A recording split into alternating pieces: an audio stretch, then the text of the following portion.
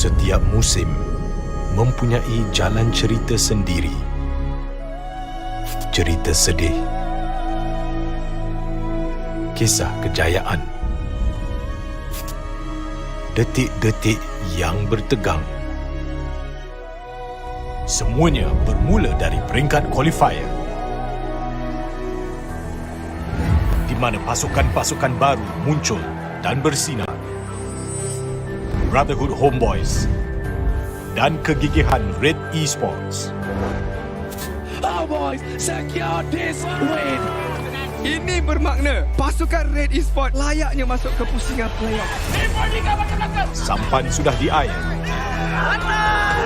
pendayung sudah di tangan. Adakah anda bersedia untuk merampaskan peluang keemasan ini?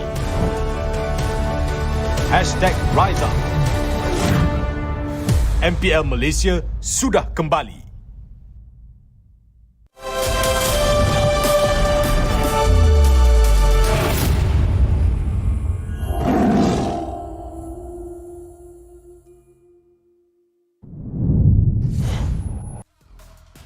Good afternoon, everybody, boys and girls, ladies and gentlemen out there watching the MPL-MY Season 8 qualifiers. We're already beginning with a great new start to Season 8, but we gotta figure out who is going towards the main league itself. Remember, the entire event powered by Munton. New and very, very fresh, or some might say refreshed, by Rexona, man, the official digital telco, Yudu, and our partners in esports, of course, TikTok, Secret Lab, as well as Esports Charts. My name is Gideon Cute. Next to me here today is my co-caster, the one, the only, Icy Baby 1-2. How you feeling about the qualifiers this time round? I'm feeling good, man, and guess what? You know, it almost felt as if it was just like yesterday that Season 7 just ended as well. And you can see based on the video as well here, there was just so many memories, there was so many sadness. And all things considered here, you know, RSG, you know, they definitely were well-deserving champions here because they pulled a pretty big upset as well because no one anticipated and expected them to take the cake. And guess what? They pulled in the great grand finals. But of course, now coming to Season 8 as well, we are going to be looking forward to see one of this newer, younger generation as well. Because if we were to bring up into its last season's story here, there are a lot of bit interesting teams who kind of fell out, you know, unexpected teams kind of fell out, but they are back here again in the qualifiers here, and I'm looking forward to see can they make it back into the regular seasons here. And of course, today, for these guys wondering what is happening today here, this is gonna be the MPL Season 8 qualifiers, and on the brackets right now, we are gonna be taking a look very, very shortly here of updated teams has pretty much made their way into the top 8, and as of now, they will be battling out between each other for that final 2 slots to make it into the regular season.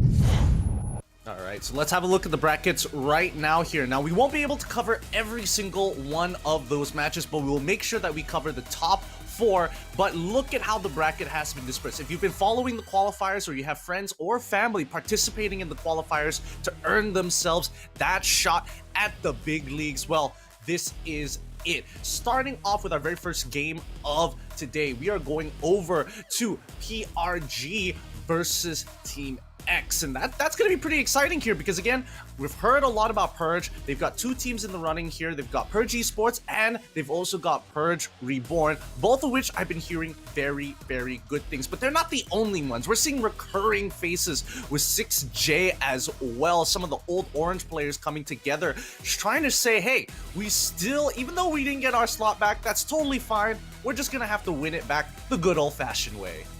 Yeah, on top of that as well here, I'm looking forward to see how Chica Raga is going to be playing as well here. It's a new and improved team being handled by 2EZ4Jabs. And on top of that, Asia, we kind of saw him play towards last season as well. And he kind of flexed it out a little bit here, especially from him coming from Reborn Esports. Likewise, coming from Ryzen as well, who's going to be playing from the team, where he was, you know, kind of subbed in and out for Reborn Esports in the previous season as the core jungler role. And we've seen him being very flexible in terms of the side lanes as well as the jungle, but all things considered, can they adapt in this particular season here? Because it is a new season, it is a new patch, there's going to be more things to experiment as well, and I'm looking forward to see what the new items are going to be taking effect and towards the meta in this regards here. Rumor has it here there seems to be a lot of figuring out to do in this sense here, in terms of maybe the glowing one, a couple of hints there, and also maybe with the War Axe in that regards.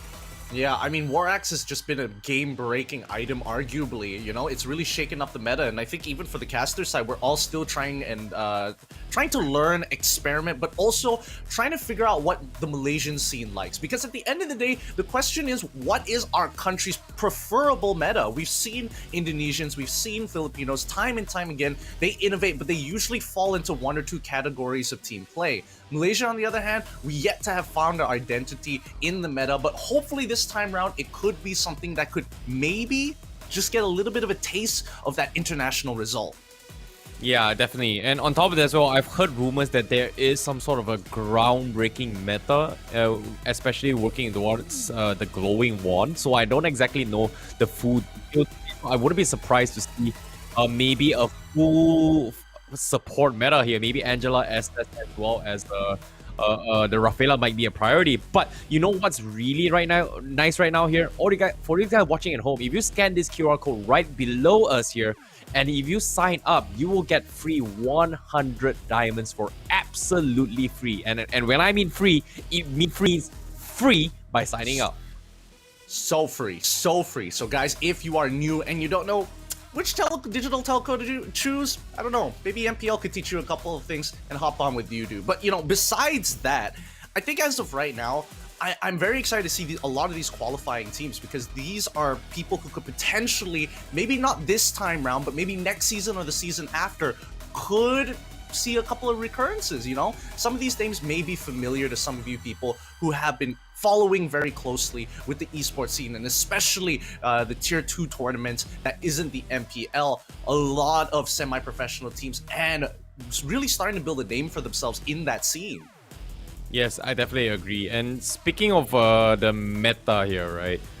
You know, that was just pretty much my predictions. You know, me thinking like, hey, we might see a little bit of export, we might see a little bit of a support meta as well. Last season, we kind of anticipated the Angela, Rafaela throughout the regular seasons, but playoffs, it was kind of low key a little bit here. But now coming into the season here, what are your predictions in terms of the meta hero? Well, I think the meta will develop, but as of right now, the way I look at it is very similar to how card games work, you know? Whenever there's like a new set or a new block every single time, the first thing people like to go for is more aggressive styles of meta, more dive compositions, more compositions where you don't have to think too much and you just beat face every single time. So I wouldn't be too surprised if a lot of these teams are going to be heavily focused on putting effort on early game supports, assassin type heroes, and people who can abuse the War Axe in the earlier stages of the game, whether you be in the gold lane or the EXP lane. Yeah, I think so as well. Coming to War Axe here, you know, I think when it comes to heroes that actually abuse it really well here, I feel like one of the ones that really stood out for me is going to be Export on the side lanes.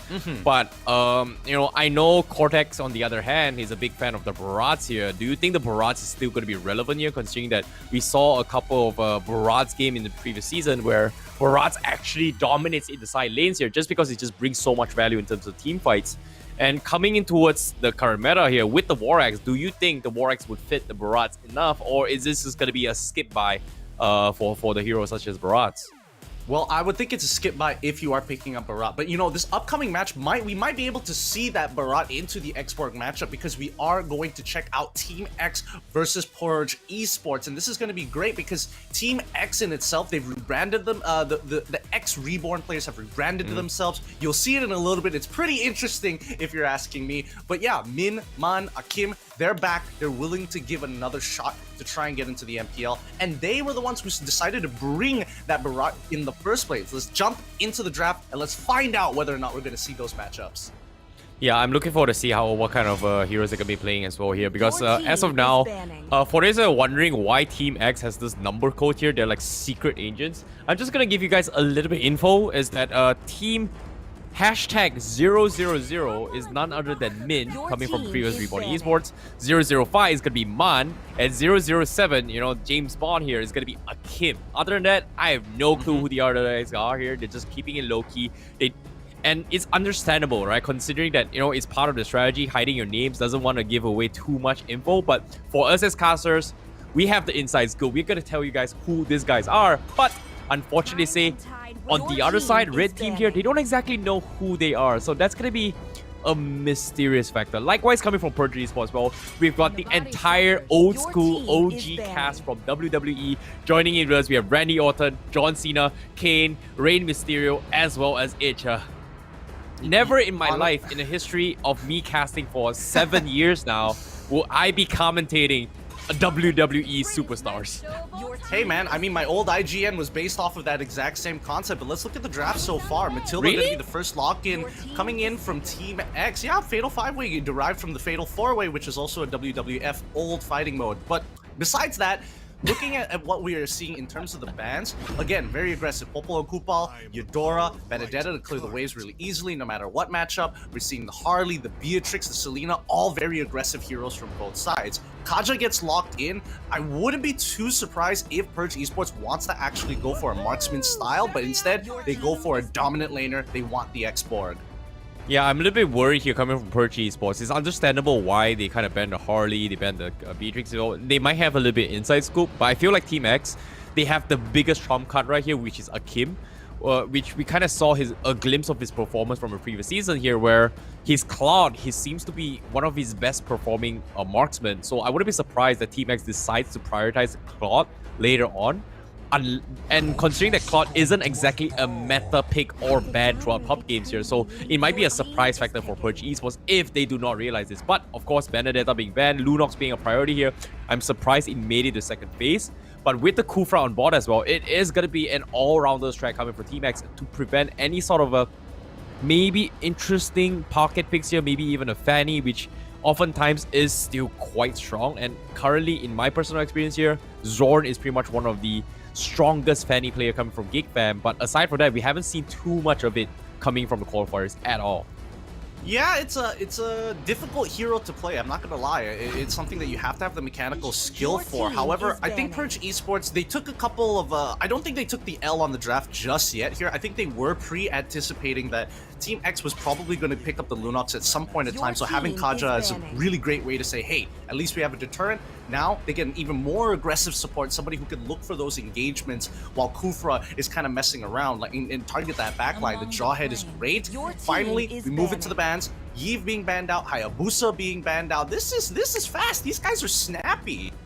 Yeah, I agree as well. It's pretty straightforward as well. Purge Esports, they are going to be lacking a lot of magical damage here. Kaja with Yves composition seems to be a very scary combo, unless you want to play it as a side lane Kaja, which oftentimes is great, but you still want to synergize around the fact that the Divine Judgment is going to be able to bring more value to mages in this regard. So for Team X, for them to actually prioritize a ban on the mages is a smart play, but I'm surprised. Purge Esports, you know, this in Hayabusa as well as the Saber ban here is pretty interesting, just because these are great counter heroes against the X-Borg, and for them to ban it off, to preventing any sort of burst potential, or maybe even iframes to prevent this X-Borg to be able to snowball the way through here, it's a smart play. But there's still multiple heroes that Team X can still abuse here. Likewise, if you think about it here, they still have the Roger, which has a little bit of iframe in that regards.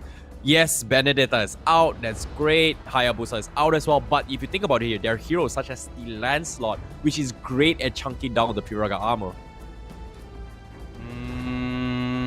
I think Lancelot is... I would say that most times when you see the Kufra, most people who play Lancelot are like, it's a little bit difficult to deal with. The bouncing ball, really, really frustrating. But the way that Purge Esports is kind of drafted, I think it's really interesting, where they're saying, okay, you have the Lunox. Lunox, this particular meta, really, really ridiculous to deal with. So we're going to bring in the Kagura as a way to say, hey, we can lane, but we can still be relevant in team fights. Now, Team X, I like the way that they're thinking. They're thinking, okay, get the Granger in, make sure we stay far away, we play for that early game, we got the Matilda, we got background with Lunox as well. Now we just need somebody who stalls for time. Ruby is going to be that person. Finally, Yishin Shin as the final pick for Purge Esports. What do you think about both sides? I don't know, man. I feel like I'm a big fan of Xbox, and with the Warwick say it's gonna be able to abuse a lot. Coming from Purge Esports, I like the Xbox pickup, but I'm worried for Team X, because how are they gonna be able to play against this Xbox? I don't know. It's going to be a tough one here, but as of now, it is their first time meeting against each other. They still have a chance. It is, after all, a best of 3 series. But if you lose the entire series, that will be the end of your journey for MPL. And there's a lot on the line here, and you cannot afford to mess around with your drafts. And coming to this as well, taking the first W is going to be great, but revealing too much strategy here is not exactly well as well. So a fine balance between both is going to be great. And I feel like in terms of experience, Purge Esports, they do have the edge in terms of draft, but I feel like Team X has the better experience just because they've played the previous season. You give a really, really good point here, but let's jump in towards the game as it has already kicked off. Team X versus Purge Esports. Let's get this show on the road. And, you know, Terrence, we didn't really get to talk about, like, team compositions and what exactly both sides want to do, because I feel like both have this idea of, like, we want to team fight, but we also really want to go for those pickoffs as well. Yeah, I definitely agree. But as of now, look at this. Randy Orton just messing around. He's doing a big nuisance here. And this is very, very famous coming from the previous seasons. And now, Randy Orton, is he going to be able to get the RKO? Oh, unfortunately, no, he does not. But 007, he's going to get punished as well. He forces a flicker. But guess what? So much space created from the early stage of the game. And Randy Orton here, just like that, wasting precious time away from Team X. And hopefully Team X is going to be able to redeem himself. It's nothing that major yet, but it was a close one, Rod. And as of now, the top side here, whew, that was a close steal of the gold crab here from the Xbox. Yeah, I mean, getting the gold crab, that's gonna matter a lot more, because Randy Orton unfortunately made the mistake of saying, hey, if I just chuck the Granger away, then it's gonna and I reset it, it should be fine. Randy Orton should have immediately started thinking, okay, chuck the orange buff, reset it again. That would have been more value, more bang for buck, as some may say. Now, we can already see Rey Mysterio at level 4. Man, it feels so good to say WWE superstars here. And Randy Orton, as he's looking for 01 from Team X, Kufra going down. He has no way. He didn't even want to use his flicker at that point of time. Maybe he should have considered his options. Yeah, this is what I'm talking about here. Purge Esports' draft does have the upper hand in terms of early rotation.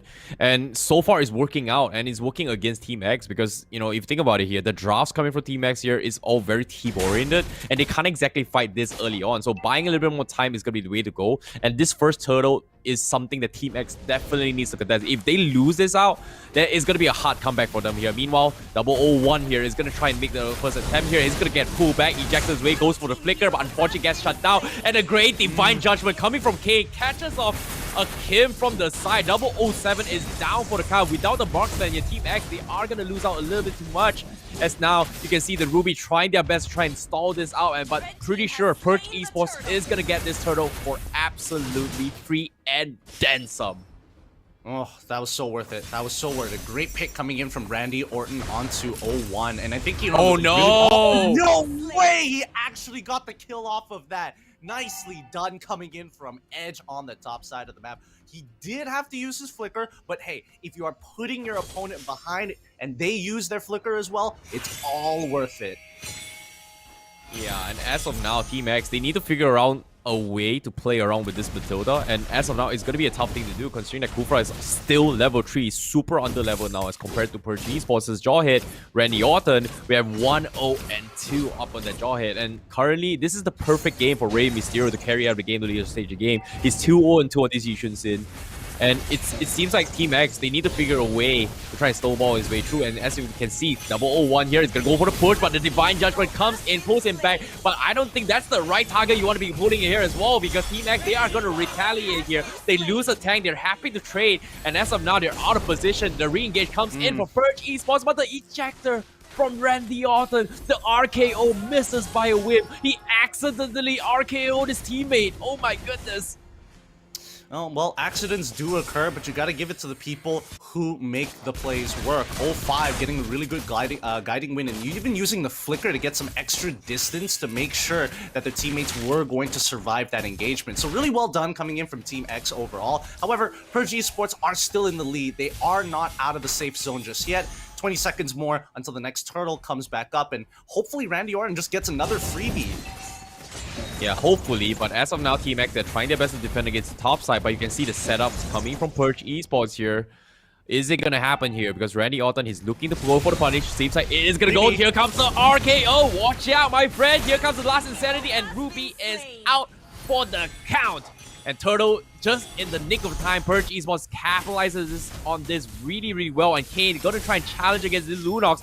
But is this the right thing? Oh, one more hit is not gonna be enough. But the Lord fight is still on its way here. Turtle still contesting. Edge needs to back off. He does have immortality, but is he gonna be able to steal the Turtle? But no, the reset comes in. It drops in now pretty low. 007, he does have the retribution. Nope.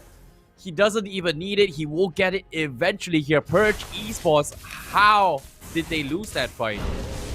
Yeah, I think for Esports, unfortunately, they really needed their support to be in the right place at the right time. They really needed Kane to be there to really be the big differentiator. Because everybody else, the moment Edge goes for the all-in with the last Insanity, he basically is sacrificing 50% of his HP to try and ensure some damage. And if he doesn't land it on multiple people, you just lose so much value in that team fight itself. But now, towards that bottom side, Purge Esports continue to put pressure onto Team X. They get the information from Yishin's ult, but I can't really tell where they want to punish Team X on the map. I was thinking maybe the jungle, but it seems like just want to threaten the tower. Yeah, it seems like the War X is already up onto his Ruby here. 00 Lunox has to back out. He goes in for the bait, but instead 001 instantly getting pulled from behind. Instantly melts, could not even use the Tyrant's Rage, and the timing from Kane has been phenomenal. But at the same time, this is where experience plays a very, very crucial part, especially coming from Team X, because if you think about it here, they've realized that they will be able to win in the later stage of the game. They need to play as a team, and currently them losing the Kufra is not that much of a big deal because he's only a tank. I mean, we say that. However, Edge, 2 kills. Kane, 2 kills. Even Randy Orton has 1 kill himself. Rey Mysterio, 2 kills. And that's going to be a gold lead that you're not going to be able to get back anytime soon, especially since Turtles are in play. Right now, Kufra just needs to really start playing around his support or even mid laner. More likely his co-host support, because he needs the guiding wind. He really needs the guiding wind to pull him back to safety. He can't just depend on that flicker. Oh, seems like Randy Orton might get bursted down here, but as of now, Edge is going to try and challenge against Ruby here. He's going to back off. Immediately, Edge is abusing the fact he does have the War Axe, but look at this. 005 is going to get bursted down, instantly get focused down. He tried to catch her setup, but instead gets outplayed. Instead, Team X not going to be able to respond in time, but you can see Akim immediately backing out with the Granger. But once again, they will lose out on the Turtle here with the Mountain Shocker being available. And oh no, Akim! What is going on here? You can see Ruby is gonna get bursted down. One last tick is gonna be enough. He gets a little bit sustained, but he bought enough time. How is he still alive? Kane is gonna be there, and he sidesteps it. The juke. Oh my goodness, that was so close. Your Team X, if we lose him, that would be a disaster for them. But guess what? They found a pickoff. Randy Orton is down. They found a little bit of a comeback hope, but is this enough?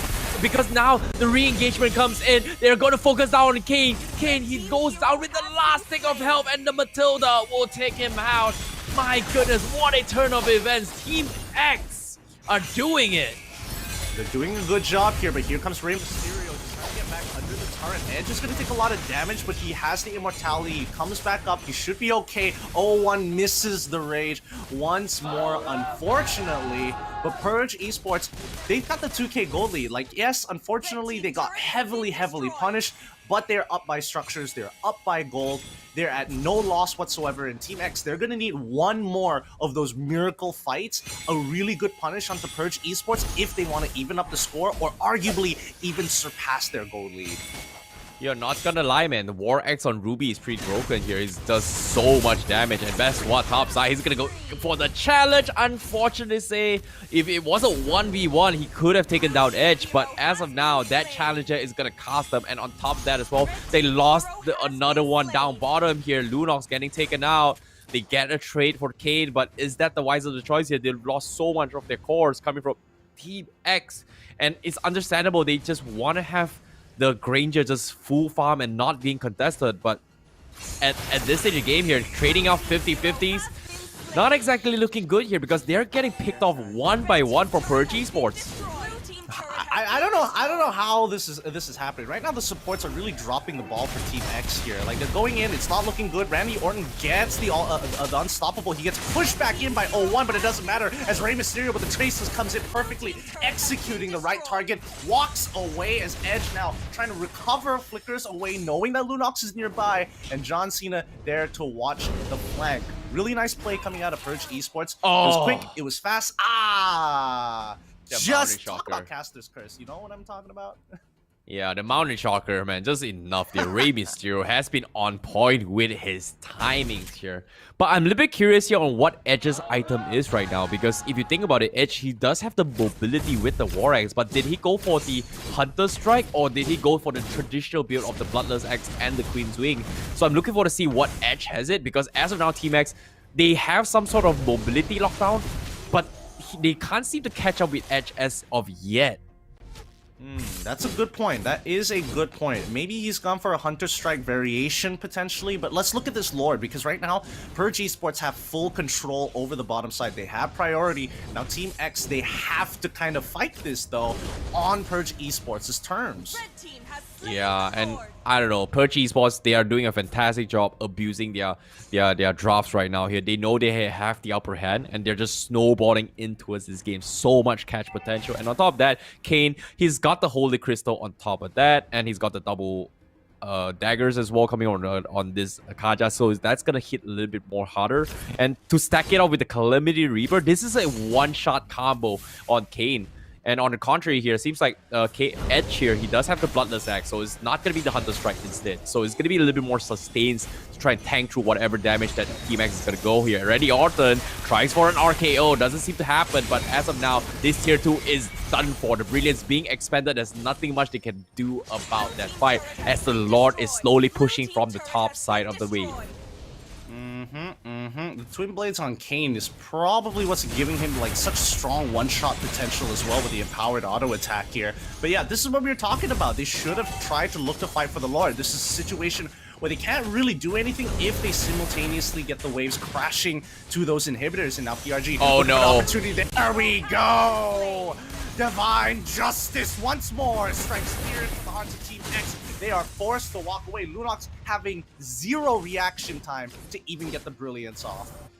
Yeah, this Kaja is going to be one of the biggest threats here. I'm pretty sure Team X, they have to be extremely worried about this for next game.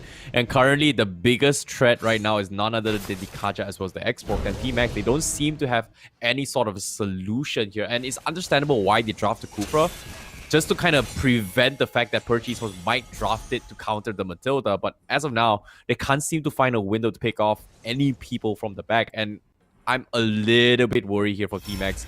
Despite having the experience here, they need to figure a way to shut them down. And as of now, this is going to be their next attempt. They managed to defend their base, but for how long can they do so?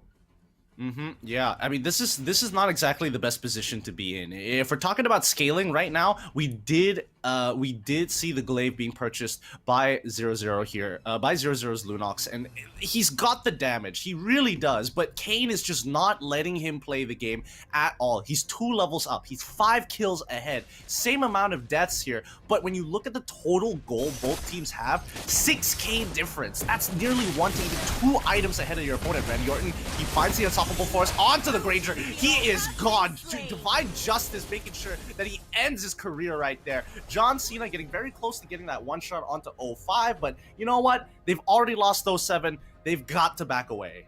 Ain't gonna lie, man. Kane's chokeslam has been so on point this entire game, and he's just choking Team X at the finest here, and it's ridiculous to see how it's actually happening. But if you think about it here, 6-3-2 on this Kane.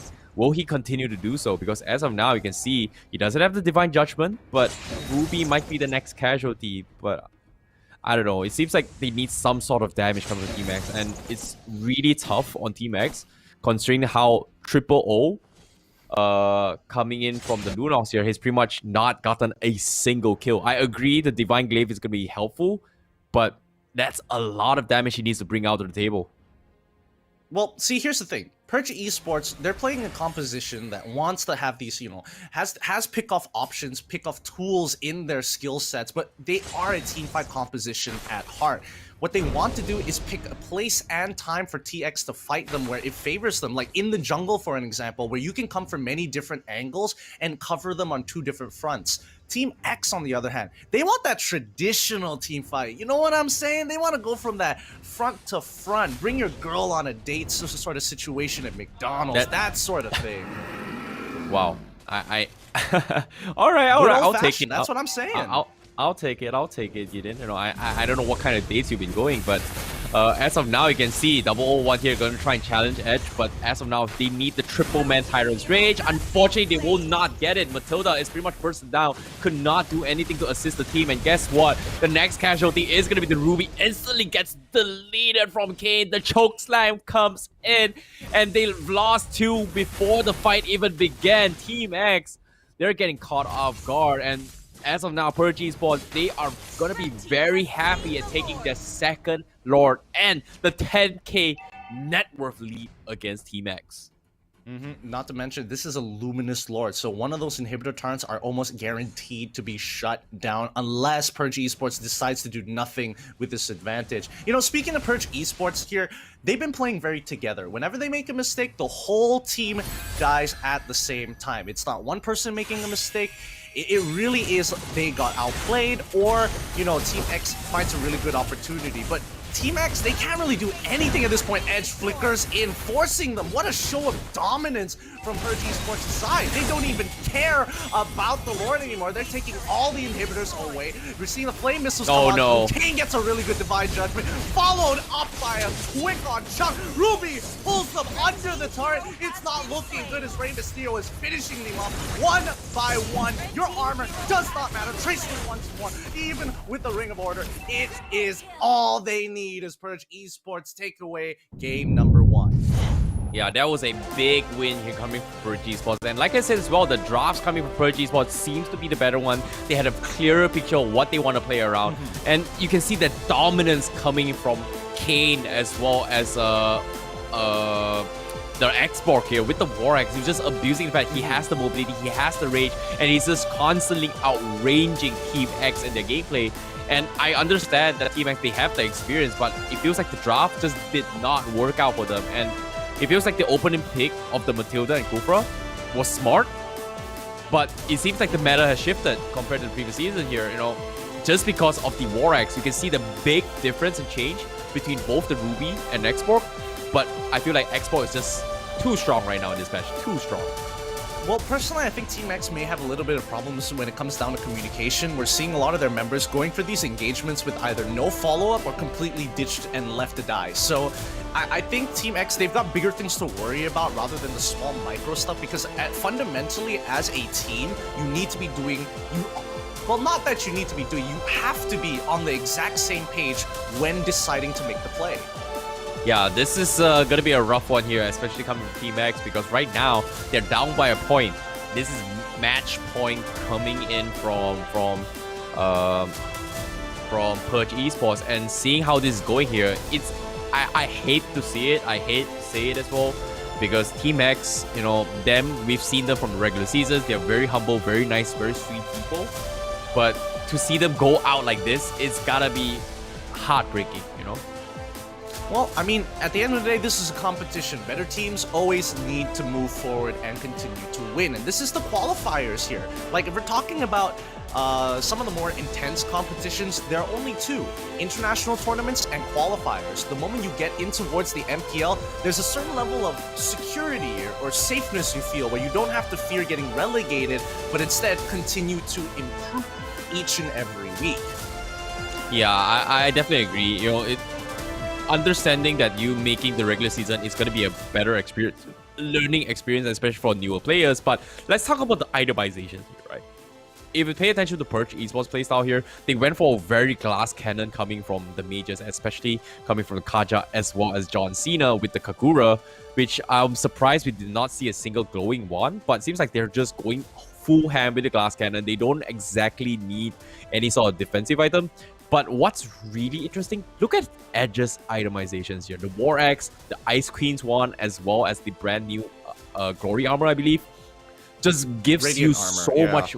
Yeah, it gives you so much value in terms of defensiveness and sustainability. And on top of that, it's a free mobility with the War Axe. So I feel like the War Axe is in a situation, it's a combination of multiple items from the previous patch. It's like a combination of having a semi-Blade of Despair and a Hunter Strike in towards one, which is a cheaper version. And I feel like having these two items just gives you the upper edge, if you know what I mean. No pun intended, Yeah, but no.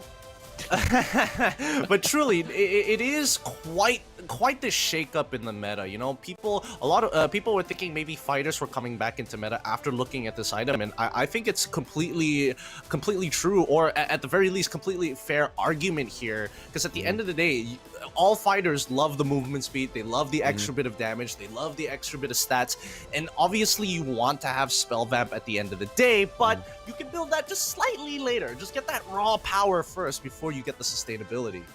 Yeah, what's really interesting about the War Axe as well, that the marksman can actually get that as well. So Rey Mysterio getting that here just boosts up his mobility as a user in. Whereas Granger, we saw Granger, he has the mobility, but in terms of overall DPS, you can't exactly abuse the effect all too well. But if you pay attention to damage output here, look at towards Purge Esports damage here. If you think about it here, 69k on Rey Mysterio is pretty normal, but I'm surprised Edge is only got 36k. I was expecting a little bit more. But if you think about it, stats don't lie. The damage glass cannon built coming from Kane and John Cena is ridiculous. That was something I did not expect at all coming from Esports. Yeah, me neither. And I think looking at Team X's stats overall, I think it's still okay considering how difficult the game was going to end up, especially with the early game pickoffs. A lot of 001, 00 or even 001 ending up dying because they're either using the gliding eagle a little too early with no real way to follow up, or Kufra is just caught out of position. I don't know. To me, I think that if I was like a coach for Team X, I'd be thinking like, okay, we gotta forget about that game. We messed up, hands down. We could play better than this. And I know for a fact, we know these players coming in from Team X. So hopefully in this game too, they can even up the score 1-1 and really show what they've got. No, that's the thing, right? We've seen Team X in the previous season. I was expecting the Cloud pickup, but at the same time, it's so hard to draft a Cloud considering that there is a Kaja on the other side. So Kim is gonna have his hard work, his work cut out for him. But I feel like based on the drafts, they have to destroy the mentality of what they faced from the previous season, where we saw Kufra wins games during the playoffs, which was kind of like a surprise pickoff based on that meta from previous season. This season is a complete different meta. The Warhammer, the War Axe is pretty much one of the biggest deciding factors when it comes to itemizations. And like I said as well, Xbox is very, very strong in this meta, because the reason why I think it's strong is because even for me, I haven't played ranked games for a long time, and suddenly me out of nowhere playing an Xbox, coming back, getting 26 kills with an War Axe just does not make sense. You know, for me, who I'm not a competitive player, to be able to do that, imagine what a pro can do and abuse. So that's gonna be something to be thought out as well. So based on this draft, I feel like the opening drafts, I would say the opening bangs coming from Team X is pretty much the Xbox and the Kaja, but I might be wrong. You know, I might be wrong. I think the Kaja is a fair shout out here, because again, Kaja just super annoying to deal with in general. I do think they need to put some consideration on whether or not they need to get rid of Jawhead, because at the end of the day, we still have to look back at history and understand why a lot of teams were banning out Jawhead. He got nerfed, quote-unquote nerfed to a certain degree. I still think he's extremely relevant in the meta, but Popol and Kupal was really, really good answer to actually, you know, deal with people who generally just want to poke it out, and I think they could have pulled off a composition that does that coming in from Team X. However, Kufra, I don't think he's out of the meta just yet. I do think there was a lot of mis-executions, but now with the itemization of War Axe, like you mentioned, fighters can actually take on these tanks very early on in the game. Have you ever had this moment where you're up against like a high loss or a Gato Gacha? You're at one item, you're thinking, you know what, I can take down this guy, no problem. He's 2 levels down, shouldn't be an issue. You still lose the fight. And now with War Axe, that doesn't happen anymore. It's all about that CC. And, you know, honestly, speaking about like the new patch, new meta, all I'm thinking about is some of the freshest content we have out there. And not to mention our fresh new sponsor, Refreshing Rexona Men. So guys, stay fresh with the Rexona Men Lime Cool and Charcoal Detox with 5 times the freshness with every game. Every single time you go out, people are gonna know you be using Rexona, my friend. Still fresh every single time. So scan the QR code down below and purchase the new Rexona Men deodorant right now. You know, I'm not gonna lie here. I've got a really good secret, you know. If you think about it, right? Anything that comes with charcoal, it's a goal for me. And look at my face, my complexion. Look at yours as well. It's so shiny. It's all because of the charcoal detox, man. It's the truth, man. I mean, I can't live without it. You know, I've come to the point in my life as an adult, transitioning from a teenager. So, yeah, because so you're not an adult now? I am an adult, but when I was making that transition, and even now, you know, the kid inside of me still rages on, and I still listen to My Chemical Romance, which tells you a lot. Charcoal is one of those things where you put on your face, you don't expect it, and later that day you're like, whoa, so this is the adult life. You can literally feel it on your face. It's nuts. Yeah, you know what's an additional plus point for charcoal? Barbecue, man. Like, I want to see some barbecue action because, you know, we saw in the first game, Xbox was just burning down everyone, just cooking them all up. And coming to this game too, is this going to be the biggest threat? I don't know. It seems like they need to figure out drafts. I agree with your point where Kufra might still be relevant in the meta, but personally, I feel like it's no longer first pick material. It needs to be situational. It needs to be a hero where it's countering heroes which have very, very high mobility, such as Harith, such as maybe Hayabusa as well is great, which we didn't exactly see too much. That the only mobility hero that came from Reborn Esports was pretty much the Yishun Sin, and I feel like them drafting around the fact that, hey, we're not going to pick mobility, this Kufra is going to be pointless in the entirety game, which we kind of saw Kufra just completely getting destroyed the entirety game, could not do too much in that fight. And it feels like currently in the drafts, they need to figure out a different plan. Team X, in their tournament lives now, they have to stick to something they're comfortable with. Just deny, I would say deny Purge Esports' Kaja, deny the export and figure something out. Like, I would rather them play against a Benedetta or maybe even a Paquito, which is something they're comfortable with. And I agree that Paquito is kind of nerfed, but Benedetta is still strong. But it's still something manageable just because we have more experience on a competitive setting playing against a Benedetta from previous seasons. So I feel like the upper hand for Team X is to abuse the fact that they have better experience than Purge Esports. But as of now, the roles are reversed. Team X will be on the red side, Purge Esports on the blue side.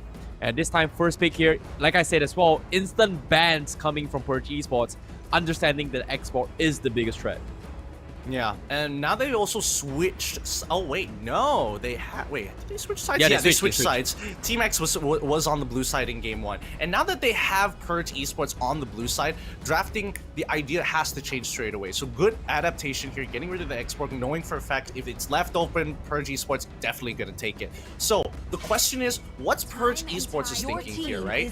We saw them ban out the Selena, we saw them ban out the Beatrix as well. Similarly to game 1, it feels like both of these teams are quite well versed with each other. Oh, hey, both of the bans that we were talking about. Yeah, I definitely agree. That's a really smart bans coming from Team X, but now they have to play on their own terms here. If you think about it here, just because of how War X brings so much mobility, so having heroes that gives you a little bit of sustainabilities as well as mobility will help you out. So I feel like the Rafaela is going to be a great pickup. Or any hero with the courage buff on the shoes is going to help you out a little bit more. It's interesting to see the courage buff gone now, considering that it's going to be combined with your shoes. So having those kind of items will give you the upper hand. But when it comes to a situation where you need some sort of burst potential, Team X, I agree, I like the Lunox. But the glass cannon build with the Kaja and Kagura was just too much from the previous game. So denying the Kaja will put them at ease. But if you want to bring back a little bit of statistics from previous season, there's just not much changes. You know, besides the itemizations, adding new things, there's not a new hero coming from previous season. And based on the statistics of amount of heroes in the pool. And based on last season's comparison here, whoever gets the second pick has the higher win rate to a certain degree. Just because they have the option to kind of respond to this first pick pickup coming from Purge Esports.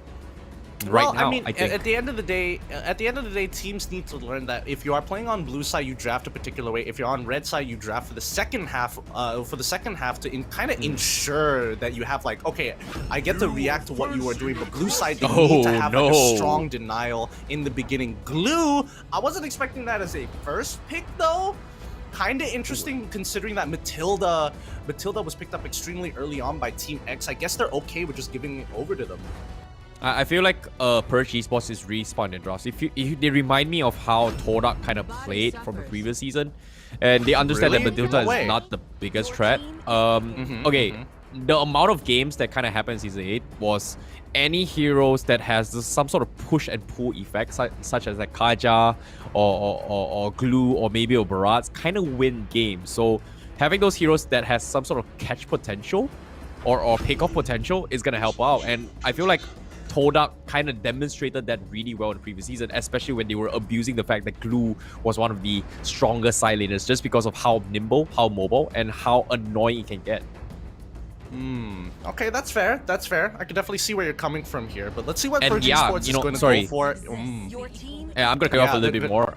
If you think about it from the previous game, based on that theory here, they had the Kaja, they had the Jawhead in the previous game, which were pick-off potential heroes, just to kind of displace them. So now very similar hero drafts and concept from Purge Esports. I'm worried for Team X.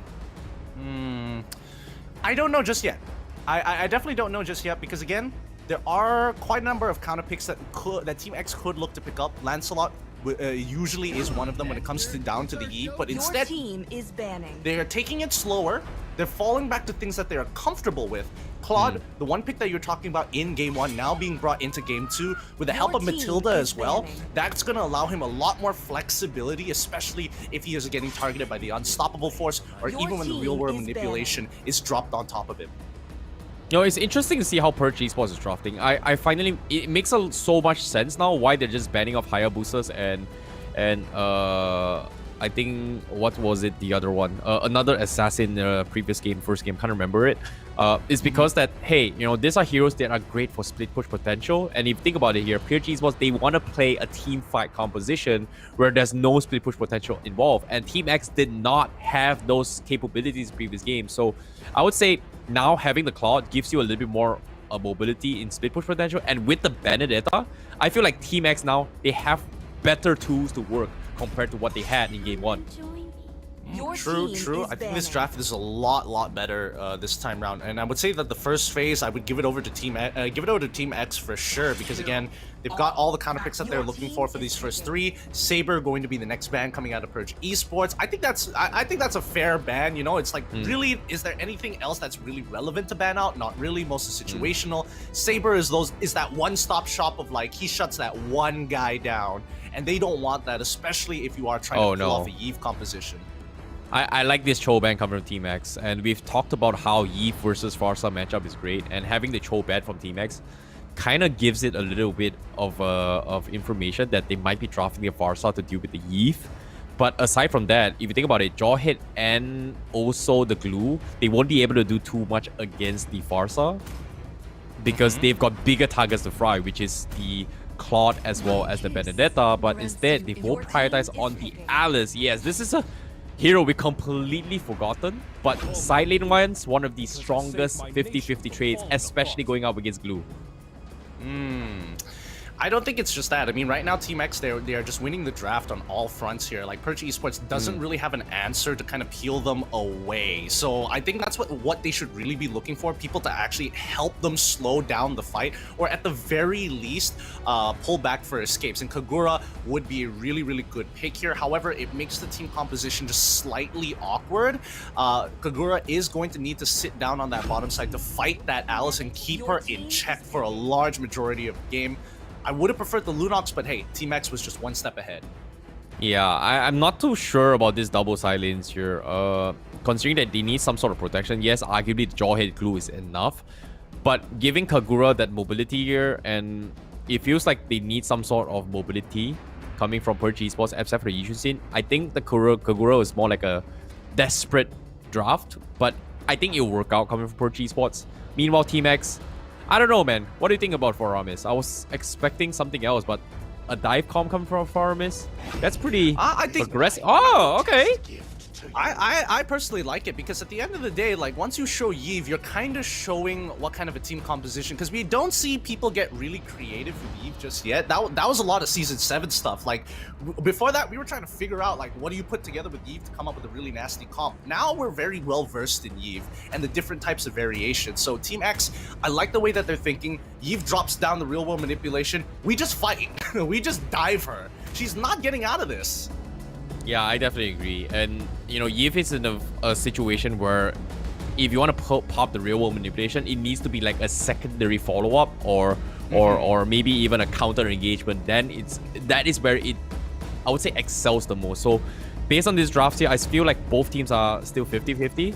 But I feel like Purge Esports, they will still have the slight edge just because of how annoying the jaw hit was in the previous game. We saw how Randy Orton was just, you know, messing around the jungle rotations, and it's something that he can abuse just because Claude will lose out in this kind of early jungle rotations compared to what the Yishun Sin is. But as of now, ladies and gentlemen, here, this is going to be game 2 in this first qualifiers here, and Purge Esports currently 1 game ahead from knocking out Team X. Yep, and I think this is going to be a good show if Purge Esports is able to beat Team X, because personally to me, Team X just has the better draft right now. They've got everything working together for them. There we go, Randy Orton, but unfortunately, he's chucking 007 again when he really should be just throwing that purple buff. He doesn't need to be doing this early harass. He just needs to buy time. And Randy Orton going to get chunked on in, forcing that flicker out very quickly. Good rotations from Benedetta to pose an even bigger threat down on the bottom side. Yeah, as of now, Purge Esports, because once again, this exact same play Team X is facing, they are losing a little bit in their early rotations, but economy-wise, it's not that big yet. But if you think about it here, in terms of rotation, they need to figure something out. But Purge Esports currently on the top side, they're going to go with challenge against Alice. You can see an engagement coming in from the side, but nothing much that Team X can do. This is a pretty tanky glue. Yeah, and I like the way Team X is thinking, right? They are very prepared to deal with this draft, even to the point of understanding the lanes. They sent Benedetta down into the gold lane while selling Alice into the EXP lane, which I think is really genius because, again, the matchup between Kagura and Benedetta is highly Benedetta favored. Alice basically doesn't want to do anything against Glue, but Glue can't punish her as hard. Yeah, it's gonna be, you know, like one of those times, you know, the wet noodle fights that you always talk about from the top side. But Purge Esports, they have to rely on Randy Orton to make the plays, and currently he's gonna get caught off here. He doesn't have the flicker. The Blazer comes in, and that's gonna be kill heading in towards Akim on 007, and that's a big catch coming from Team X. And now the flicker comes in. 001 gonna back out, as you can see. Edge not gonna be able to stick on towards him, so that's a great outplay coming from Team X. And that's the opening that they need in this game, number 2. Meanwhile, Rey Mysterio is going to try and challenge the Turtle. He does have the damage output, but Team X, they've used up all the utilities. This might be the opportunity to contest, but can they do so here? Rey Mysterio, he does have the Retribution. He's going to time it here with the real manipulation here, but that is going to be the Turtle secured for Purge Esports. You don't see this too often, but teams rushing it, even using their ultimates as well with such important spells. I think, you know, Purge Esports, they understand for a fact, we're not going to fight. We're just going to play for the mid game, wait until we have everybody at level 4, and then we're going to be looking for opportunities to bait Team X into a fight that they just cannot win. Oh, look at this play coming from Team X here. They have 002 cutting the creep waves down bottom. Likewise coming from 000 on top. So that is going to be them winning the rotations. But as of now, can he escape from 002? He's trying his best, but eventually gets taken down. So that's a great punish coming from Purge Esports. But is it going to do enough? Because with that kill, are they going to be able to open the map? Because with that engagement here means they will lose the purple buff from towards Team X. So that's great snipe. But can they go for the punish here? As you can see, Blazing Duet tries zone them off. The real manipulation is there, but he's not chipping them away. But they manage to disengage. You can see everyone is out of the fight. And Team X, they are the teeth in the dark. So far, luckily nobody died this time round. However, Team X getting really, really low. Purge Esports pushed them back really nicely here. So they got to keep themselves quite healthy. At the end of the day, right, if O2 doesn't save his eye for an eye for a really good opportunity to get a stun, this is it's going to be quite difficult. It's going to be very, very difficult indeed. But by the way, can we talk about this Death Lotus collector skin? Like, it is hot. It is a sexy skin. I don't know what to respond about that here, you know? Like, I don't know about that, but you know what's here? really nice right now? Paramis actually getting caught off and popping the out here, not gonna be able to do much. Yeah, he is. He's pretty much out of position, and the out is just gonna be completely wasted. As Purge Esports, they are gonna abuse the fact that they are gonna be able to snowball their way through. But look at this, Alice getting pushed back. But yeah, interesting fact here. Look at this. The skills emblems coming from Team X, coming from the Paramis. Not exactly that too great here. He's gonna die towards a little bit more respawn time. Meanwhile, here a pick off on towards double O2. So without the Benedetta, seems like the turtle might be contested once again. Purge Esports going to flank as well. The counter engagement with the blazing duet will shred them to pieces, but they could not snipe the turtle away from Purge Esports.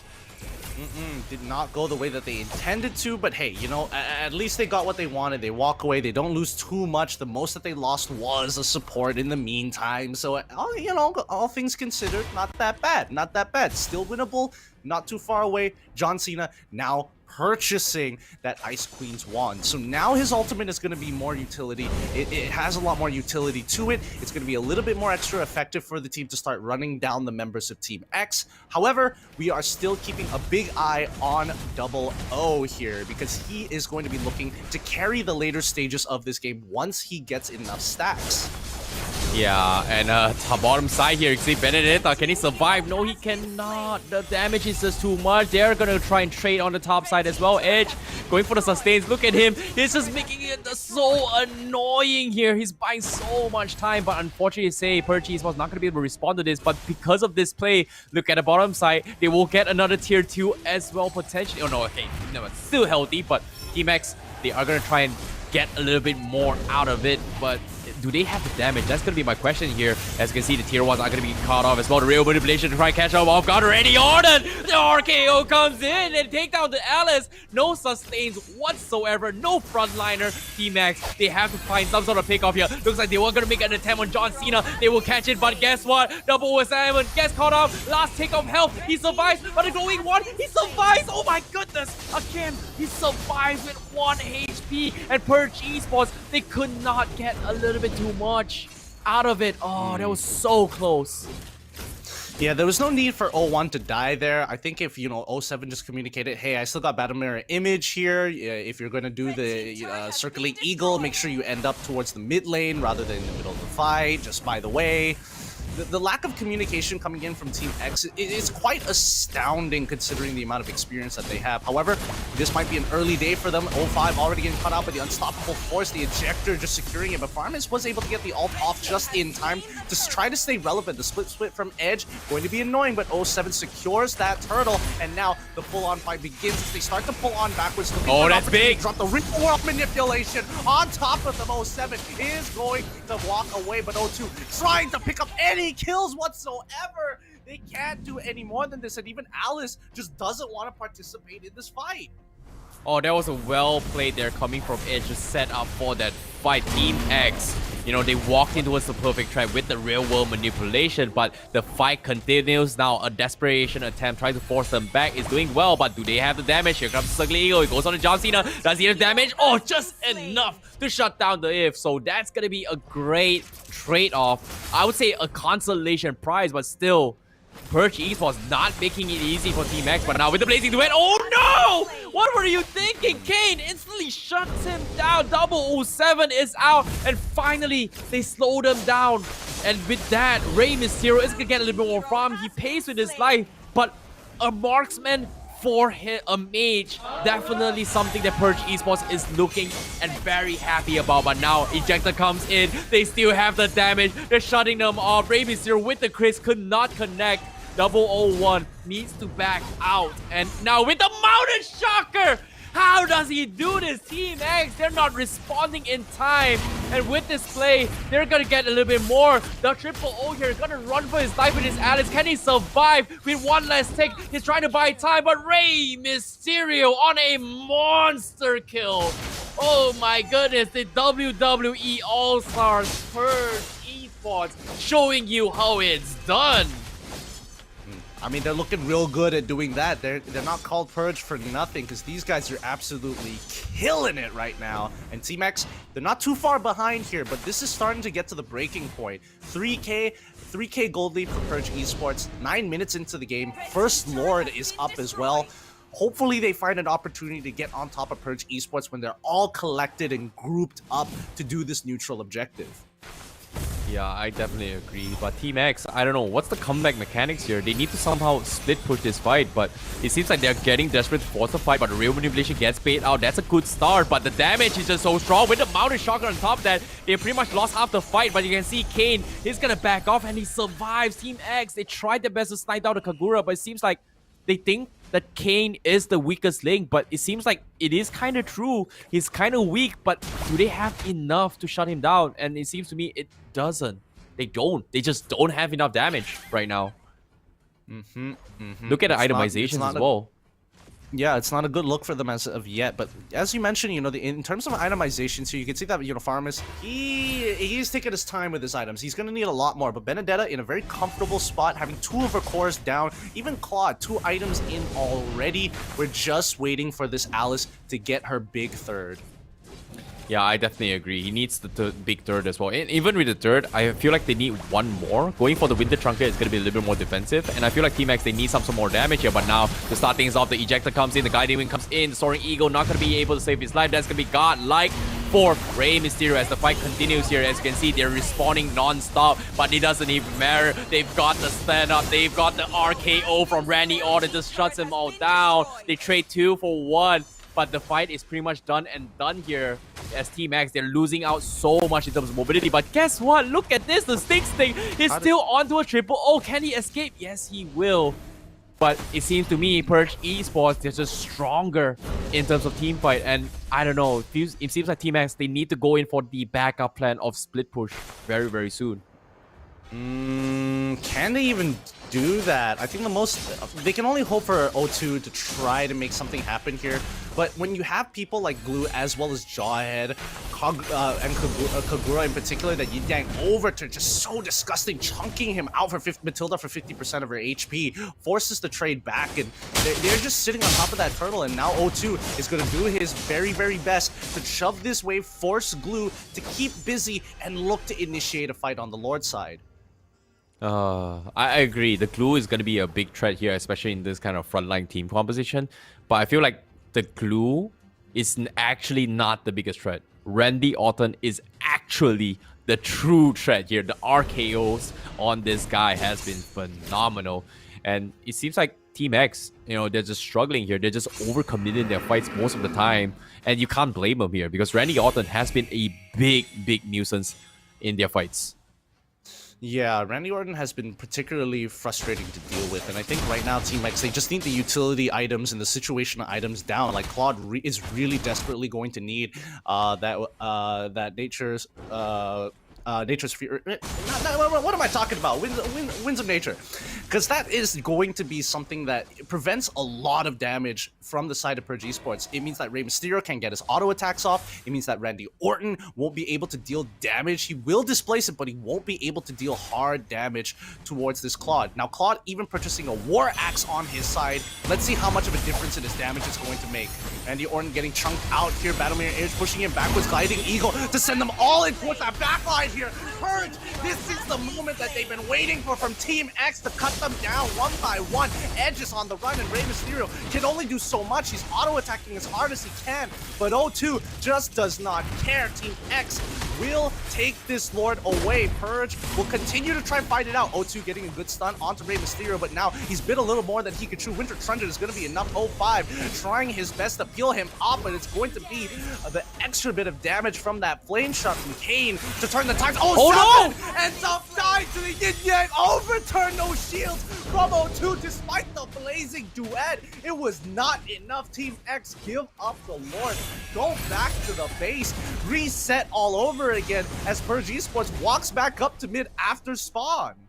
Oh, that's gonna be a costly mistake here for 007. As you can think about it here, the start of the fight, they've got the perfect opening, taking down John Cena, taking down Randy Orton. But as of now, without the course, without the blazing duet, can they contest this here? The Lord's half HP. Purge Esports looks like they are gonna go for a reset. They are gonna force the fight, and the real world manipulation comes in to take down the Matilda. Next is gonna be the Alice here, and without their cores, this is gonna be a disaster for Team X. They need to back out.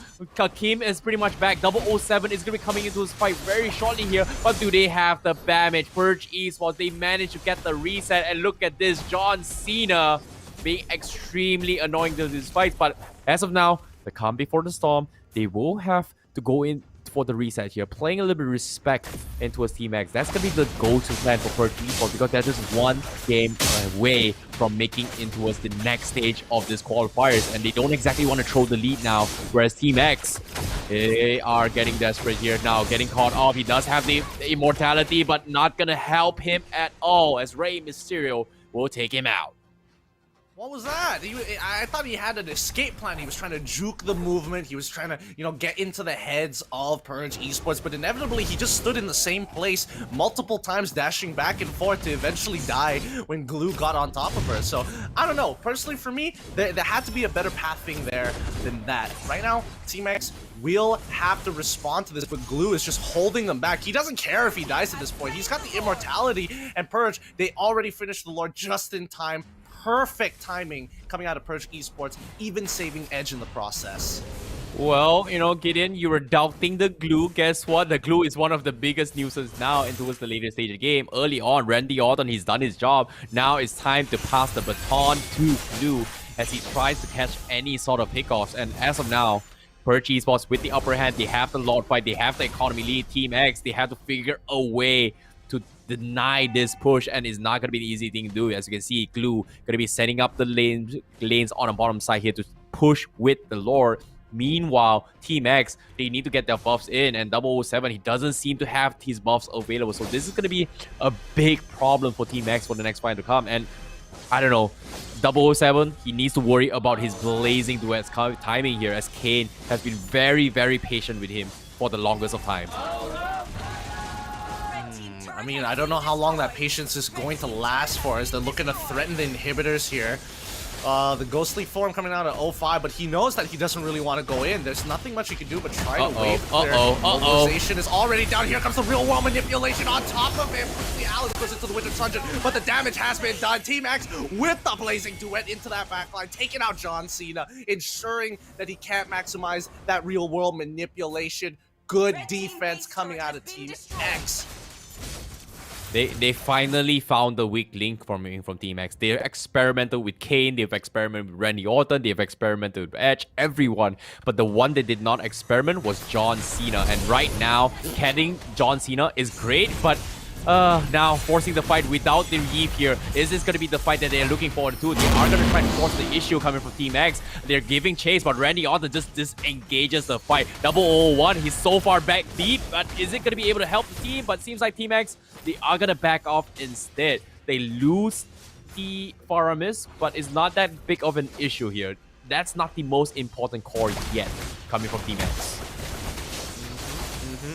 Let's look at the items here while O2 and Edge just basically clear the waves. And it seems that everybody pretty much has gotten their full build. One item short to get there from pretty much all across the board. We aren't seeing too much. Kagura is already at a 4-item power spike. Her damage is going to be through the roof here. O2 now getting caught out by the real manipulation as well as the unstoppable force. He plays that well. He's going to buy some time for the rest of the team to maybe save him. Even Electro Final Blow being used, getting that double dash to get out of the way. He has immortality.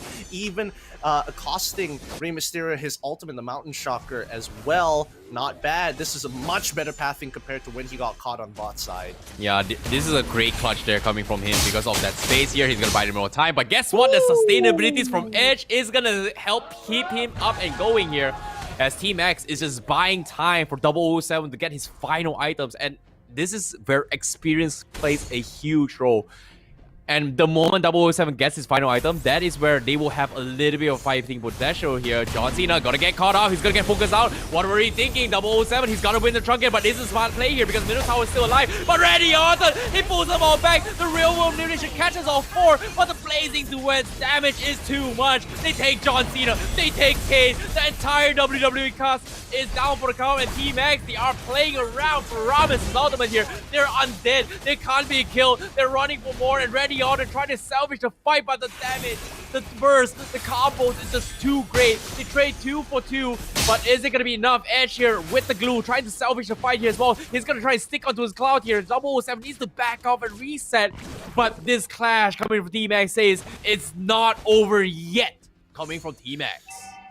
Yep, they've pushed it all the way to 19 minutes. Is most likely going to go past 20 minutes at this point. The next Lord is up, and there's just such a huge disparity here because now Team X is finally on some stable ground to go up against Purge Esports at the end of the day. However, there are a lot of turrets missing on for the side of Team X. The mid inhibitor is definitely gone and now opening a huge hole in the base. They have to get through at least 2 turrets before getting in to anywhere of threatening Purge Esports. And here we go. Once again, unstoppable force, even ejector being used on 01, but I don't think he cares that much. He's not a priority target, but this is one that he wants to catch off. This is such a better game for Team X, but it's not over yet, you know. They've got so much potential, and per G-Spot, they realize that, hey, this Benedetta is making so many plays, but now Kane tries to make a play here. Real manipulation catches the 000, and that's going to be his first takedown as Alice will go out. And without the Alice, do they have the front line here? But as you can see, 007 with the blazing duet tries to push them all back. Randy Orton stops them in his track, but the damage has been done here. They will pay the farmers with his life. The ultimate is going to be completely ignored, but the one and only 002 making the plays, going for the split push, takes the top turret here, and now Perch Esports, they are at a loss. They split off in that split second, and Team X, they get the objectives done, but for how long can they do this? They've lost 005, they've lost 000, and the Lord is up for grabs. What can they do here? From the sides here, you can see 002 on the Benedetta, looking for those cheeky plays. He has the immortality, but he's gonna try and force the reset once again, but the electro final blow being used here, but little did they know, the fight has been split off. Purge Esports making work on towards the Lord. Team X, are they gonna respond to this? Can they do anything about it? No, they cannot. That's gonna be the Lord secured for Purge Esports. Not much contestation here, but at least they timed it well to make sure it spawns with the wave, and they will have to figure out a way of either taking out the entire team of Team X in a single ace, or are they going to do it the nice, good old-fashioned way, simultaneously line up the waves to crash into the enemy base at the same time. And Lord, he's going to get there first, and yeah, that's going to be a wasted one. Oh, this is going to be a wasted lot coming from Purge Esports, and that's just so much damage coming from Team X, and this is actually helping Team X a little bit more. But as of now, Purge Esports, they will have to settle with winning the lane control. But aside from that, I don't think there's much of a big deal here coming from Team X. And now, finally, with the power potion up on 007, ooh, I'm worried here. Real manipulation being expanded. 002 being forced out the immortality. But is he gonna die? Yes, he will. That's the opening that Purge Esports was looking for as well. Now, they have to force the fight. Bottom side has been used there. The blazing duet getting cancelled. Oh no, where's the damage coming from? They popped the Foramus out, but Edge is coming from the sides. As you can see, they're trying their best to defend against this. And Team X, they somehow behold, but without the Benedetta, do they have a backup plan from Team X? Because Purge Esports, 40 seconds on the sidelines. This is the opening. They are looking to put the nail to the coffin. And with the Mountain Shocker, making it a little bit hard for Team X to defend against this here. But eventually, they will take down the tier 3s down bottom. But are they going to continue with the assault here? Seems like it's not gonna. No, I don't. At this point, they know for a fact, Purge Esports knows for a fact that team fights are going to be especially difficult because the only person who has any form of AoE is going to be between Kane and John Cena, and if John Cena dies, that means 50% of their magical damage will be actually, you know, even less than that, 45%, because glue should only take 5% at the end of the day. But goodness gracious me, like I don't know how John Cena is going to play this game comfortably, knowing that Alice, Matilda, Faramis, and Benedetta, even Claude is going to be jumping in as soon as he drops his ult. Yeah, I definitely agree. But as of now, it seems like it is going to be a very, very tough situation for Team X. Like, they realize that they don't exactly have a lot of damage. And I'm surprised 005 going for the Divine Glaive switch up, considering that he is a support, is the answer. And I understand why. Just because he has that, you know, I would say double life, triple life in that regards with his ult. But is it going to be enough to make a difference here with the Divine Glaive? That's going to be my question. Yeah, I'm trying to put it in all situations where it actually does work, and I think a large majority of them it really should. But there are a few situations which we might see in some upcoming fights, and I'll point it out as we go. But as of right now, right, the one thing I want to see is that Team X is going to do is to abuse the Faramis ultimate a little bit more, because as long as you have that Faramis ult, right, you basically have a free fight, and they just need to figure out a time and place. Speaking of time and place, they already dropped down the real world manipulation, getting on top of Claude through the blazing duet shield. It just was not enough, and now 05, he's trying his best to try and chunk them out, but quickly, Alice is getting overwhelmed, taking the gliding winds really nicely, but the Blood Ode ain't gonna keep her alive. She has to keep on fighting, continues to deal damage to John Cena, flowing blood coming through. Can she pick it up before her spiritual form goes down? No, she cannot, and look at those death timers. 64 seconds on the clock. Purge Esports have every opportunity to end this right here, right now. This might be it here because Team X, they've got lost all their cores, and Purge Esports is looking to close the game. Ram is getting taken now. This might be it, ladies and gentlemen, here. Purge Esports knocking on towards the back lines, but where's the creep wave? Uh-oh, they've got no creep wave. Team X, they might be able to pull this off. 30 seconds left on the sidelines for Alice and 24 for Akim. It seems like it might be happening here, but it seems like Purge Esports playing the safety net once again. Another Lord being focused here coming from Purge Esports. Real world manipulation being used as well, trying to beat them out. But Team X, they're diving head in first. Is this the right play? They're going to try and stop them and distract. 002 will get a takedown on towards Randy Orton, but he's super tanky. He's just used his immortality, but that's all they could take. But seems like this play from Team X is pretty much stopped them from taking the Lord. And it's actually working out in Team X's favor right now. I mean, Team X, as of right now, they're in no position to really force the situation onto Purge Esports. They're letting Purge Esports make that first move, right? Once they make that first move, and once that big real-world manipulation is plopped down, Team X, they have a general idea of how to maintain the fight, which angles they should be looking for, which are the priority targets, and even O2, he knows what he has to do. He has to push the waves while he can, because later in the team fight, once his cooldowns are down, he's basically just like any other human being.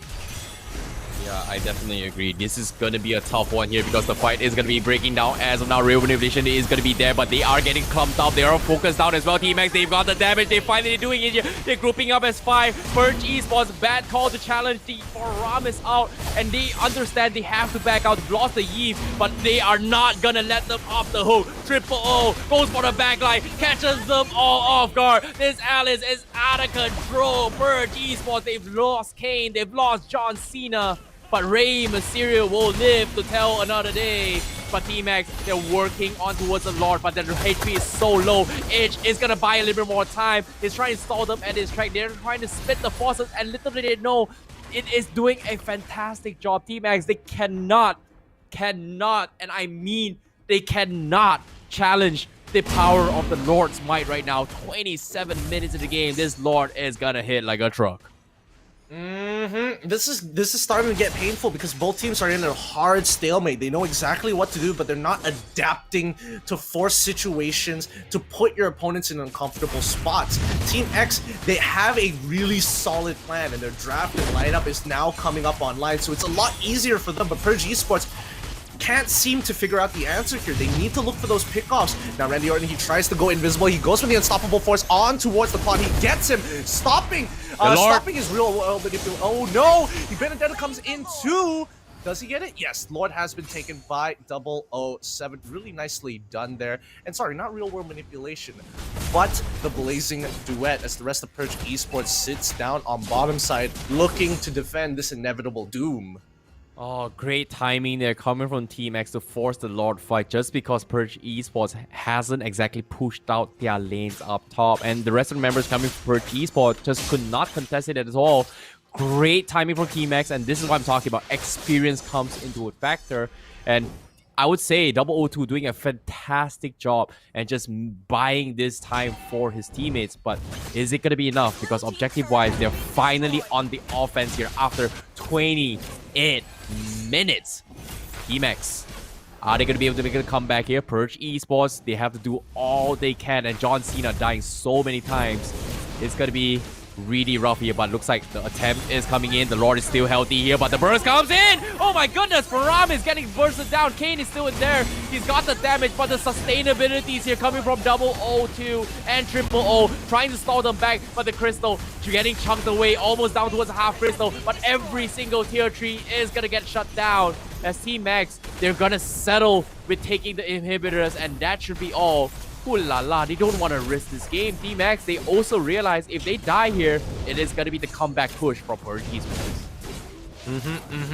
But unfortunately, nobody really died. They lost a lot of inhibitors, that's whatever, but Purge understand that dying at this stage of the game could be too costly. Like, it's way more than a minute. We saw 64 seconds. Who knows? By now it's 80. Now Randy Orton, he can't afford to die here. He quickly flickers out, pulling in 01 with him, who's using the Gliding Eagle. This could be a mistake of a lifetime as 05 gets absolutely chunked out by the real world manipulation as 02. Now getting attacked by Randy Orton, doesn't get the ejector, manages to dash out of the way before it connects. A great opportunity for Purge Esports to punish, but Team X manages to get away. Oh, that was just so close of 002. If Randy Orton had the ejector beforehand, which he kind of held onto after using the unstoppable force, he might have just died then and there, but still. Too close to be comfort. It's not over yet. Mounted Shocker revealing the positions of Team X. And that should be all. Randy Orton, seems like he is getting some sort of pickoffs, but the main damage needs to come from John Cena. And John Cena right now can't seem to find this secondary follow-up with the real world manipulation at all, just because of how Team X is just right up in his face. Maybe not enough use of your peripheral vision here, but now OO as well as 05 starting to initiate here. It's not looking good here. He accidentally takes it. No, it's not looking good at all. They're trying to put down the blood. Oh, but the Winter Truncheon is already coming out. Blazing Duet got canceled, but unfortunately the ejector at this point is stunned. But they managed to get one kill onto Kane. Gets a good yin-yang overturn, but not enough to end the game as they force for the end. Team X tie it up 1-1, and that's all it took. A single kill on a Kagura was all it took to end this particular game.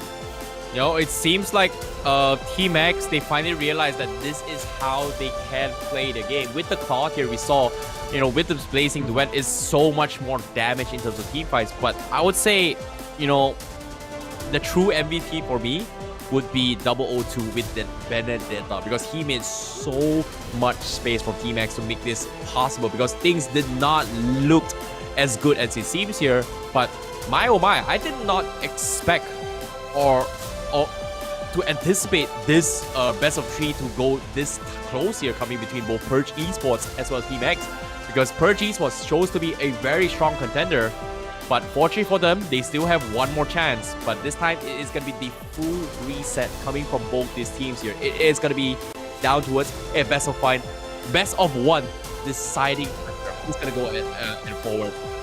Before we get into towards the next game here, let's take a look at the itemizations of what it all went down, because that was a pretty long game here, Gideon. Yeah, very long game indeed. And I mean, it was really grueling, but let's look at the items at the end of the day. Claude, he wanted to get that strong on-hit damage. He wanted a little bit more penetration without having to buy that Malefic Roar. So, you know, War Axe is a really great substitute in that sense where you don't want to have percentage armor penetration and rather just some flat penetration that he can easily get with multiple shots of the Golden Staff's on-hit effect. Now, keeping that in mind, let's look down over to this Faramis, who's got the Sky Guardian's helmet. He's just got a lot of raw damage here, right? You can see him just pulling himself into situations where he doesn't mind dying as long as he gets a really well-placed ult to allow the rest of his team to start following suit. Yeah, I think that's pretty much a smart plan from Team X, right? Like the moment they play around for Faramis output here, they pretty much win the game. Initially, Perch Esports kind of dodged the bullet in the first 18 minutes of the game here. They were just completely dodging Faramis's ultimates all the time. But ever since Triple O on the allies came up online, it was super hard to disengage from this kind of fights here. And I would say it could have gone either ways, but I'm looking forward to see how much damage this Faramis has done. And like you said as well, 125k on this Faramis. I must say, that is ridiculous here.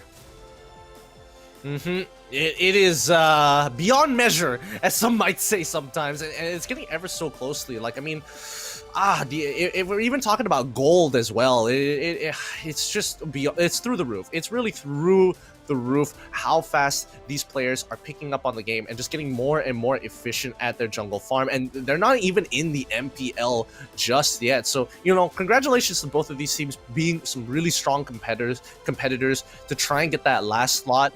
But I do hope that things get a little bit better here in Game 3. That was a really grueling game for both sides. Yeah, I definitely agree. But I'm looking forward to see how it all goes down in game number 3 here.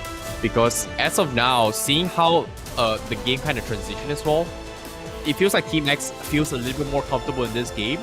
But it's still very, very sloppy here. You know, despite being veterans here, Game 1 definitely threw them off guard in the draft. Game 2, like I said, split push is something that they're very comfortable and very experienced at. They came up on top. So I would say Game 1, Game 2, it was a flex between both these teams here. 1 being mechanical skills, 2 being experience. So I would say it's still 50-50s. Game 3, decider match, I don't know. Anything goes now. They have to pull out all their backup strats if they want to continue for the potential MPL journey. Yeah, it's really, I really don't know how else is going to actually pull it off. But honestly, like, can it get worse? Can it really get worse? I don't know. But remember, this entire event powered by Munton, refreshed by Rexona Men, the official digital telco, Udo, and our partners in Esports, TikTok Secret Lab, and Esports Chart. We'll be right back right after these messages.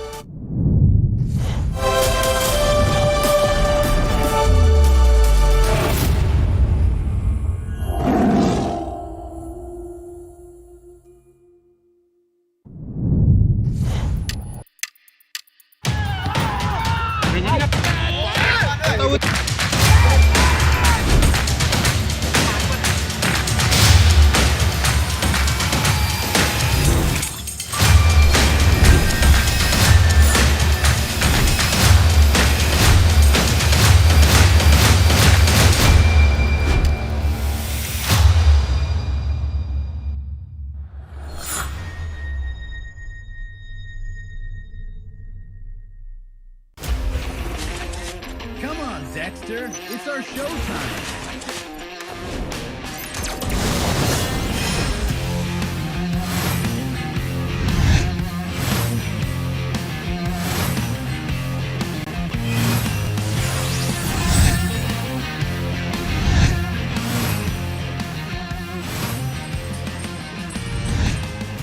Don't need the money. Lucky escape. That's what I'm good at. Fire, Dexter!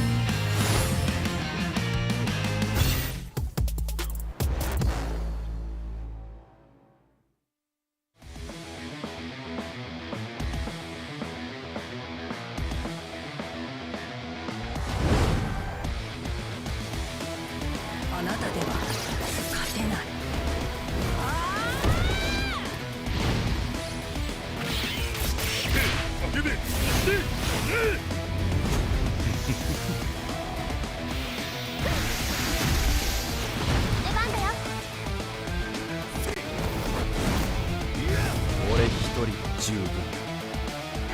アテナ行きます出ておいで僕の炎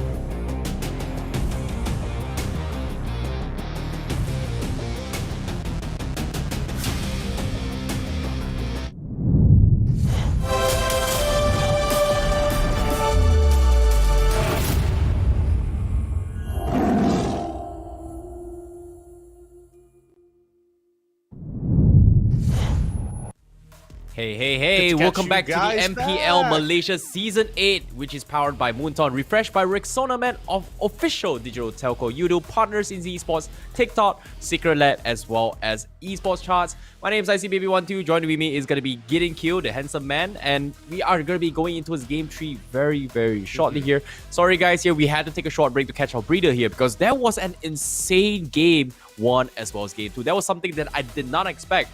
But this is as close as it gets here because, you know, I don't know, man. Like, making it towards MPL is like the biggest achievement any Mobile Legends esports player or player's dream. And you can see just from today's first few games here, everyone is just going all out from the get-go.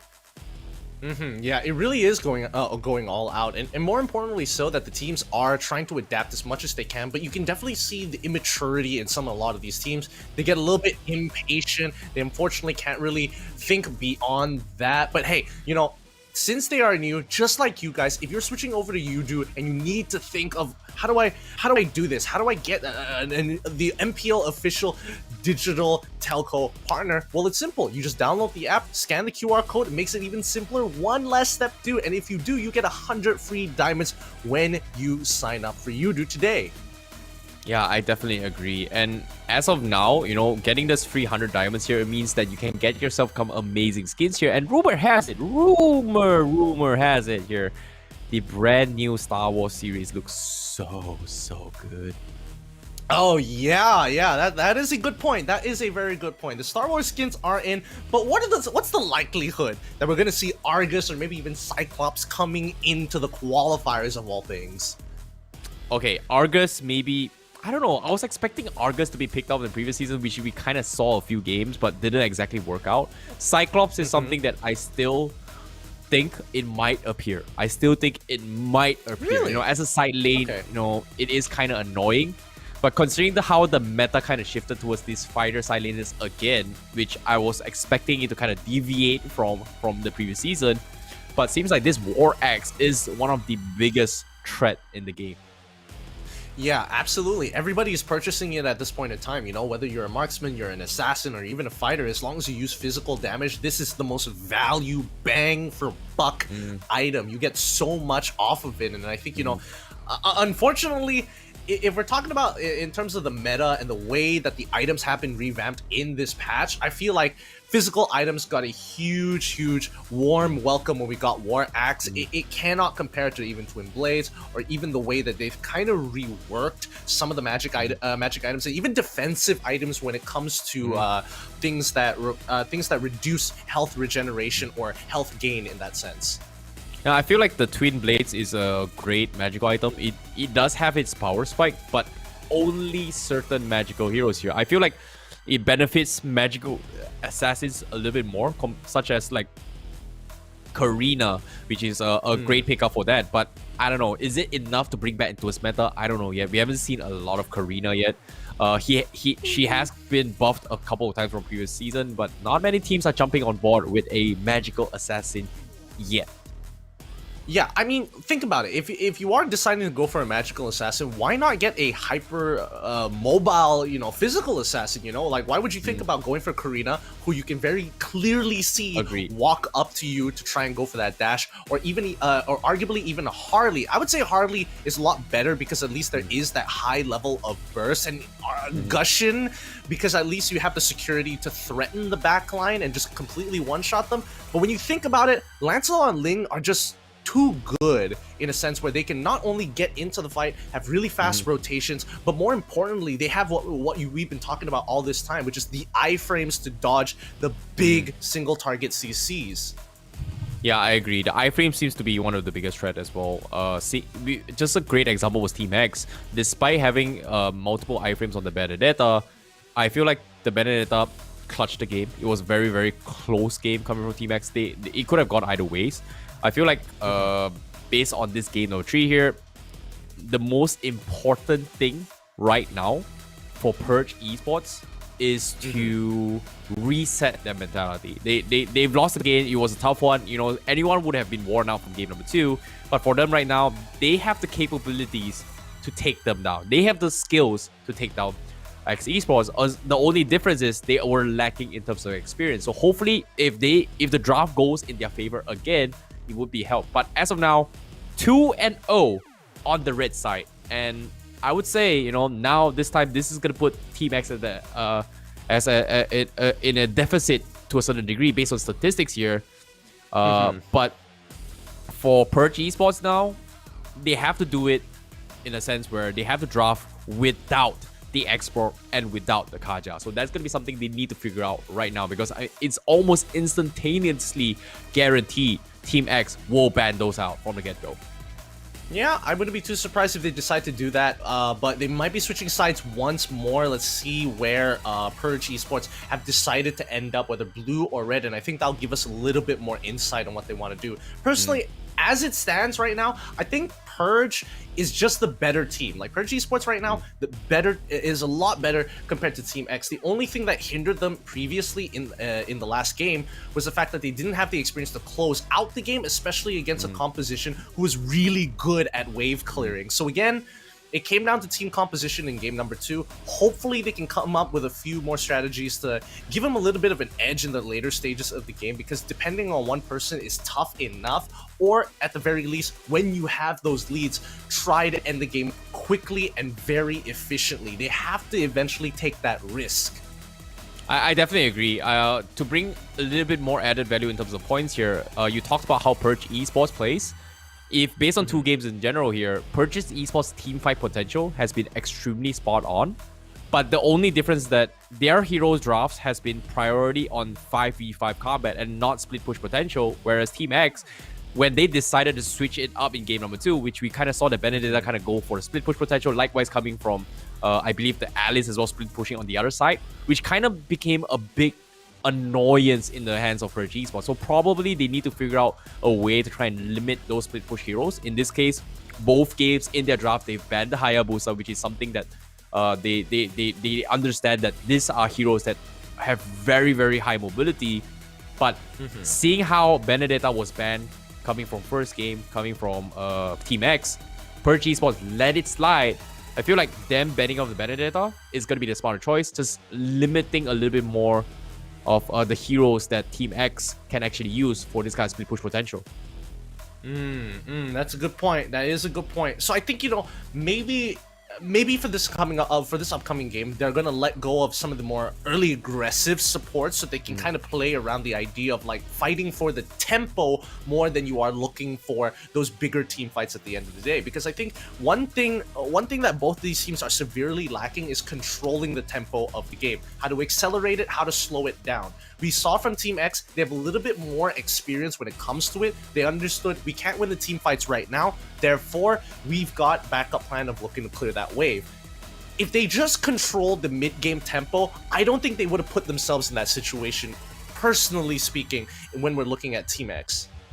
Yeah, I definitely agree. And currently, you know, based on the drafts here, we told you, right? We have a little bit juicy info for you guys watching as well. You guys were like wondering, who is this guy's Team X? You know, they were the former Reborn Esports from previous seasons here, and we were able to see Akim kind of flex out his cloud, which is something that he's extremely comfortable with. But I don't know, like, I don't want to talk too much about the bans and drafts here, but last season Akim's cloud is something that the teams kind of respect and ban. And maybe if just maybe if Purge Esports was watching stream and maybe they realize who these guys are, they might just target ban Akim's hero from the get-go. Well, I mean, if they're targeting, what are they giving up in response? And I think at the end of the day, good question. Unless you're so cracked out of your mind that there's no counterplay, no matter how hard you try, I don't think it's worth it. Because I think Akim is good. Do I think he's impossible to deal with? No, absolutely not, by all means. He is human, he still makes mistakes, and that inconsistency gives a lot of teams hope when you are thinking about the draft. At this stage of the game, it's like, what are you willing to sacrifice? Are you willing to sacrifice early game harassers like the Popol and Kupal, or even the Selena? Matilda has been coming out time and time again, and yes, she is good in the earlier stages of the game, but she also brings a lot more when it comes to pulling teammates, jumping onto the right targets, and bringing your whole team with you with the Gliding Wing or even with the Circling Eagle to get that single target lockdown. So I think if they just open up the draft a little bit more, maybe think outside of the box, allow Min and Man to get more of their comfort hero picks, looking to harass their opponents and not let them feel comfortable going for these rotations. For example, Jawhead, that is a very easy hero to punish when you have something like Popo and Koopa, when you have something like Selena, where you can consistently put damage into him as he is trying to disrupt the purple buff. Yeah, it's gonna be tough here. I agree the Popo Koopa is great, but 2 games in a row Popo Koopa was kind of banned. So that's just super unfortunate. If they let off the Popo Koopa, that might be something that they can kind of play around with as well. A fun fact is that, you know, Min and Man wasn't exactly playing their usual role here. I was expecting Man to kind of play the core role on the side lanes. But seems like they've actually switched it up, and 002 was able to play the better game. But now we're going to be jumping straight into this draft very shortly. As of now, this is going to be the draft on its way for game number 3, the decided match for both of these teams, your Team X and also Purge Esports, heading in towards game number 3. As you can see on the audio as well, we are hearing some sort of drops, but I don't know. Popo and Koopa, do they want to let Popo and Koopa slide? You know, we saw Selena being banned as well. They just don't want to deal with this kind of aggression. But seems to me, Team X, they finally realized the biggest threat of all. Jawhead, Kaja, Export are comfort picks from Purge Esports. Meanwhile, the Beatrix and the Harley again. Thoughts on that? It seems like it's been a repeat here coming from Purge Esports from 3 games in a row now. Well, you know, I think that Purge Esports at this point in time, they have done their research against Team X, I suppose. I'm not too familiar, especially when it comes to the semi-professional leagues here, but it looks like Purge Esports is very prepared to deal with what Team X has to offer. However, I like the adaptations. You know, they may have hurt the cast. They may have we might have, you know, used our caster telekinesis to kind of figure out and decipher the code here as Team X locks in the Popo and Kupal. As you mentioned, they got rid of the Jawhead as well. These have been very frustrating picks, but at least it tells Purge Esports, by all means, go choose your Matilda, please go ahead, be annoying. Yes, Cho, no problem. At least with Cho you can harass. Cho, most likely in this case, if I was Purge Esports, going into the side lane. Yeah, I actually like the Cho pickup coming from Purge Esports. Like, it is gonna be extremely annoying, and it's very similar to how the Jawhead kind of plays to a certain degree. I was expecting maybe a Tigreal pickup here, which not many teams kind of often play. I'm pretty sure the only team that plays a strong Tigreal is pretty much Toda.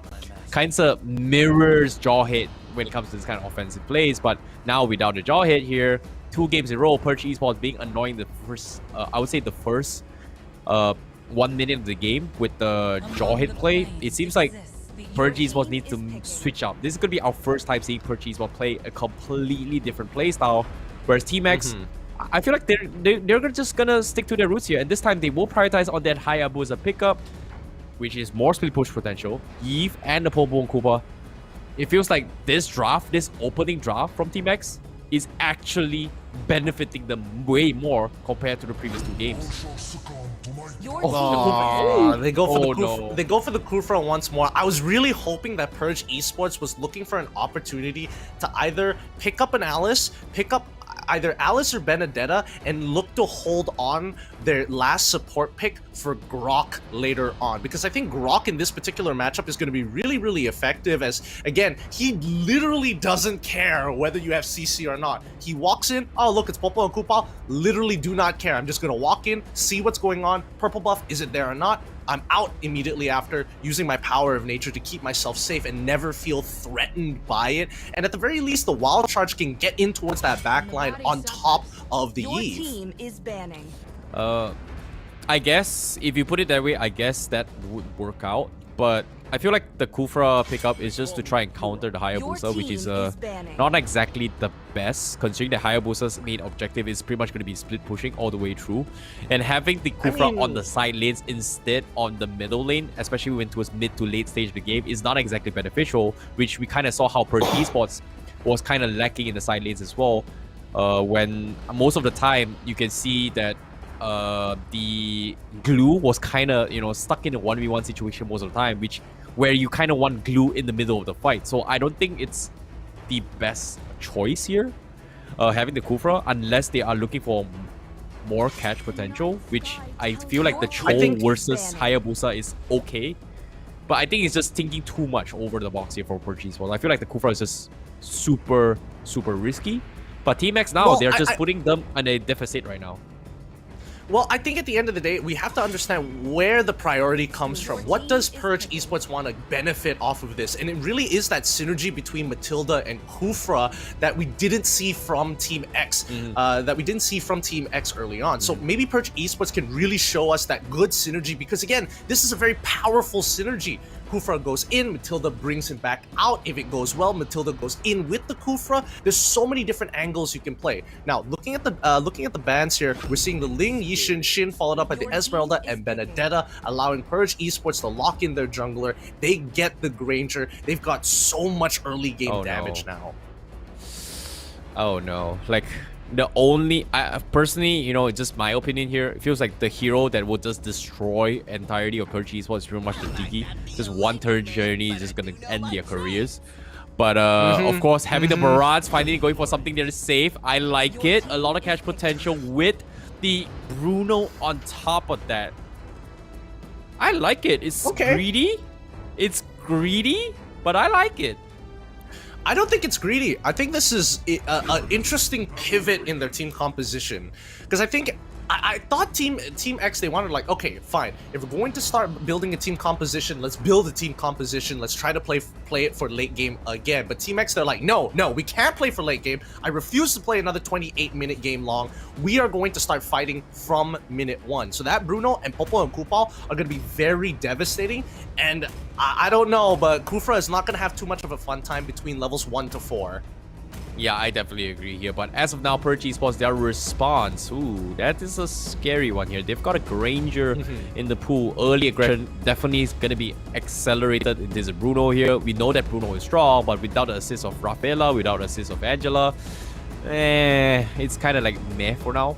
But if you think about it here, it was the ultra late game of potential coming in from Team X.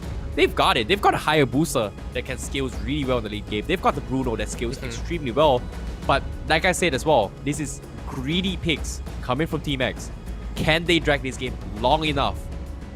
Which they've proven themselves to be able to do so in Game 2. But Game 3, this is all in or nothing right now for them. Absolutely. All right, now let's keep in mind the first 5 minutes of this game is going to be critical for either side. Purge Esports want to be able to control the mid game, while Team X, if they get a super good early pick here, or at the very least some early game damage down and affects the side lanes, like how we're seeing it right now, Popo and Kupa, he's not even sitting next to his support, marksman. But if we look down onto the orange buff, Kufra identifies the problem here, goes down over 207, and he is forced out of the jungle, allowing Rey Mysterio to continue to scale up with levels and continue to farm faster than Team X. Yeah, this is very interesting from Purge Esports here. Like, usually you don't expect this kind of plays, but because of the fact of how Purge Esports lane their matchup is that Uranus is able to get this kind of risky dive. So if anything happens to Randy Orton, Edge is able to cover him. So that was a very risky gamble, but it actually worked out. Once again, 3 times in a row, Purge Esports invading their jungle from the get-go, and it's paid off. But Team X this time, they've learned their lessons. They're not going to respond to this in game number 3. I mean, like, if we're talking about, like, do teams prepare for each other, I would totally agree. Like, how did Purge Esports just know that they had to rotate down to that bottom side? Like, Uranus, why did he have to gain priority so early on against a Barat out of all people? Like, Barat could easily shove these waves, no problem, but here comes Randy Orton getting punished again by the Bruno and Popo and Kupal combo that we were talking about. He's angry, and now he wants to get Kane as well. Walks into the frost trap as John Cena here to finally back him up. So close. So close. But there's nothing much he could have done anyway, even if he used the big Kimono's welcome. But yeah, Team X, you know, having a finer game now compared to the previous game. They finally got first blood. And that's going to give Bruno a little bit of an opening here. But Real Manipulation trying to beat them out of position, and seems to me he's going to try and force them back in this early phase, as Randy Orton does not have the Tyrant's Rage yet. But this turtle is going to be secure. But without the assist of Real Manipulation here, I'm worried. Rey Mysterio, he steals the turtle from right under the noses of Team X. But now the force fight comes in. Randy Orton misses the Tyrant's Revenge, but the job has been done. They take out 005, they take out 007, and 002 is going to be next. Do they have the damage? No, they do not. Rey Mysterio needed one more auto attack, but gets cancelled. But oh, what a catch, what a clutch from Purge Esports. Meanwhile, Team X, they have no choice but to settle for the gold platings up top. Yep, Kane even getting a good push on his side, getting quite a good amount of gold off of that. And you can see the level disparity here. Because of what happened in the first minute of the game, Rey Mysterio is 2 levels up. Oh, now only 1 level up on 007. Now, oh, this is the scary part. Can Triple Zero try to go for a potential kill here? They have gone for a cheeky lane swap to be annoying, as mid lane now being heavily contested by both sides. Oh no, what was he thinking? 000 going for the recall right in front of Purge and expect not to be punished. Instantly gets bursted down with the Matilda, and Purge Esports finally finds the breeding room, and they are actually leading the economy here with that early nice steal. But now with the Blade of Heptasis up on Cade, this show It's gonna hurt. He's got the Way of the Dragon. He's looking for the setup, but as of now, the tanky frontliners are gonna be in his way. So unfortunately, will not be able to catch 007 yet. Oh, if only Randy Orton connected there. Oh, that would have been beautiful. That would have been a net kill angle for sure. But now Edge is getting taken damage. But on top side, they're even continuing to attack the Barat here. So they're mirroring each other perfectly, but Edge just refuses to die with this high level of regeneration. There's nothing much that they can really do realistically, as Team X will have to sacrifice top tier 1 in this case. I mean, they're completely zoned out.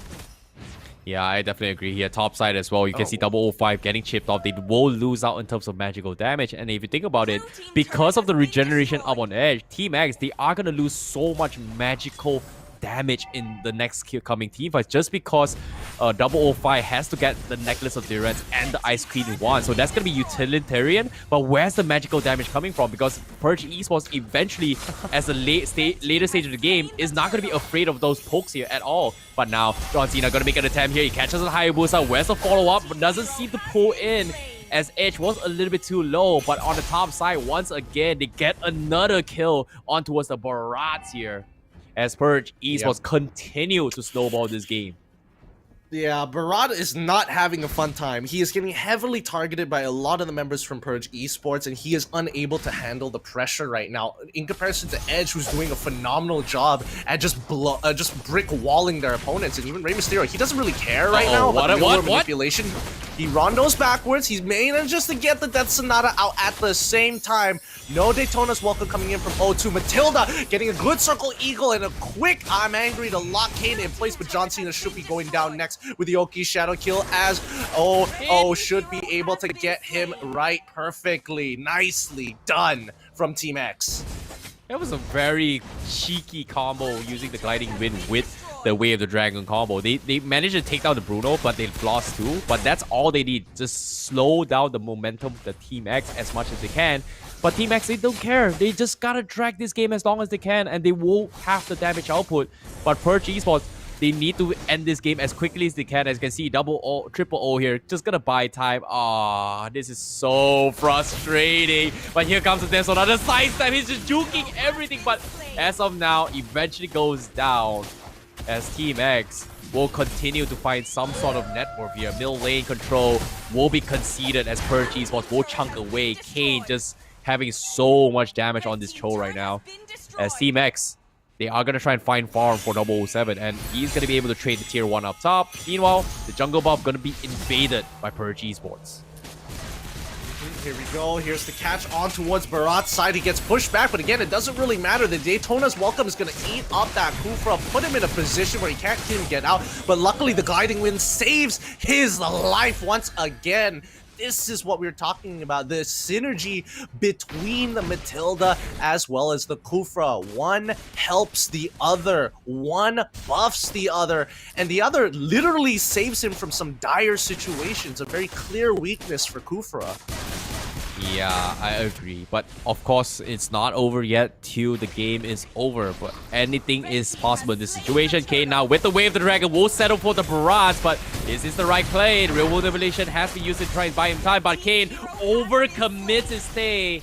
Regrets his decision now, as that is a very tanky barrage. And because of this, Team X will find the breeding room. They need to push in the middle tower here, but the split push potential coming from Team X is gonna continue. As you can see, Triple O making good work on this tier 2, takes him down. Okay, Shadow Kill is there, and Purge Esports, they can't seem to catch him at all. Yep, he's too slippery right now, and Team X is doing a really good job. Oh, Randy Orton, he does find an initial pick, but he's gonna get hit by the Daytona's welcome as well. So close. He ends up trading, and 01 survives. But if you look down onto that bottom side, we can see that Bruno is already cutting through a lot with the Way of the World. It's doing so much damage. They force backwards.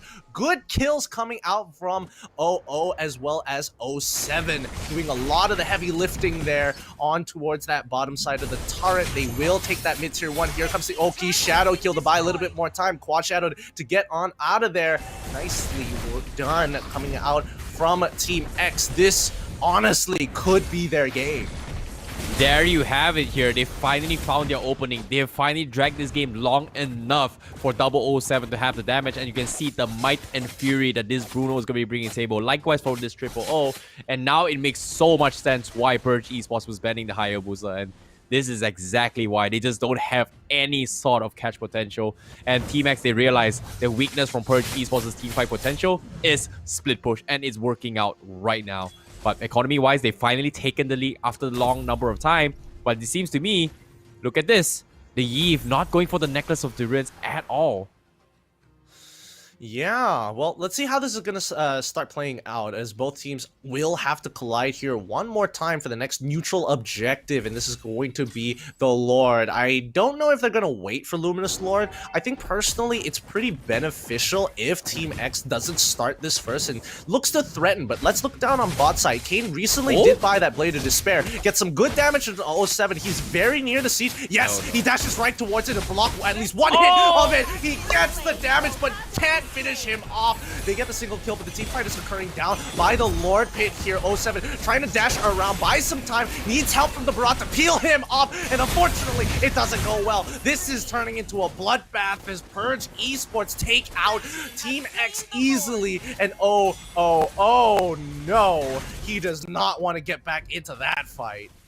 That should not been a fight that Purge Esports could have won, but that seems so good for that double Daytona's Welcomes catch. But unfortunately to say, they've lost their members a little bit too quickly here. They needed the Hayabusa in that fight. Yes, they won that fight on the sides, but like I said as well, they don't exactly have enough magical damage. And currently, Purge Esports, they're slowly drafting the items here, but eventually they will be able to out-sustain all the physical bursts coming from Team X, and this is going to be worrisome here. But Purge Esports, great catch potential. They finally found the opening, and with the Lord in their hands, they're looking to close out the game. And they finally, and I mean finally, found the opening to push forward. Yep.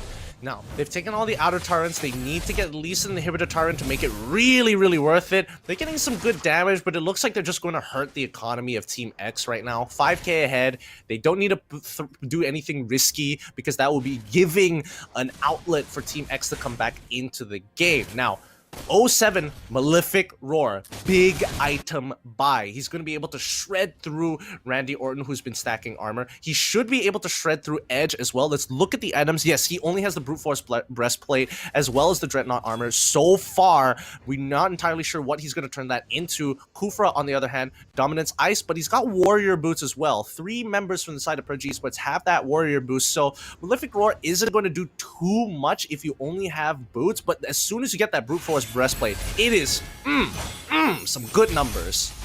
Yep, speaking of which, the fight is going to be breaking down as well here. Here comes the push, comes in. Real Manipulation will push Purge Esports back off, but Rey Mysterio will isolate the Hayabusa, gets shredded to pieces. They will trade for the Cho, but the Marksman is still alive. Bruno is trying his best to push them all back, but it's not going to be enough here. Like I said as well, where's the damage here? They don't exactly have a lot, because if you think about it as well, with the Malefic Roar, yes, arguably it's going to be shredding the armors of Purge Esports, which they kind of have items for it as well, which is not going to be enough. But I feel like the biggest threat right now, they need Yves to pop off, and understanding that he did not go for the Necklace of Difference is a smart play from Team X, just because they need more magical damage. And currently, Purge Esports, they have to figure out what's the idea, what's the crucial kill right now, and they have to take down 007. And for now, Kayn can't exactly seem to find him at all. But now the Tyrant's Rage comes in, they catch on 000, and that is going to be a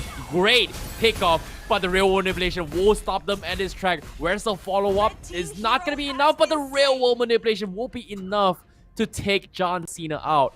And that's a great trade coming in. Value all across the board. I think Team X right now, they just have to get rid of Rey Mysterio. He's the largest damage dealer on the side of Purge Esports. The second probably is either between John Cena or even Edge at this point in time. It's tough to say when it comes to the magic damage from Ionic Edge, or even, you know, summoning the Soul Bloom coming in from Matilda. But for now, I think, you know, things need to take a chill pill for a second. Wait for John Cena to come back up. No objectives on the map to do. All the buffs have been taken thus far. 25 more seconds as Luminous Lord will spawn in, and Purge Esports, if they are able to obtain it, they should be able to end the game. Yeah, I definitely agree. And hopefully things will be for the better for them here because the fight will continue as anything can happen. 10 seconds left for the Lord. Purge Esports, they have to make some sort of play. Meanwhile, Team X, they have no choice but to push out the lanes. But look at this play down bottom here. Triple O. He's thinking about cutting creep base, but seems like he is going to back off instead. Another force fight is coming in. Real manipulation catches Randy Orton. Oh, the damage is a bit too much here, but he's going to go for the reset here. Rey Mysterio going to get focused down. He's going to back up, but John Cena comes in to save the day. Are they going to re-engage his fight? They got onto his 007. Where's your marksman now? Randy Orton trying to join the fight as well. They're trying to keep them alive, but Rey Mysterio, oh no, he gets caught on Daytona's welcome, but do they have the damage? No, they do not. They can't seem to kill him off. They finally take Rey Mysterio, but Kane is looking to clean house. It's gonna be a team wide. 002 left, gonna be running for his dear life, but it's only a barrage. Oh, what a costly fight here, but Purge Esports finding the right target. They don't even need the lore. They're 4-man strong. They're gonna push into the crystal now. It's all up to 002. The Deep Donuts welcome is there. Is he gonna keep him alive? He goes in for survive. He takes Matilda down with his tower, but he's still alive. He's strong. He knows his life.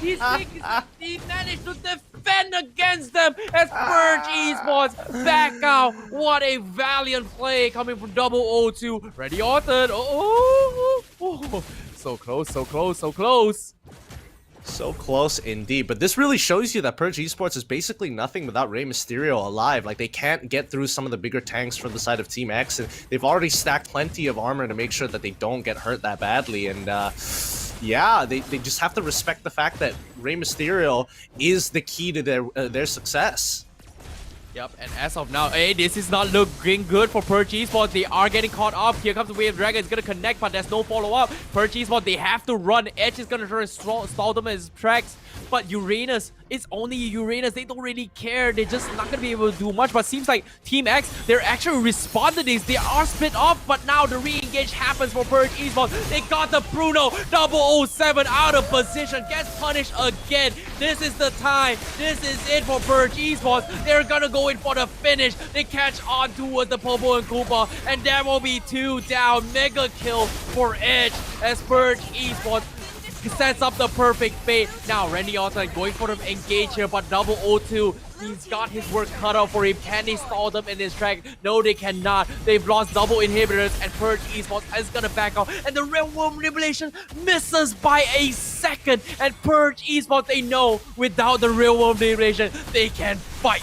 Iron's Rage is there. 002 gets caught up. It's only a tank. It's gonna be free damage all the way through. Purge Esports, they get 3. They're looking to push into the crystal. It's up to Triple O and 005. This might be it. Purge Esports, they're focusing on the crystals, and they will advance. They will take down Team X, your veterans of MPL. Congratulations to Purge Esports as they are moving on to the next round. Moving on to the top 4 here. Wow, what a game that was. I thought Team X may have some really good opportunities to really bounce back, but Purge Esports, once they had the idea, it's like, okay guys, just remember the basics. We're so far ahead. There's no way we can throw this unless we play bad. And once they got that out of their minds, they were thinking, okay, play sharp, focus on the basics, stick to the win conditions, and that's all they need to do to win. Yeah, that was close. That was clean coming from Purge Esports, and I must say that was something that I did not expect at all. For them to find opportunities and pick up like that, understanding their timing so well, and I feel like it makes a lot of sense. They're getting desperate to try and punish this, but they eventually realize that where's the magical damage coming from? If Yves doesn't have the damage, Yves doesn't have the real manipulation, that is it. And I would say congratulations for now, but their journey is not over yet. They're just one step forward in towards the next stage here, but they need to win one more game if they want to make it in towards the playoffs. But I must say, to start things off here in this first series here, I would say it's a big upset coming in from Team X, but nevertheless here, I'm sorry to say Team X, that is it for their journeys. Yeah, they're getting knocked down a peg, but it doesn't mean that they won't come back and try out again, or maybe even get picked up by one of the teams in the future for the MPL, and maybe they can show their worth. But for now, congratulations to Purge as they continue to move on forward. But we got to get excited for the upcoming games happening on later today. We must determine who is going to meet Purge in the later on in the top 4, and not to mention conclude the rest of the games to see who else, because we still have 2 slots for qualifications into the MPL, so only 2 teams will make it through. Yeah, definitely here. We're going to be taking a look at the brackets very, very shortly. But before that, the itemizations here. Let's talk about the game coming from both these teams. Like, I realized that it's hard to say this, right? Like, Team X, they were lacking in terms of magical damage. They were lacking the Necklace of Durance, which you kind of saw how the Uranus was just messing around and cutting the backlines, and they had no way of dealing with the backlines, which is understandable. Like, normally, oh, it's a Uranus, we're gonna ignore that. And I really liked how that split-second decision where Team X was kind of distracted by the Uranus, Purge Esports immediately jumps the gun, catches a random 007 in the name of Bruno, and instantly ends the game. So I would say that small, tiny window was what costed the game coming from Team X. And I mean, I don't think they would have it any other way. I mean, like, if you are coming in as Purge, you're like, thank goodness those little mistakes did fall into our favor. But I think, you know, Team X, at the end of the day, they didn't have that tight synergy that we were looking for. They were always trying to do their own thing. I think Game 3, they looked the most cohesive overall. But with that being said, let's do a little bit of a recap of what happened in this best of 3. Let's look at the highlights right here, right now. Yep, and of course, this highlight here, it's interesting to see how, you know, Team X kind of fell off in the first game, but this is the highlights from game number 3, right? So if you take a look at how the games went down for Purge Esports and X, you can see that I think this, oh sorry, this is game 1, my bad.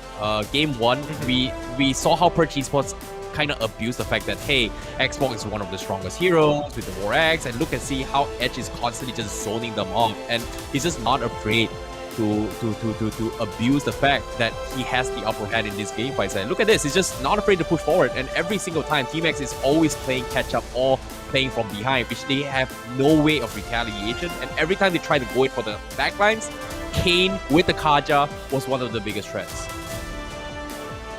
Yeah, I mean,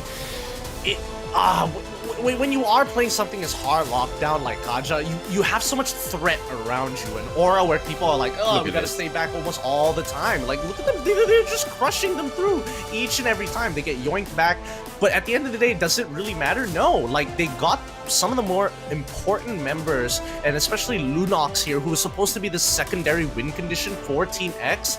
It just couldn't even come to fruition when you have a Divine Justice on top of you every single day. Now, moving on in towards this game 2 here, I think we saw a little bit more adaptation coming in hard from Purge. They wanted to make sure that they get on top of the right targets at the right time here, especially when they see a Yve composition from Team X, and it was a little bit shaky, in a lot of senses because they couldn't seem to get the right targets, but once they did, you could see how cleanly Team X was able to kind of blow through these fights.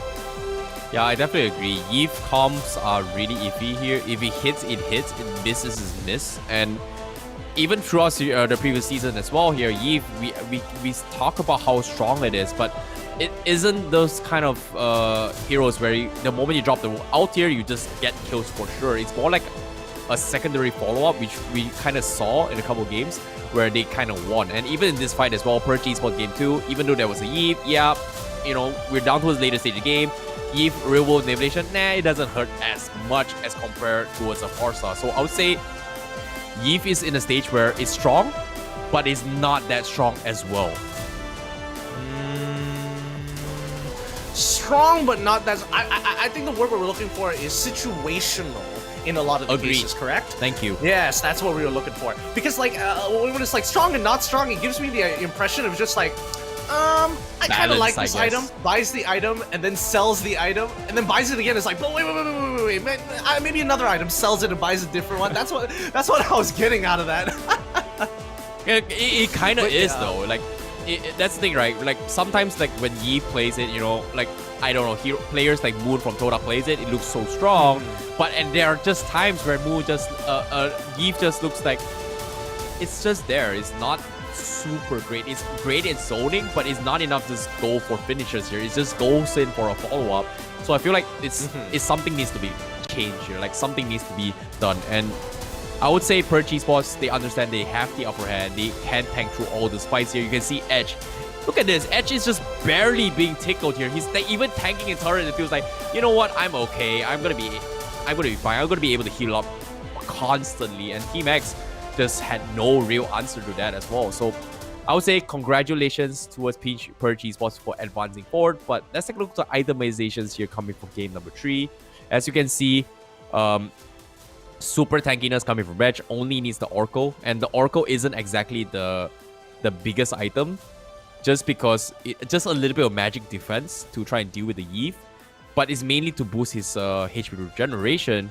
Meanwhile, the rest of items is all just full physical builds all the way through, and I would say eventually 007 just did not have enough damage to burst through the armors of Perch Esports. I mean, we say that, but if we look at O2, we can see that he's, you know, double Cursed Helm was the way to go for him because he really needed to clear these waves a lot faster to maintain, to keep up the tempo and pace with Edge. Nope, it doesn't. But hey, the raw stats are good. The raw stats are real nice. It makes you feel like, yeah, I'm doing something. I'm relevant. I'm good. You know, but for the most part of it, you know, Team X, they got punished for their mistakes. Perch Esports will continue to move on, and we just got recent news because we won't be able to be casting every single one of the games in top 8, but we're only going to be casting 2 of those games before we cast the top 4 for the finals, and it looks like Iblis is going to go up against Perch Esports in that top 4. Yeah, I'm looking forward to see how it all goes as well here, because Iblis taking down one of the, I would say the sister teams of Perch Esports here. I don't know, you know, any can happen here because Perch Reborn seems to be a team that really stands out as well, considering that they have 2 sister teams playing this tournament. So for them to lose one out, it's all good. Perch Esports might be able to redeem their sister teams, but hopefully, you know, after watching this first series here, I'm actually kind of convinced that Perch Esports stands a chance. Yeah, and you know what's crazy about Perch Esports? If we haven't hyped this team enough for you, we've been. I was talking to some of the other casters. Like we were trying to figure out who exactly is this team, this lineup from Perch, and we were trying to look for previous achievements. It kind of felt like this team came pretty much out of nowhere for a large majority of it. But more importantly, PRG has been making waves in the semi-professional scene. But guys, with that being said, you know the drill. We gotta go on a quick, short break. So remember, the whole tournament has been powered by Moonton, refreshed by Rexona, man, the official digital telco you do with our partners in esports, TikTok, Secret Lab, and Esports Chart. We'll be back right after this.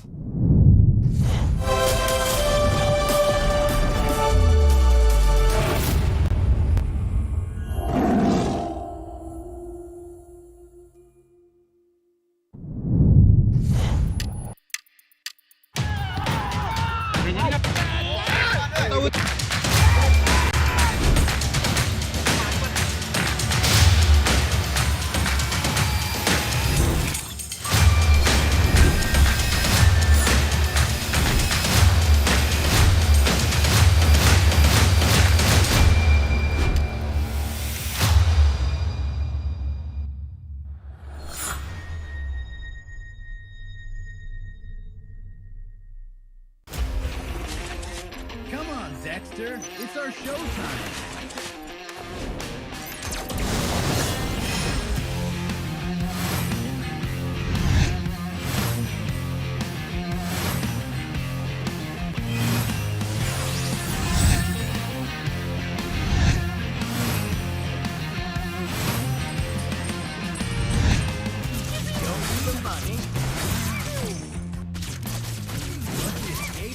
That's what I'm good at. Fire, Dexter!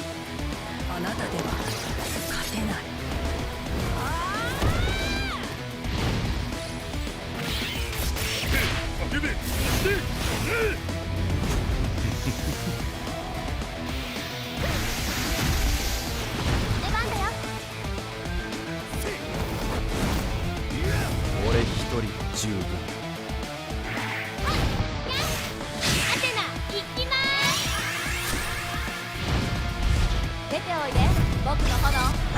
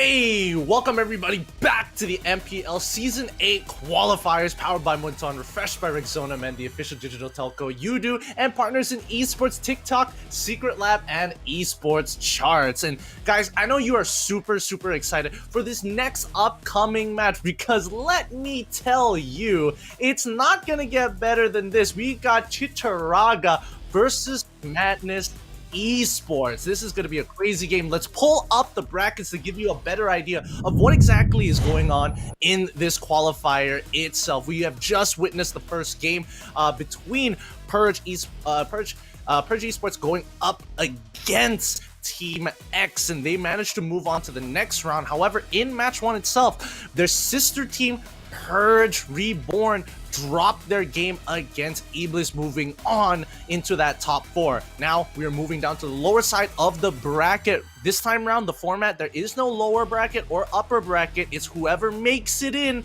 to that top 2 qualify for the MPL League.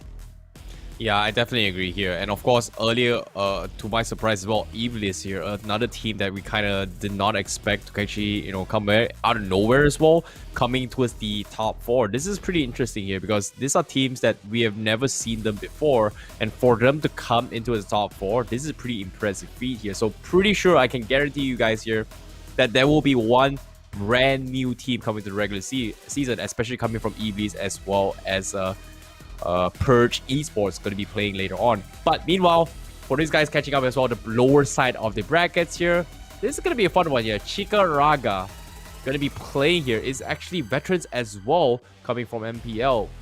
It is a team managed by 2EZ4Japs. Hopefully this team is going to be able to play up as well, and their opponents here is going to be Madness Esports, a team that we have not seen coming from MPL, but they have earned their repertoire by winning Selangor XTIV champion. So I'm looking forward to see how they perform. But before that, here for these guys watching at home here, if you scan this QR code up on screen and you sign up, you walk away with free 100 diamonds.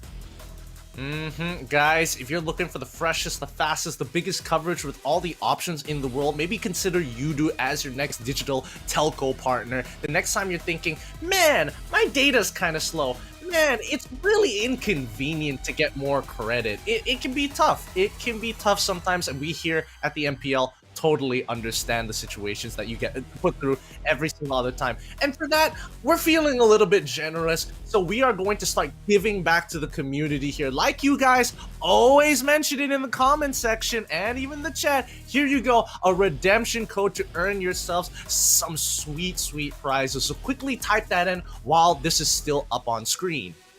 I'm a little bit curious here. What is this code about here? Because I've heard rumors as well. It might be giving you guys some free skins on top of that. So I'm looking forward to see if you guys get those codes. So better redeem it right now. And let us know what you guys got here. Because we ourselves, as casters, we don't exactly know what this code is. It might be our mysterious gift for you guys. Who knows? It might be good. It might be bad. All things considered, it is still free. We are here to support the community. We want you guys to continue enjoying the game. And yeah, earn yourself some amazing skins. And of course, coming towards the game. Now, what are we going to be expecting here? Right now, the next matchup are from the qualifiers as well. We have not seen too much coming from Madness Esports in the MPL community. Chitaraga is a team we've seen so much. We have seen, I don't know, like we've seen Ryzen in the previous season. He actually formerly played with Reborn Esports. We've seen Asia as well, also from Reborn Esports, coming from Season 7. We've seen Jenny, a little bit of a comeback from him, ex-MYA support player. This is I would say a returning player from all the way from Season 1. So he's a pretty, I don't want to say old, but experienced player.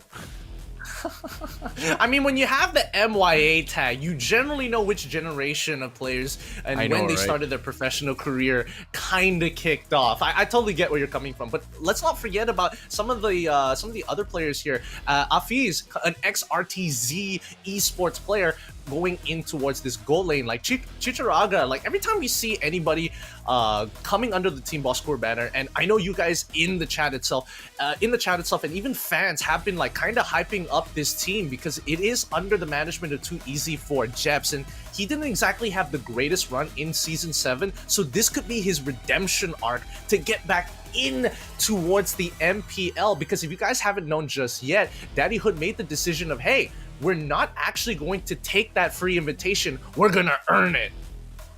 Yeah, I'm looking forward to see if they can do so here, because this is, I don't know, Gideon, a season without Bosco, that's something Unheard of. Yeah, like we've seen Bosco for so many seasons, and now not going under the banner of Bosco is something that I'm gonna miss.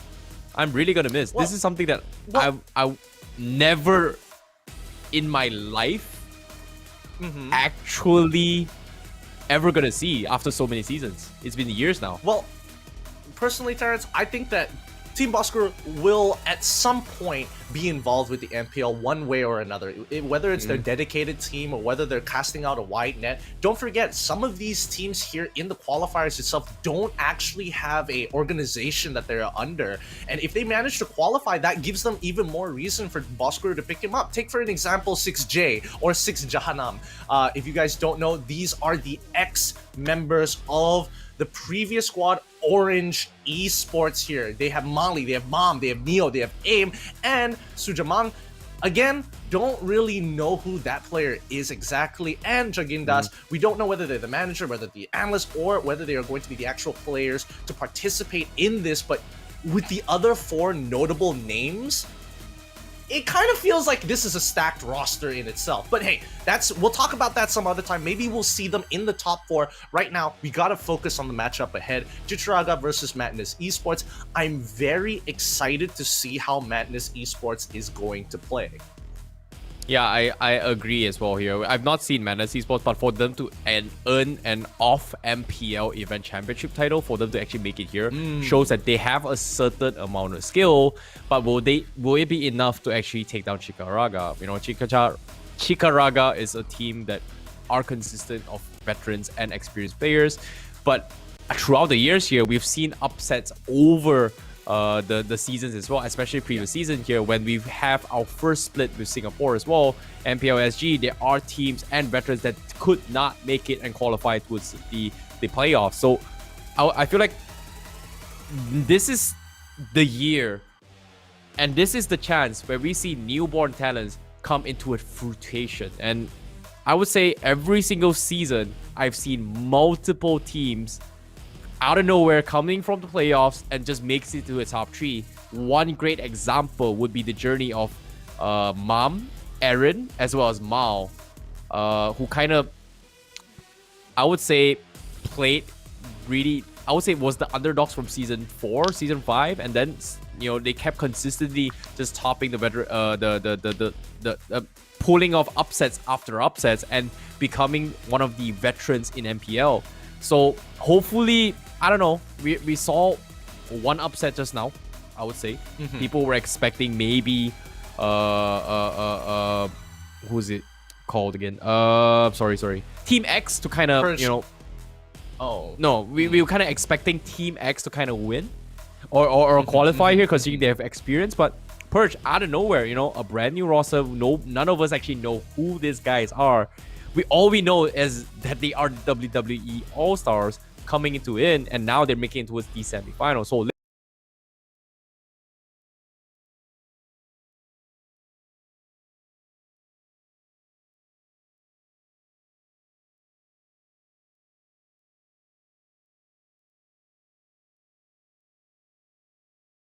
let's see here, but one will be on screen here is going to be Madness Esports as well as Chicharo.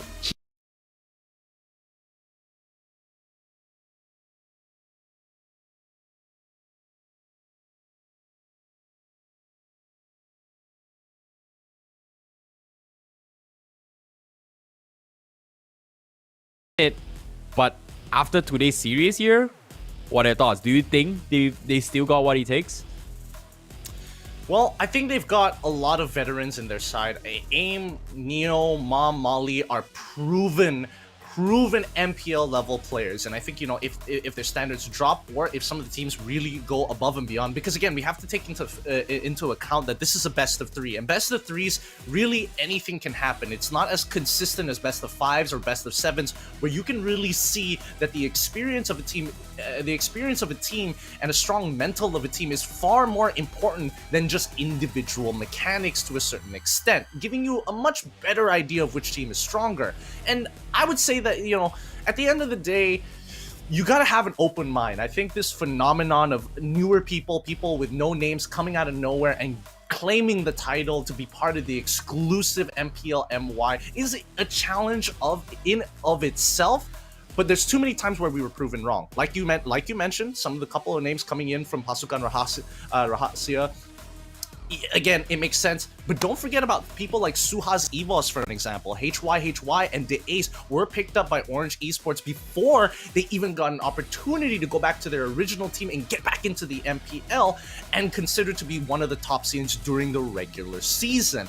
Shocking as it may, this could happen with a lot of the teams listed here. Chicharaga could be one of them. Madness Esports, for all we know, could be so cracked out of their minds today that they could shock us. But the one team I'm particularly excited for is going to be with the tag of OZ, Anonymous. These guys, I'm very excited because they came out of they qualified from the Group A, which is also known as the Group of Hell. And not to mention, I've been talking with some of the other casters, right? And they were talking about this particular team and well, not this team, but this particular group having some of the strongest teams, strongest semi-professional teams in the region, all punched and packed into a single packaging. It's rather crazy, honestly. Yeah, I agree. Anonymous, I would say they are going to be remained anonymous for now. Maybe we'll see them. Hopefully they will actually make it. Because for them to actually match up against, like you said as well, Pasukan Rahasia, that's going to be something it's of tough. a sight to behold. It's going to be tough. You know, they've got a really rough group, but if they make it, it just shows you that they are ready to rumble in MPL. But now, coming towards this point here, I'm glad that you mentioned as well, is that coming into his MPL, it's like a great experience for all these teams to actually learn and adapt. And you talked about formats, right? We know about best of 1s, we know about best of 3s, we know about best of 5 and 6, and 7 here. It feels like best of 1 is more like a pocket strategy kind of format. Best of 3, adaptation. Best of 5, creativity. Best of 7, stamina. That's just me, in my opinion, here when it comes to this kind of formats. Yeah, no, I totally agree with that, because again, there's so many different elements that people kind of like forget about it. It's like, oh yeah, we're so used to best of 3s, they go into a best of 7, and you see by game 6, game 5, game 6, their face has dropped. There's no expression. You could see them get up from their chairs and they're walking real slow, long stretches. That's when you know that these games are grueling. Yes, I agree here. We kind of had a little bit of glimpse of it from previous season, but that's the thing, right? It's fun to watch these kind of games because it just shows you that you want to be one of the best players. You will be put through a lot of challenges here, and pocket strats are something that I think during season 3, season 4, we did see a lot, especially if you fall down to the low brackets. When it was no longer a best of 3 formats here, it was a best of 1. You can see every kind of weird strategies come out of nowhere. But when it comes to best of 3 series, it's all about adapting, which we kind of saw in the early stage of the game, teams adapting to the drafts. But now, brand new series for you guys. Chicharaga going up against Madness Esports for the first time on screen. What are we going to be expecting here? Because it seems to me the opening bans here from Chicharaga is going to be the Kaja. Your team is banning. Seems that the fact that they're getting rid of Kaja means that Chicharaga wants to play something that doesn't want to get caught, something that doesn't want to get locked in place. It wouldn't be too surprising if Chicharaga decides to ban out Jawhead alongside it to reaffirm my suspicion. But let's look over at Madness for a second. Harley, we're seeing the Benedetta as well. Fun fact, the entirety of Season 7, we have only seen 1 or 2 times where Harley was put into that jungle role. Very popular in the Philippines as well as Indonesia, but Malaysians tend to, stray away from it. So it's kind of interesting to see now that in the qualifiers itself, this one and the previous matchup, they got rid of Harley pretty often. Yeah, it's interesting that finally, Malaysia meta has kind of caught up. Considering you have brought this up multiple times in the previous season, but eventually Yeah. no one picked it. I was hoping that we saw the jungle Harley, but like you said as well, only a couple of few games did kind of appeared, but they didn't exactly stood out for us as well.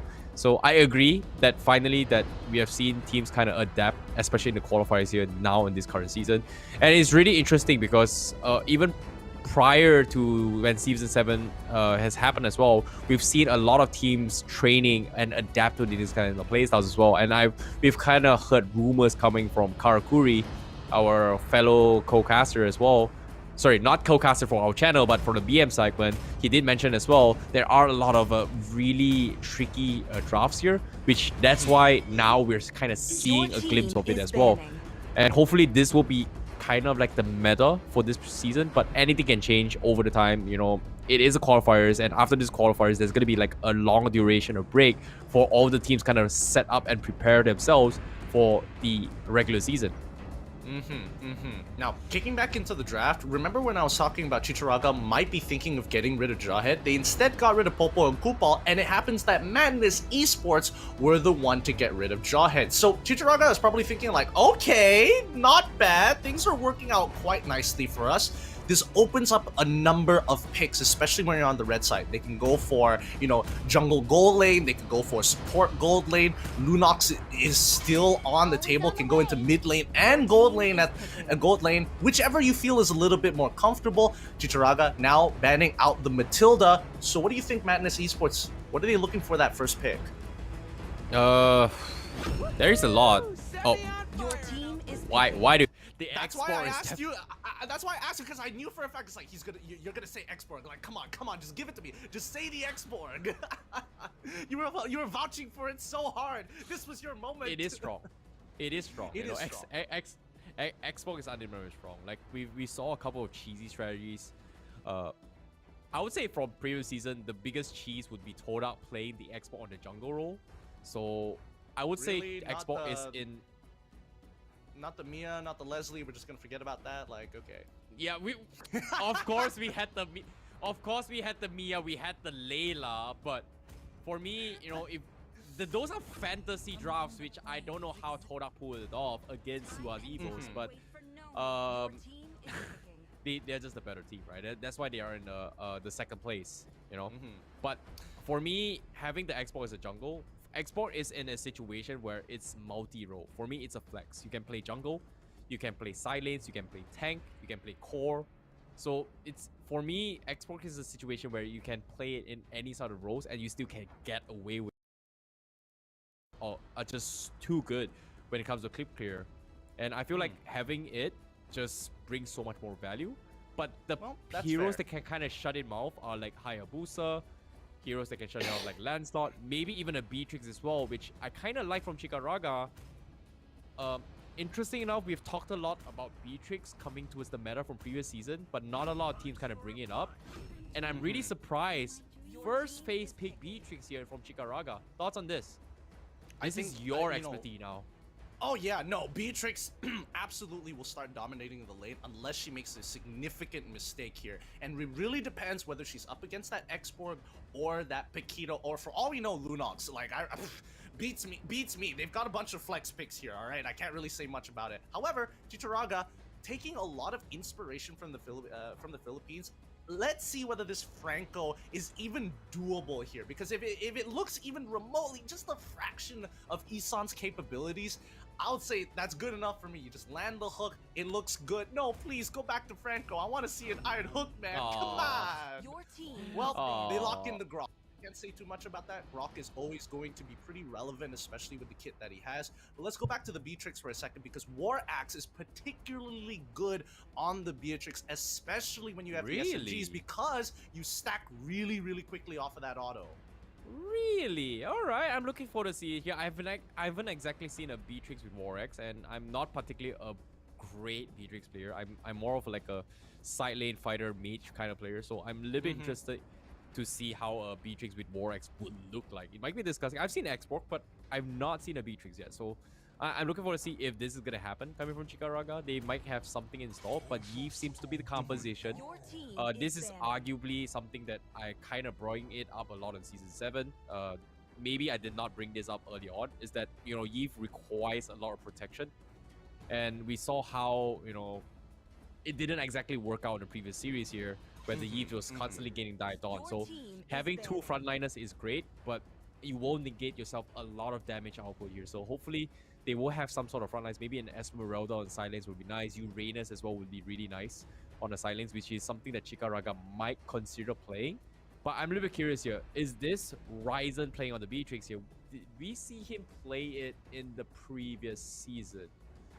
We did, didn't we, Ryzen? Ryzen On the Beatrix. playing. Your team is banned. We saw Ryzen him play a lot of playing Beatrix. Granger and Claude, but not Beatrix. Yes, not specifically Beatrix, not specifically Beatrix, and I think the Beatrix is definitely going to go into the gold lane if anything. So I don't know about the matchups just yet, but let's see whether we can get a better idea through the bans actually, because we can see Kufra as well as Yishin Shin being the picks to get rid of. Totally understandable here, especially when you have a Yves. If you have got a Kufra, you could technically get into the backline a little easier, considering that Yves compositions want to play a very how to say linear style of team fight. They just want to go in a straight line, if you know what I'm talking about. You know, I'm surprised Madness Esports actually opted to go for the Granger ban here, expecting that Chikaraga might pull in the double marksman strategy, which we kind of saw in the previous season. But is it still relevant in this particular season, especially with the introduction of the War Axe for fighters? Let me change your mind. Have you ever thought of Granger Yves as a combination together instead of the double marksman? Because my guess is that they want to play more of a 4-in-1 composition more than they actually want to play a full 5v5. Let Beatrix do her own little thing while the rest of the team is running amok towards the bottom half of the map. I think it's a pretty good ban overall. But Chikaraga, they're like, you know what? Fine, get rid of my Granger, take away my combinations. I'm gonna lock in the Ling. You can look at my expression. I mean, was this not expected? We saw the Popo and Kupal get banned out. We saw the Kaja get banned out as well. We saw the Kufra specifically getting banned out I know, as well. but the composition here, you're having Ling in the front lines. You're having Beatrix in the side lanes. Who's gonna protect the Yves besides the Grok? You know, okay, Grok is a frontline tank, but do they have enough poke or sustain abilities or damage? Well, I'm a little bit curious on that. Because they Oh, the still, Saber they still pickup. have one more. I like the Saber pickup from Madness Esports. The triple sweep is gonna completely catch Ling off guard if you time it well. That's just an instant shutdown. But the problem is, you can catch the Ling, but can you catch the Beatrix? I'm trying to think if the triple sweep is a suppress. Is it a? It is a suppress. It's considered a suppress, correct? Okay, Yes, okay. it's So that suppress. means. So that means that Knockout he suppress, will be able. if not So he mistaken. will be able to beat Yves out of the real world manipulation, which is a very No, you can't. interesting angle. Real world So it manipulation isn't a can't suppress be... then. Okay, real world manipulation cannot be cancelled by any CCs, even suppress. Except for suppress, even suppress, Even suppress, if I'm not mistaken. I'm calling, If I'm not no, I'm mistaken. calling you out now. No way. Wait. I'll put money on this to say that suppression. If not mistaken, not even will. suppress.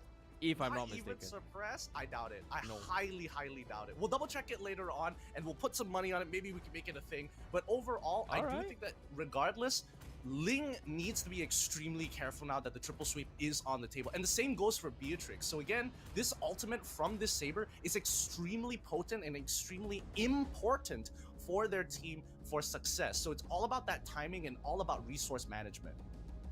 Yes.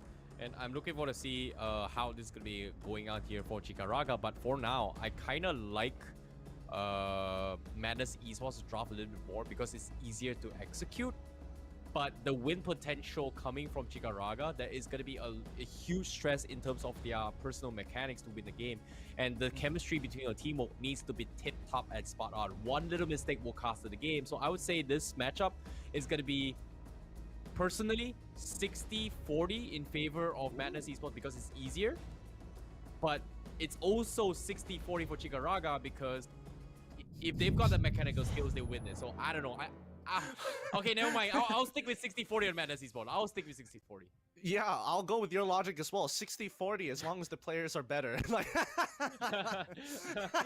yeah, great. It's a great way to explain it. It's very accurate and very true. It's not wrong, but it's also like kind of on the nose. But let's get into this Madness Esports trying to get that early game down with Sonic, who's going to be in that core position, takes that orange buff for himself, using that retribution to ensure that he doesn't do it. But if you look on that bottom side, Aphys unfortunately getting heavily chunked out here when he really shouldn't be against this Saber. She probably should have looked for the level 1 engagement early on, but you can see that the rest of Mad, they are just pushing Chikaraga out of their own jungle.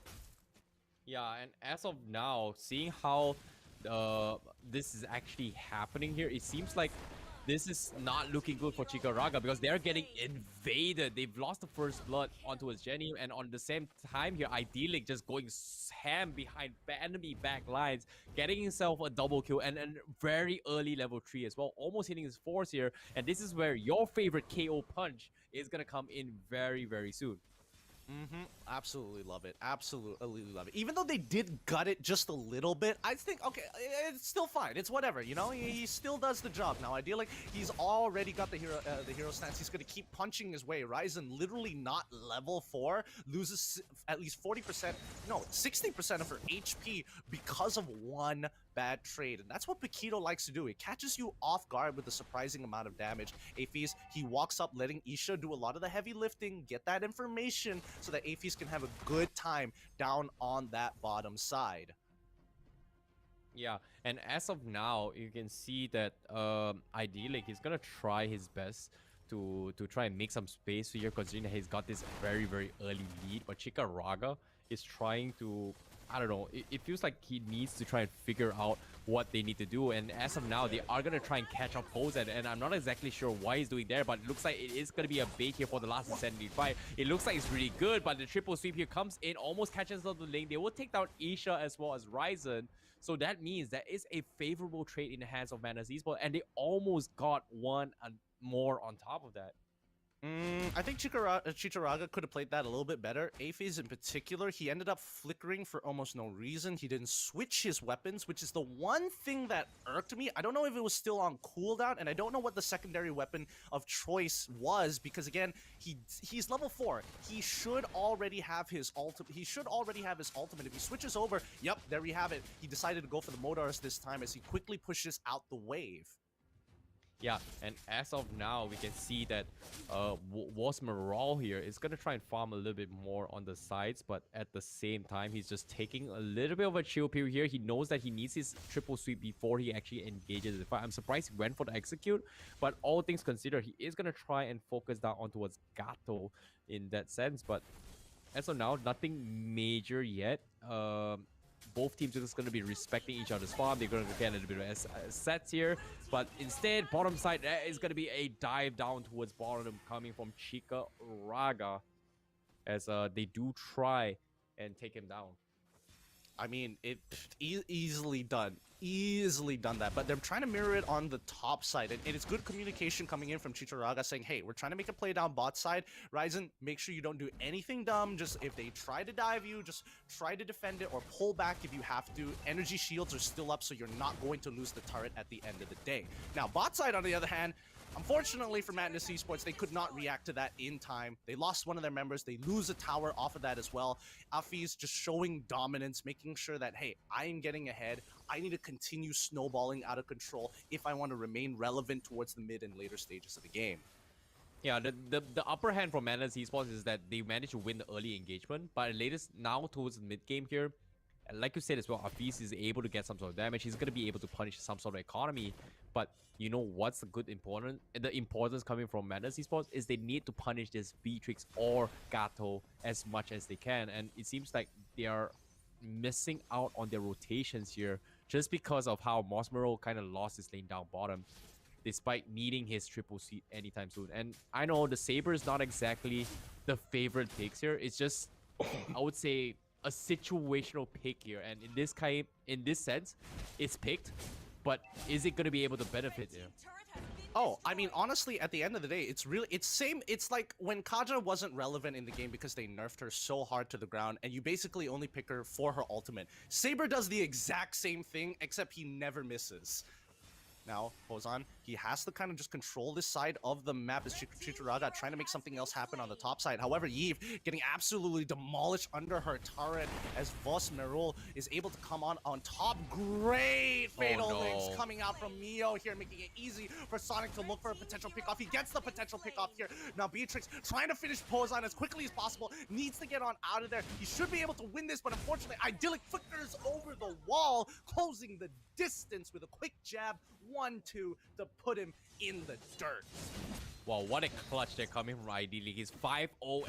He's got 5 stacks off the Festival of Blood. He's going to be able to snowball into this game. But on the contrary as well, I'm surprised Chigaraga, they messed up their combo. They did not see Mio using that Shroud Shoe here to try and mask his presence. And they were just caught off with the Fatal Link. So that was going to be a big one coming from Madness Esports. Immediately getting more objectives than deserved. But it seems to me they don't exactly want to contest the turtle. It seems like they are going to force the split. The Fatal Links comes in, and here comes the triple sweep. They are going to take Jenny on process here. So that's going to be 0-3 and 3. Jenny not going to be able to pop the real woman relation in time. So that's going to be his costly mistake. Meanwhile, the fight will continue. Madness Esports finally calls in the cavalry, and they will slowly clean house. Gato gets caught off. Ryza needs to flicker away, but little did they know, Sonic from behind with the last insanity cleans him out. Oh, wow. I mean, we saw it from a mile away. We saw Beatrix literally chasing Sonic through topside jungle just to make sure she's telling her team, hey guys, he's coming into the back line. Guys, he's going to jump into the back line. Let's pull away to somewhere safe. And unfortunately, they forgot that last insanity goes over walls, depending on how thick that wall is. Now, we're seeing 3 sweeps coming on towards Isha here. Probably not the best target in the world, but at the very least, it stops Isha from getting the Litho Wanderer for now. And it's important to have that river control, or at the very least, just show dominance.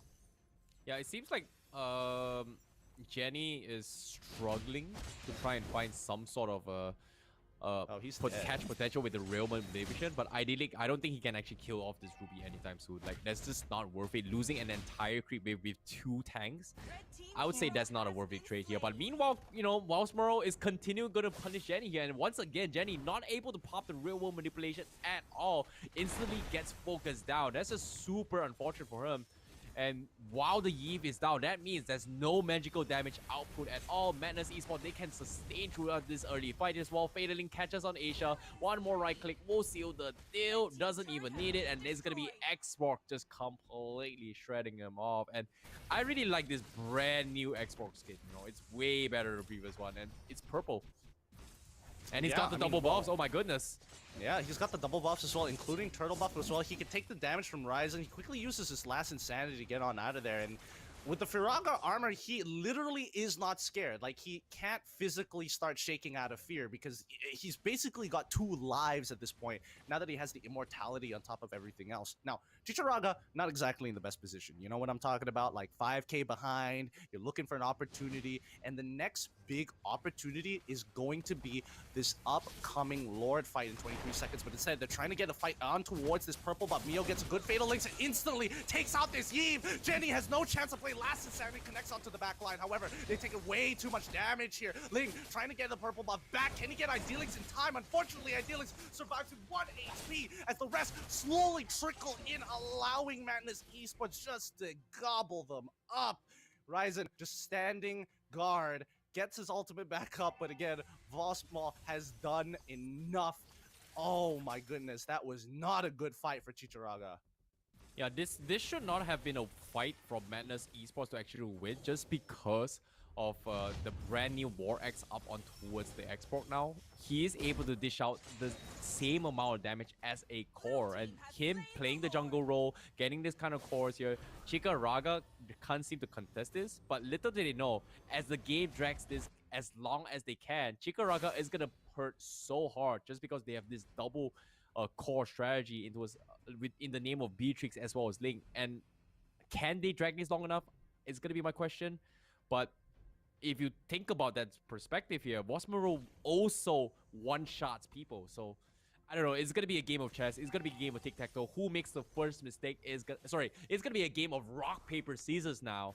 And whoever makes one little mistake is gonna cost them the entirety of the game. And I don't know. If Chikaraga drags this game long enough, they might have a decent amount of chance of coming back. But they have to do it now by defending against this Lord, which is gonna be pushing out from the top side. Well, I mean, that's one way. That's one way of putting it. It is quite a dire situation. But if we look at the builds right now, we can see what everyone is kind of feeling with the gold distribution of that 26.5k, and Mad will be able to take literally every outer torrent from Chikaraga, and they cannot really contest it. I get the idea of why they wanted to fight in the jungle, because their heroes are pretty proficient at it, but now starting to fight on that bottom side, that Fatal Links gets them every single time they lose. They trade 2 for 3, but they're gonna lose inhibitor turrets time and time again, and Sonic, he doesn't care. He moves on forward. Ideally flickers forward even to show his dominance. He doesn't care anymore. He knows he's so out of control. He will take everything away on the first Lord push against Chikaraga. Bozan Zhao going forward, looking with a darkening to pick off the jungler from the side of Chikaraga, and they will be able to get Jenny as well, but ideally he just needs to tank the damage and go for that Crystal Madness. Esports take game 1. Wow, you know, Xbox wins games, man. 2 times in a row. Xbox just showing you how strong it is. And I'm surprised it was able to slit off in the first phase of the drafts. And now for Chikaraga, they are going to have to play from behind. But I would say Chikaraga, like I said as well, their drafts requires very, very crucial pinpoint teamwork as well as personal skills here. And I wouldn't say they do not have it, but they looked super confused on what needed to be done as compared to where Madness Esports, they seem super prepared and they understand what they need to do in all of those fights, especially coming from the Saber as well as Sonic on that beautiful, beautiful Xbox. Well, considering everything that we've seen so far, I think we could say pretty confidently that Madness Esports was very ready to deal with Chikaraga. They came in with a very good plan. They wanted to play for that early game. They wanted to make sure that if they can get a good level 1 trade and put Beatrix ever so slightly behind, they can easily bounce back and use it as a weakness to take advantage of against Chikaraga. And it worked out well because, again, Beatrix, so many things didn't go her way. Number 1, she took high and dry instead of weakness finder, and then she gets chunked out at level 1. Let's look at the item build right now. We can talk about it a little bit more. As you can see, Brute Force, she decided to go for the traditional build, Warrior Boots, Blade of Despair into the Brute Force breastplate. If she took the weakness finder and had Grok scouting out for her very early on towards that bottom side, she wouldn't have lost that trade against Voss at that point of time, and it would have been a much smoother control of that bottom side of the map and potentially even a contestation for that purple buff later on into the game. Because we saw Xborg, after he saw what happened down bot side, oh, okay, no Beatrix to worry about, let's just go over to the purple buff side and maybe steal it away too. Yeah, I feel like the high and dry is something that Chikaraga, I feel like it is a great choice if you're playing a 1v1 matchup. But for him, most of the time, he wasn't exactly 1v1. He was always being protected by the Grok, Asia, as well as Ryzen. So it just doesn't exactly bring out the best of having the high and dry. And it's just extremely hard for Madness Esports to have a 4-1 strategy, especially with the Ling who needs protection. And I would say the Eve comp just did not work out because Jenny just could not live to tell the tale, because every single time he tries to make something work, Wasmay is just there to shut him out. 3 triple sips in a row instantly melts Jenny without Jenny having real manipulation in the fights here. So I would say it was a very valiant team effort coming from Madness Esports, and I would say they understood that they needed to rush the game. They could not drag this out long, and they found the opening. And I must say, you know, like I said as well, Xbox Core works in this meta just because of the brand new War Axe. Yep, it's so relevant, and the changes that they made to him made him slightly better. Made him slightly better in certain aspects, and that's slightly the thing, worse. Right, Gideon? Xbox never changed. He was just there, but because of one item, he's relevant now.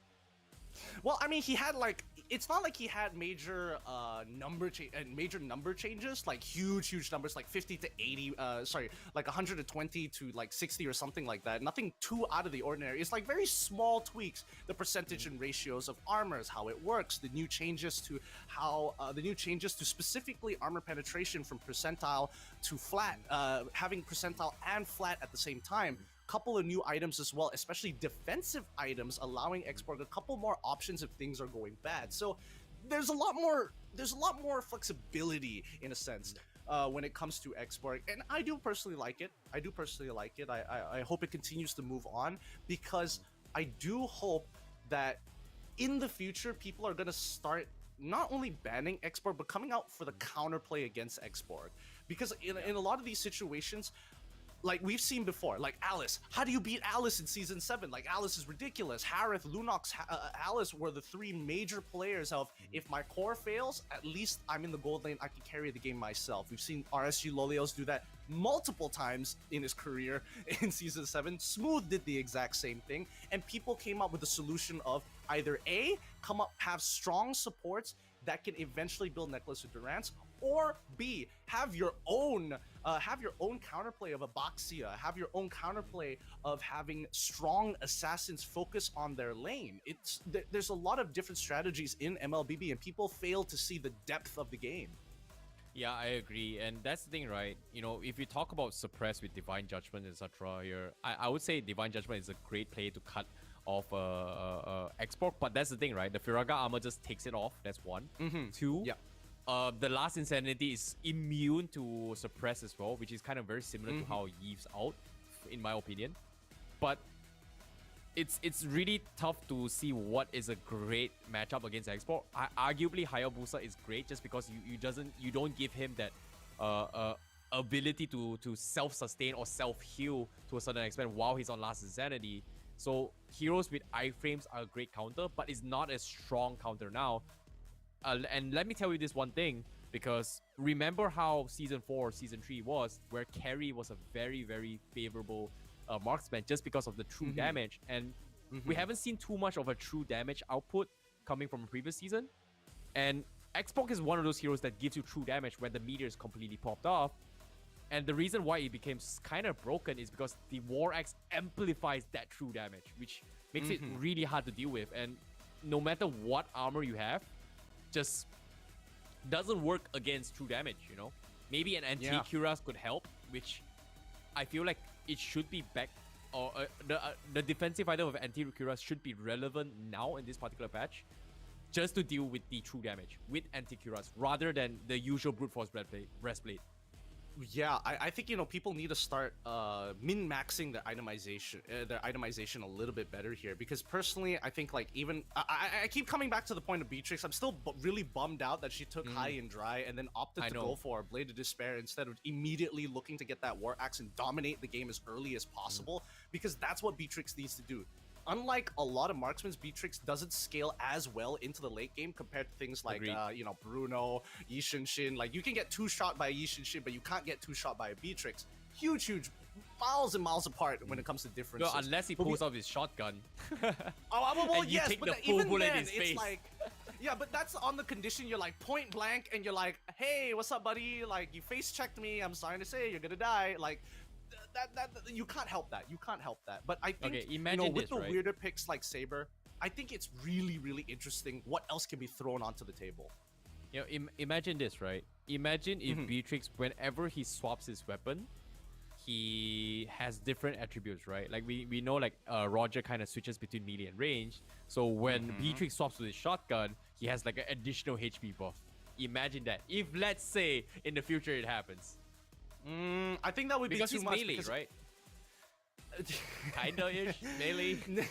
No, not at all. Not at all. You become the range is just too short, man. Scale. The only real difference is like, oh yeah, you know, instead of 5 on-hit damage, you just get like, I don't know, a range between 1 and 10 worth of damage depending on how close you are. But you know, that it's the micro things about Beatrix. I'm a little anal about it because I like playing Beatrix, but I think you know, we need to start seeing the traditional fighters come up a little bit more. You know, Yuzong Yuzong, Lapu Lapu, things that can actually sustain in the lane rather than trying to brick wall the lane. Like, we need people trying to play things like Beatrix more. They need to win the lane more than sustain in the lane, which is a very different idea from Season 7. Yeah, I agree. And on top of that now, I've not seen a lot of heroes that can actually win a 1v1 against Xbox. I feel like Madness Esports, they understand this. They might consider just banning out of second phase, unless they're confident that Chikaraga will not first pick it. So that's going to be a risk they have to take, considering that now Madness Esports is on the second pick, as on the red side. So Chikaraga now, first phase ban. They have to... What are they going to ban here? It seems like the previous game just did not go out. And the Paquito, even though we argue that he's been nerfed here, it was beautifully executed coming from Adilik. Sorry, Adilik. Oh my god, I'm bringing in the inner Malay language pronunciation now. That's not a good sign, but Adilik well, here. It's fine. Yes. It's a treat for all our BM viewers watching the English cast, and hello to you guys if you are watching and out there. Please, we're so lonely here. We're so lonely. Your team is banning. It's true. It's true. There's no going around it. But please go on. Yes, and of course. I feel so lonely now. Now that you mention it here, we are kind of lonely here. We're so used to be side by side, and now we're doing it online. It's like, all right, yeah, it's different. It's totally different. But hey, let's look at what some of the bans are so far. Maybe we can take it off our minds, because we're seeing the Paquito as well as the Kaja being banned out from Chikaraga. A little bit of a change in their draft, in their bans for this particular draft. Madness Esports, Jawhead, Matilda, still pretty standard. I feel like the Paquito is just a targeted ban. I'm a little bit curious of what Adilik is going to be playing. But Xbox needs to be banned. Oh, wow. What? Huh? I think it's a good idea. No, because I think that Chikaraga wants to bring out Beatrix again. No, they could first phase pick the Xbox for themselves. Unless they want to pick something else. I don't think the Yves comp actually worked out, because if you think about it, Madness Esports, the way they did deal with the Yves was having the Saber, which I feel like Jenny could not do anything at all in the entirety of the game 1. Well, see, there's two lines of thinking. Ooh, Benedetta being the ban out. There's two lines of thinking. That's respect. Yeah, because Chikaraga, right? Either their players are not flexible to be able to pick up Xborg in all of the roles, whether it be in the jungle or into the side lane, or at the very least they don't think it's too strong until just now. So now that they don't actually have players, or they don't have a big priority, at the very least, let's deny it from Madness, because they seem to be working out really, really well, and keep playing the strategy that we want to play. Maybe not the Eve, maybe a little bit of something else, maybe a Farsa arguably, but they're going to first pick the glue. Very safe. They are waiting to respond to what Madness Esports has to say to that. Yeah, Season 7, we saw teams kind of respond with glue, with the Alice or even the Barats in this sense. So maybe even the Uranus is a great matchup for the side lanes here. So Madness Esports, they can seem to respond to that. But like you said as well, Alice is still up for grabs. I'm a little bit curious here what Ideally is going to be capable of playing, because this is our first time kind of seeing them towards the stage. So they are one step ahead from taking Chikaraga out. Without the export now, it feels like they have more room to work with. They have to test their, I would say the standard drafts here, because export is kind of like a one-hit thing. But okay, you talked about the Harley, you like this. Seems like Madness Esports, they were banning the Harley in first phase. This time they let it slip off and they're taking it for themselves, and they will respond with the Barats against the glue. Well, I want to see how well practiced they are and how familiar they are with Harley jungle, because again, it's a playstyle that forces you to be aggressive very early on into the game and continue that snowball throughout mid. And if it so happens to get into the late game, well, that's it. That's your cutoff time. You don't want to get to the late game. You need to win the game by mid. So it's a little controversial for me, but I would like to see how Madness will adapt. Popo and Pupal going to be the lock-in from Chikaraga. Very smart idea. Whenever you see Harley go in for that go in for the quick poker trick, doesn't matter. Lock you down. Walk away. Don't have to worry about a thing. I'm surprised the Selena not being priority here coming from Chikaraga. No, but it looks like they will pick the Granger for themselves. Yeah. It's something they're comfortable. But Madness Esports, Ling? Really? Ling? I don't know. I'm on board with the Eudora idea. I'm very on board with the Eudora idea. I don't mind if he goes for either Roger or Ling. Just Claude carry is a little bit particularly difficult because again, if Claude gets locked down by the Popo and Kupal, it's pretty much game over. It's really, really difficult to deal with that overall, and I don't see any other way of peel. Oh, there we go. Beatrix once more at a secondary win condition for Madness Esports this time in going into the gold lane, I would assume. Now, I've got an interesting question, right? So if Glue enters towards the body of Beatrix and Beatrix pulls the shotgun, does he get a point blank damage? Since you're the Beatrix expert, does he get point blank damage? Does he get point blank damage? Burst it down with the shotgun. Wait.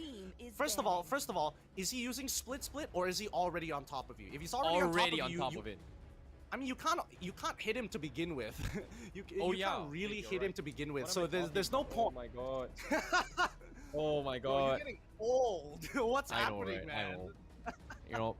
But don't worry about adulthood, that. bro. Adulthood. True adulthood. But I will say, if Glue does use split, and Beatrix uses her any one of her ultimates, it will hurt. It will hurt beyond measure. There's just multiple targets that will just keep taking damage. You pretty much just get one shot sometimes if you don't have the armor. But hey, that's just best amount of damage, like the SMG ult or the shotgun ult? Your team is banned. The SMG ult, because the shotgun ult, you would think it does a lot of damage. It does a lot of damage, but only if you manage to hit all the bullets at point blank. It's some great burst damage.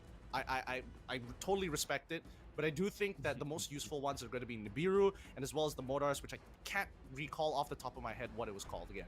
I'll get back into it. But yeah, Selena getting banned out, Kufra also getting banned out for the side of Chichiraga. Kind of interesting. I thought they might have wanted to take that for themselves, but that's fine. Farsa, the next ban coming out of Madness Esports. That's kind of sus. Yeah, I like the Selena ban from Madness Esports just because it scales well with the traps. A lot of vision control. I would say the map hack strategy with the traps coming from Popo and Koopa. So that's something that they don't exactly want to deal with here. Farsa is great for bursting out the backlines, and at the same time right now, Chichiraga, they don't exactly have some sort of burst. You know, I think Ludox would be a great pickup, but it's going to be more of a poking and kiting strategy, so there's nobody that kind of jumps the backlines. Whereas Madness Esports, they're going to be playing a very similar playstyle from the first game, where they exactly want to just cut the backlines. And I don't know if the Saber is going to be picked up again, but they intentionally let the Ling slide in case Chichiraga decides to go for it. But I don't think it will, considering that Granger has been picked up. So they're still keeping their options open. But I feel like Madness Esports, they are trying to flex the Harley pickup. Is this a side back Harley? Is this a mid Harley? Or is this a jungle Harley? Personally, I think they should just lock in Eudora personally, because I think Eudora is really overtuned as of right now in the meta, and also for the fact that we have to consider that Harley, his ultimate also scales off of how much magic damage he is able to do. So again, having CC is great. Having people who also benefit from magic damage, also really great. You know, the synergy between Kaja as well as Harley. Kaja uses her ult, Harley uses his ult. That guy is going to die no matter what. Similar concepts. We're looking for those type of strategies. I'm a little bit worried for Madness Esports now. They've got two really tanky frontliners, but do they have enough poke potential or damage to win these fights here? Because I remind you here, Chichiraga, they've got a lot of damage here coming in from the Popo and Koopa's annoyance here. Glue arguably is a tank, but does way much more damage than you expect of a tank, you know? I see where you're coming from. I understand the concerns, but I think Madness Esports are doubling down in their composition. They're saying, if we can't even win the early to mid game, there's no point playing the game at all, because there's no way they're going to win the late game with a composition like this against Chichiraga. So that's the scary part here. Now, Madness Esports, they're hovering around junglers right now. So that's giving me a little bit of hope, but again, it'd be very greedy if they decide to do so. Like, really greedy. I think a Hayabusa would be really nice in this pickup here, coming from Madness Esports. Why would you want a Hayabusa? Why would you want a Hayabusa in this lineup? just because it kind of stops Esmeralda from sucking up shields. In a way. It's not great against the Lunox, but it's great for the Esmeralda. Because right now they don't exactly have damage, but the Gushin pickup is something I like as well. If they go for it, I'm all on. I'm all in for Madness Esports. Oh, wow. Personally, I'm not so into it. Oh, huh. Okay, so it's not going to be the Harley going into the jungle. It's going to be going into either the EXP or gold lane. I would assume it is the gold... I would assume it's the EXP lane.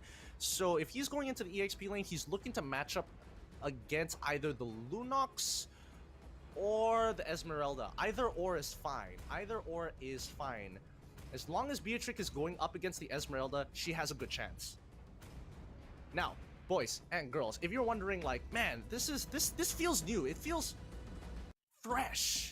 Arguably a little too fresh. Maybe you've heard about Rexona, who also happens to be, you know, refreshing the MPL Season 8 with their presence. So stay fresh with the new Rexona Men's Lime Cool and Charcoal Detox. If you ever have like those nasty pores and you don't know what to do with your face most of the time, consider Rexona with its 5 times freshness. With every game that you play, you know your face is going to be good. Like, not just good, like a GG like sort of ours good, situation. you know? Exactly. Stay fresh, still fresh all the time. So scan the QR code down below and purchase yourself a new Rexona Men deodorant right now. Because these upcoming games, whew, they're going to be spicy. Yep, I'm looking forward to see how it goes here. But, you know, I can't seem to think in my mind here what Hanzo is going to be playing here. Because as of now, where does his role fit? Because as you can see, he's actually gotten to go for the average here. So a little bit greedy in terms of the economy. But is this the right play? Because Madness Esports, this is our first time seeing, and they're putting some really interesting strategies, and it's worked out in Game 1, but Game 2, I'm worried here. Where is the damage going to come from?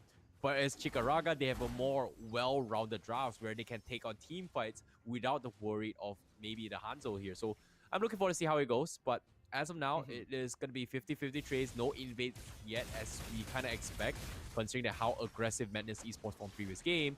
Now, what is the ideal win con here coming from Madness Esports, if you think about it? Well, honestly, I was about to mention that I'm expecting Madness Esports to actually try and go for these jungle invades, but you know, Chicharraga did something really smart. In the first couple of seconds of the game, they sent out their support to get a little bit aggressive up on that top side jungle just to figure out where this Hanzo is going to be. Because Hanzo, once he hits at level 1, once you have that Devour, it's a really nasty ability at just jacking away buffs. So they want to make sure that Gato is double buffed before anything else. Hanzo has one of the fastest clears in the jungle just because of the way he works and just because he is Hanzo, which I think is a little unfair, but hey, I'm not trying to be like a heroist or anything like that. But let's look at the top side, because Beatrix might get attacked by this Popo and Kupal if she oversteps her boundaries. Yeah, you know what's really interesting is that we haven't seen a Hanzo jungle snipe from the get-go. Like back in the days here, you kind of want to invade the buff and just solo the jungle from the get-go, which is something that we kind of know for in the pub games last time, but now it's kind of dodged your way through. But now here comes Sonic with the ultimate here, instantly goes in for the Phantom Strike. Unfortunately, not gonna be able to capitalize too much about it here, and that's something that I don't exactly like. It seems like he is gonna try and stock up his average instead, which is really weird of me, but I don't know, man. As a core, you kind of want to have your ultimates available, but looks like Sonic here, looks like he's gonna make an attempt towards Esmeralda, but what? Force Moreau with the snipes, the aim. This guy's got insane aim, bro. Yeah, that you don't usually see the sniper rifle ultimates utilize and actually getting a kill too much. It's usually a way to kind of bully your opponent early into the laning phase. So well done coming out for Madness Esports here as they now look to try and contest this turtle. Idyllic, unfortunately, can't do too much. He is only a Barat. There's only so much that he can do for now, but it is irking me beyond belief that Vosmerol decided to take high and dry out of all abilities when he could be winning the lane right now if he had Weakness Finder. Oy. That's a kind of sus right there. I'm not gonna lie. Like, if he had Weakness Finder, he can walk up a little bit better. Like, his level 1 wouldn't be so terrible. But he has the sniper rifle and he's using it well. Like, he is making sure he's harassing, but also picking up the minions along the way. Posen here actually going for the flicker. I'm surprised that hardly actually going for the flicker. So a little bit more mobility. But guess what? Here comes the Hanzo from the side. He's going to try and catch up Jenny. Forces out the Brilliance. But all things considered, Sonic doesn't really care. He's going to just dive the backlines and going crazy on him. But Jenny will survive. No, yes, he will. But on top side as well, Beatrix actually getting dived on from Chikaraga. And on the contrary as well, immediately the reactions coming from Chikaraga going to be chipping away at the tier 1s up top. Seems like Chikaraga having a better game from previous game now. They're feeling a little bit more comfortable, and I think that's okay for now, but Madness Esports, they really need to put their foot on the gas. They need to get into more fights. They need to be able to kind of split Chikaraga up and put pressure on the map to force them into awkward situations, because right now, Madness Esports is kind of reacting to Chikaraga more than anything else.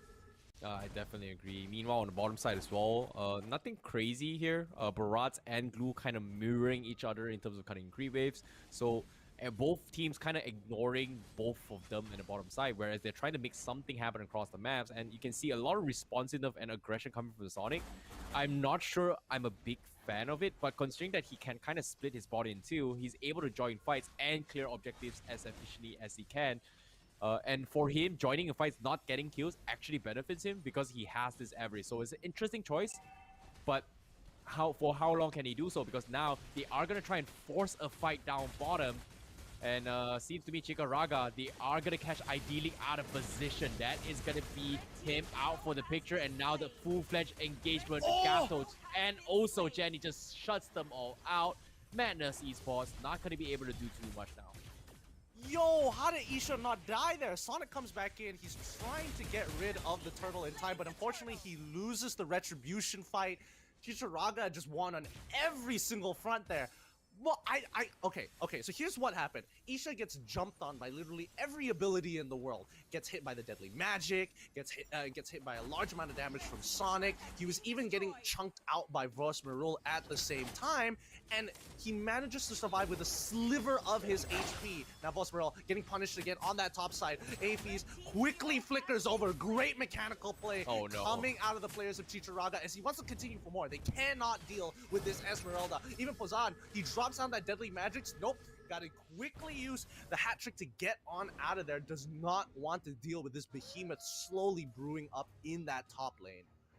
Yeah, I don't know. This Hanzo is just walking around trying to burst them down. He's just diving the back lines. He's trying to chip away at the HPs of Chikaraga. But as of now, if you think about it, Sonic hasn't died a single time. Chikaraga is just banging on the fact that Sonic is not going to be able to do too much in all these team fights. And knowing that the Ghost is down, this just means they are going to go head on and fight the next few fights here. They're trying their best to have this Beatrix do as much work, but I don't see how Madness Esports is going to win all these fights at all, because Chikaraga is just got consistent damage. They've got the front lines, and this time they are going to get dived on. Sonic will finally get scouted out. That was the patience coming from Chikaraga to find him, and they finally hunted down this annoying little ghost. Meanwhile, the fight continues here. You can see Mio, they have to back out. Boxer's not going to have enough damage, and he is going to fall as Chikaraga makes a comeback. 2 tier 2s down, and Rasmural is going to back off. And I don't know, this Beatrix is struggling to do damage apparently. Honestly, everybody on the side of Madness Esports is struggling. Like, there's a lot of unfortunate situations occurring, and they're not able to get the retribution kills as well. Like, they're not even trading 1 for 1 or even 2 for 1s. They're just, it's continuous losses. It's 1 for 0, 2 for 0, 2 for 0, 1 for 0, time and time again. I guess at this point, they kind of have no choice but have to wait until about the 24k mark, where they get their 23 to 24, where they at least have their second item to try and contest Chikaraga.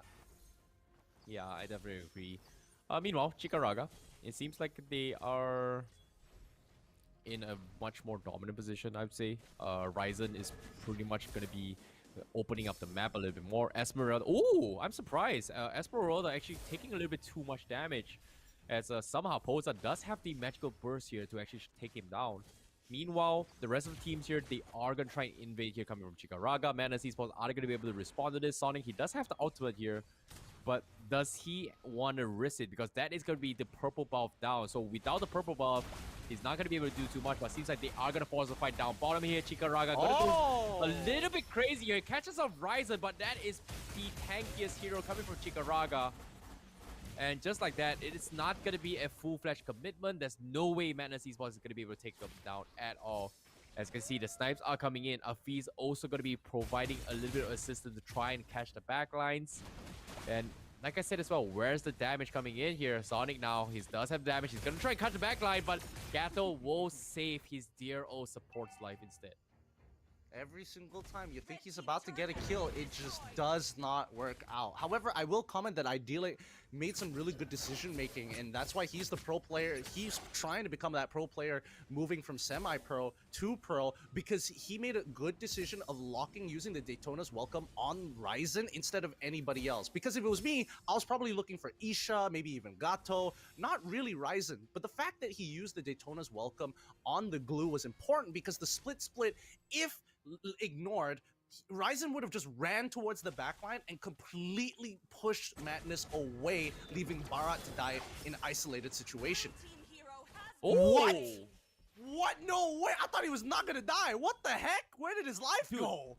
Dude, Posen's ultimate is starting to hurt here. We saw the poker trade kind of early on where he almost took down Afiz.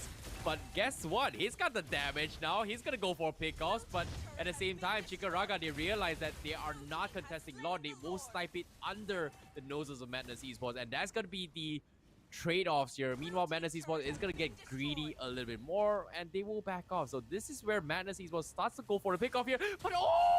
The last tick here almost catching off guard. But the Hansel, he will get caught off. Great game sense coming from Gato.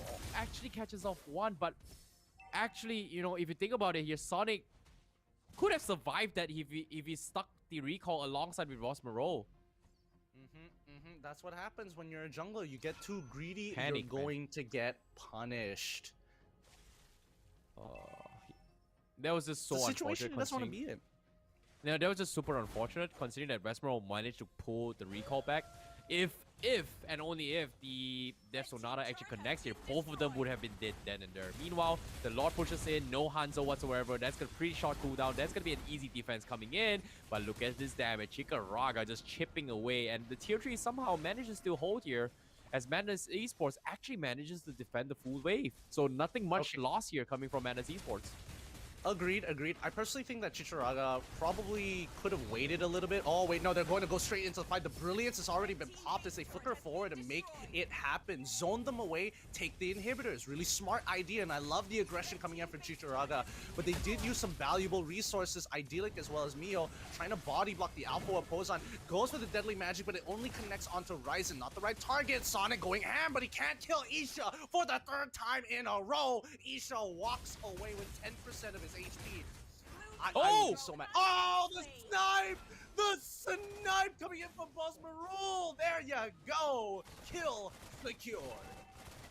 Yeah, that was a very, very nice one here. Hopefully with that, they're going to be able to open up the map, get some more farm here, because slowly but surely, Sonic is going to hurt later on, but he needs those 15. Gato is 15 now. He hurts. But Jenny, you know, if you think about it here, Chikaraga, the Lunox is doing okay, but he hasn't been a major impact as compared to what Pozan is bringing to the table, whereas he's only level 11 and he's able to kind of one-shot a fee. So this is something that Chikaraga might need to be a little bit afraid, but Madness Esports is looking to get a little bit more kills. Meanwhile, they do catch off Ryzen, so that's a great pickoff, but is the poker trick going to be able to finish him off? No, it does not. Jenny's going to zone them off with the Brilliance, but Madness Esports, they say full retreat. Here comes the Esmeralda. They don't want to fight this, and that's going to be a great disengage coming from Madness Esports. I felt like watching that, all I could, it's almost as if I could hear them go, hell no, I don't want to be caught here. Not like this. Not when I don't have an inhibitor turret to protect me. I don't have any tier 2s. There's nothing much to fall back to. If we get caught out in the middle of the map, we could potentially throw the game here. Now, Madness, 6k behind, 7k behind actually. Let's have a look at the items. Yeah, interesting items here coming from Voss Moreau. He actually opted to go for the Haas Claw, which is something that a lot of teams kind of dodge here just because of sustainability. But as of now, the poking continues. They are going to try and chip away at the HP of Chikaraga to force them out of the Lord Pit, which is going to be out in 35 seconds. But I must say, you know, Haas Claw on a Rupee is great, but on a Beatrix. Thoughts on that, Beatrix expert?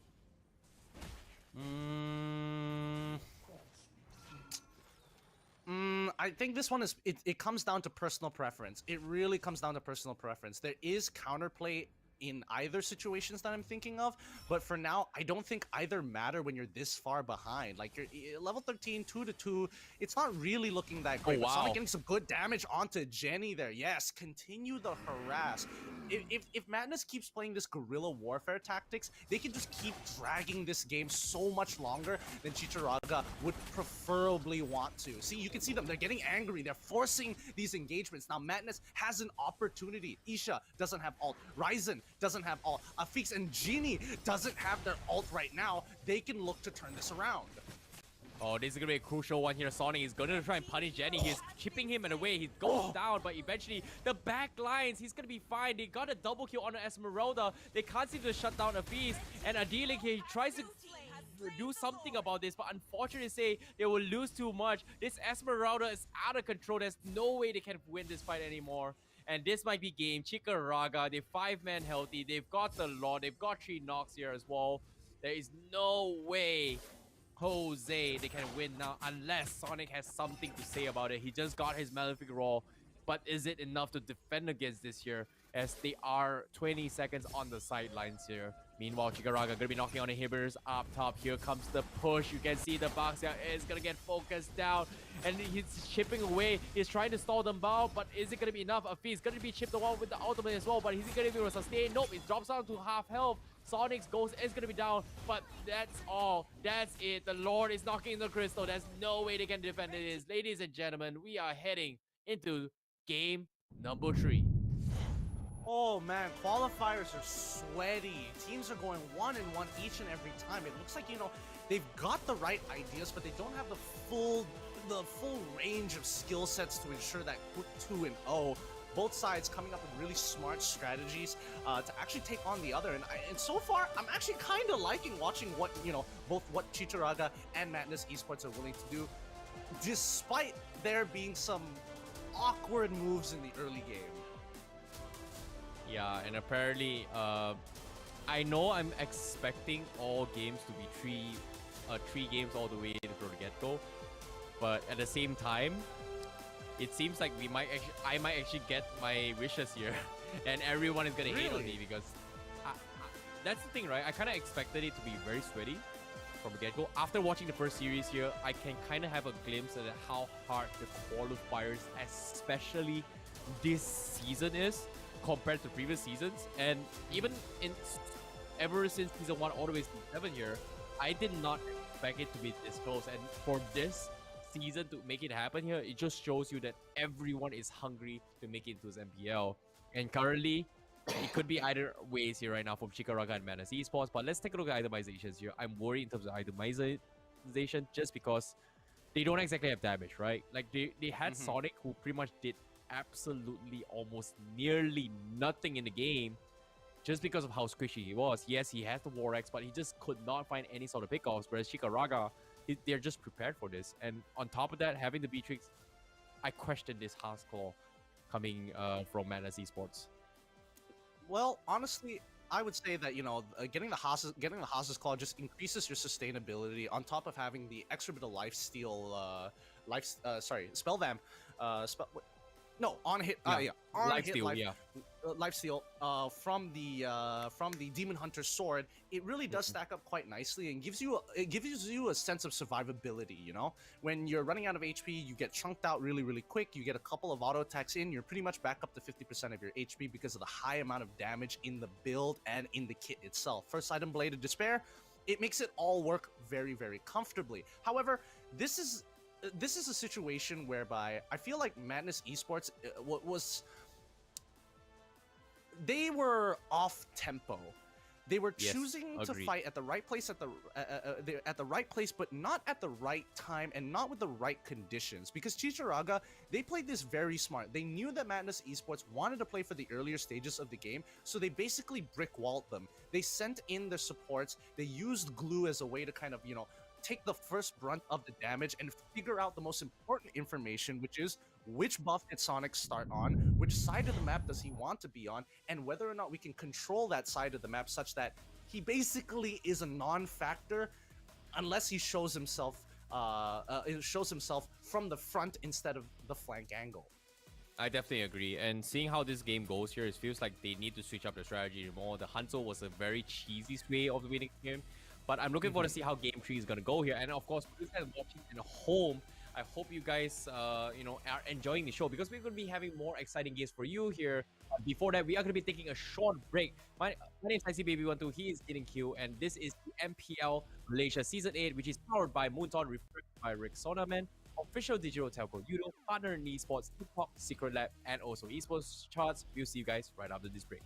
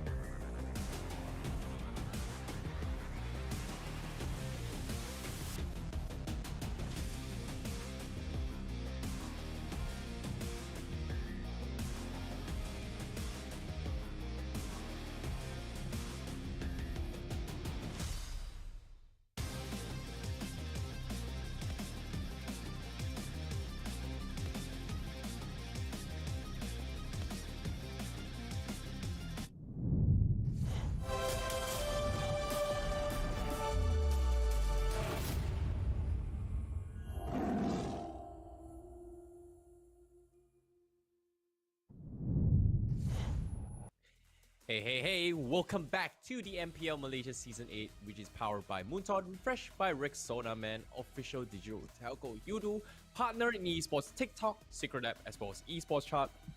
Welcome back once again. My name is ICBaby12. Joining with me is going to be none other than Getting Q, as we will be your commentators for today. And as you guys witnessed earlier on here, this has been a long day coming in from all the qualifiers here. Every single team is eyeing for that spot to make it into the regular seasons. And in this sense here, coming into game number 3, I don't know, anything could happen here between both Chica Raga as well as Madness Esports. But as of now, for those guys watching at home as well, scan this QR code right now and sign up to get yourself free 100 diamonds for you to make your next purchase for the next brand new skins, which we kind of saw a little bit of the King of Fighter skins early on. What are your thoughts on that, Gideon?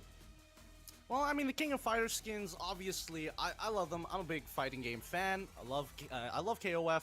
Not as much as I do love some other games, but, you know, that's besides the point. The KOF skins look great, but even the recent Star Wars skins, ooh, the nerd in me. Ooh, it takes control. It takes control when I look at it. It's so good. Like, especially the Yoda one. Like, I think we can both agree we weren't expecting the way they were going to integrate him into Cyclops, but the way they did it was subtle and honestly pretty clean, pretty good. Yeah, I mean, the details on it was really spot on. And guess what? May the force be with you. If only we could have MPL qualifiers on May 4th, right? That would have been really interesting. But hey, oh you know, God. Besides, you just thought of it, May didn't 4th you? May the 4th yeah, be with yeah, you. May 4th. Wow, that's Star Wars Day, right? Dude, the boomer in you is really showing today. Come on, man. Come on. Bring the zoomer out. Bring the zoomer brain out. Pull out that Gen Z from inside of you. I know you've got it in you, Terrence. Come on. Pull it back a couple of years. That's a cruel way of putting it. I'm so sorry. It came out way worse than I imagined in my head. I'm a boomer, but okay, it's okay. You know, all funs and jokes aside here. Let's get back into the topic. Don't worry, in my heart, you still look 18. Thank you. I am 18. I am 18. All right. Yes, that's the way. All double right, down, I'll double take it. down. But let's talk about the game 3. Yeah, talking about game 3 here, seems like every single team, they are flexing out in terms of drafts, right? First game, you know, usually people catch us off guard. We talked about formats, right? I mentioned this about, hey, best of 1s, best of 3, best of 5, best of 6, 7 is completely different playstyles. Best of 1 is all about you pulling out those kind of pocket strategies, which we kind of saw game 1. We saw how Madness Esports kind of pulled the Xbox, which definitely threw them off guard. But best of 3s is where adaptation comes into play. So now, coming to game 3 here, both teams have a rough idea of what they needed to do or what works. So it all comes down to the better team in adapting when it comes to game 3. So I feel like Chica Raga now on the blue side, this is something that they are comfortable with, considering that I'm surprised they did not pick the Xbox in the first phase, or maybe even the Yves in their vicinity here. So I don't know, it feels like they need to switch it up, but Xbox is something they just don't want to play against in game number 1. So this is a smart brand. I mean, it's totally understandable. You don't want to compromise their first pick when you can clearly pick things that are better, like glue. Apparently, do I agree with it? I'm like on the fence. I'm not fully committed to saying that glue is going to be the go-to first pick instead of Xborg, because in a lot of situations I do kind of prefer the Xborg because I'm an aggressive player. It fits my style, and personally, it's a lot more fun to watch than glue versus Uranus in lane. Like I hate that matchup. It's really boring. Dude, we had a glue versus Barat's matchup just now. That's why the whole camera was completely ignored at the bottom side of the lane. If you think about it, it was completely ignored. They're just cutting the creep waves, but it was just completely ignored. But it was on the minimap, we can see perfectly they're just mirroring each other, cutting each other's creep waves ahead of the enemy's tower. So I'll say identical.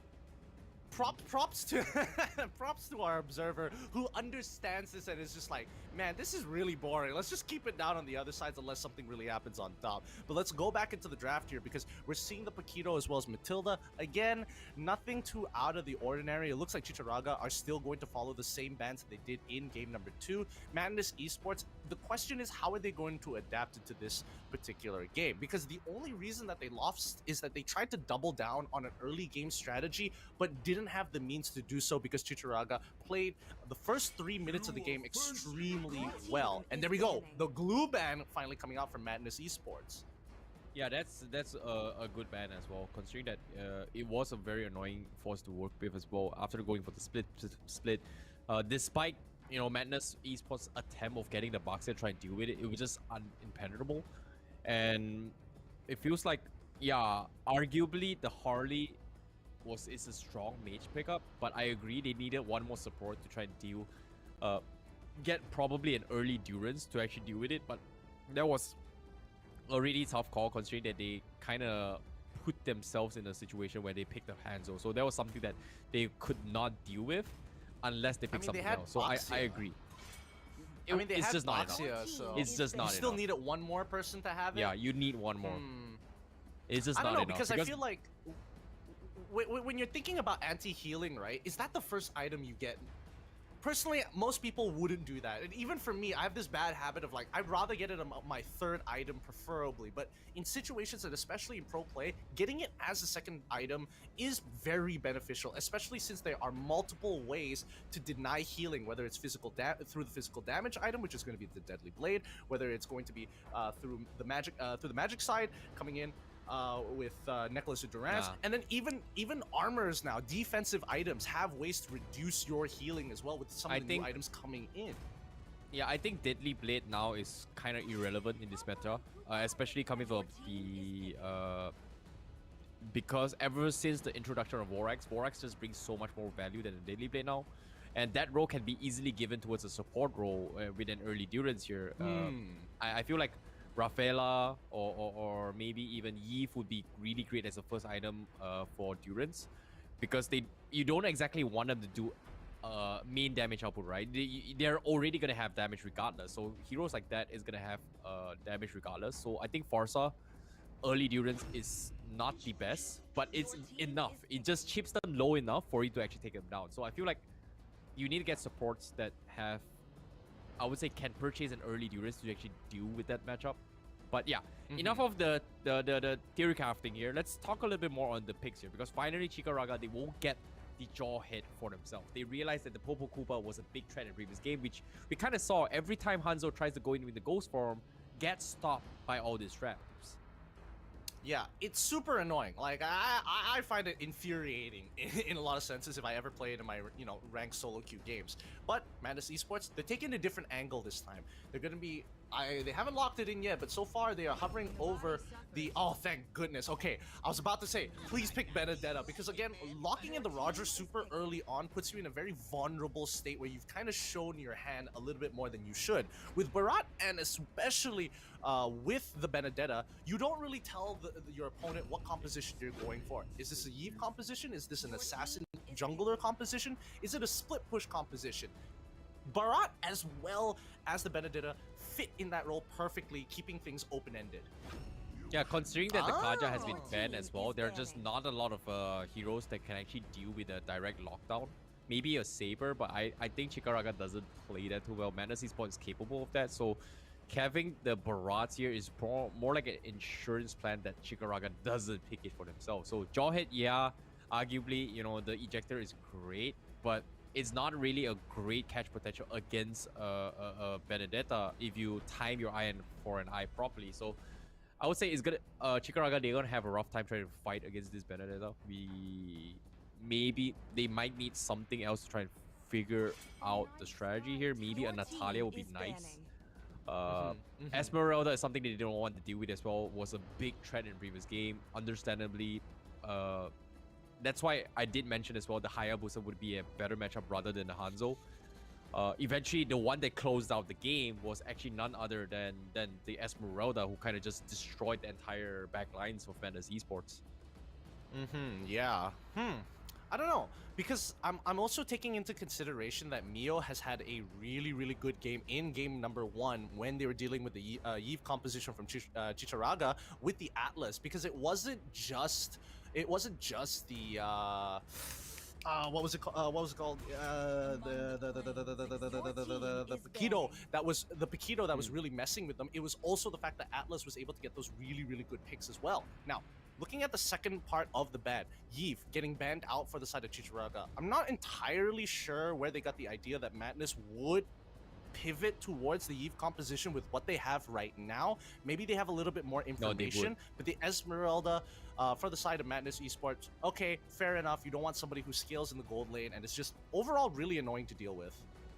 I feel like the Yves ban is actually a smart one, considering that Madness Esports, they've got two really annoying front lines, and the Fatal Links just completely destroys them all with the Yves comp. So I feel like banning it is a smart play, but it can, this composition coming from Madness Esports can easily be countered with a Diggy, which I don't know why people just completely staying away from it. Maybe the feeding Diggy strategy is not the greatest, but it's still something to consider. But I feel like currently Chicharraga, they have a pretty solid front line.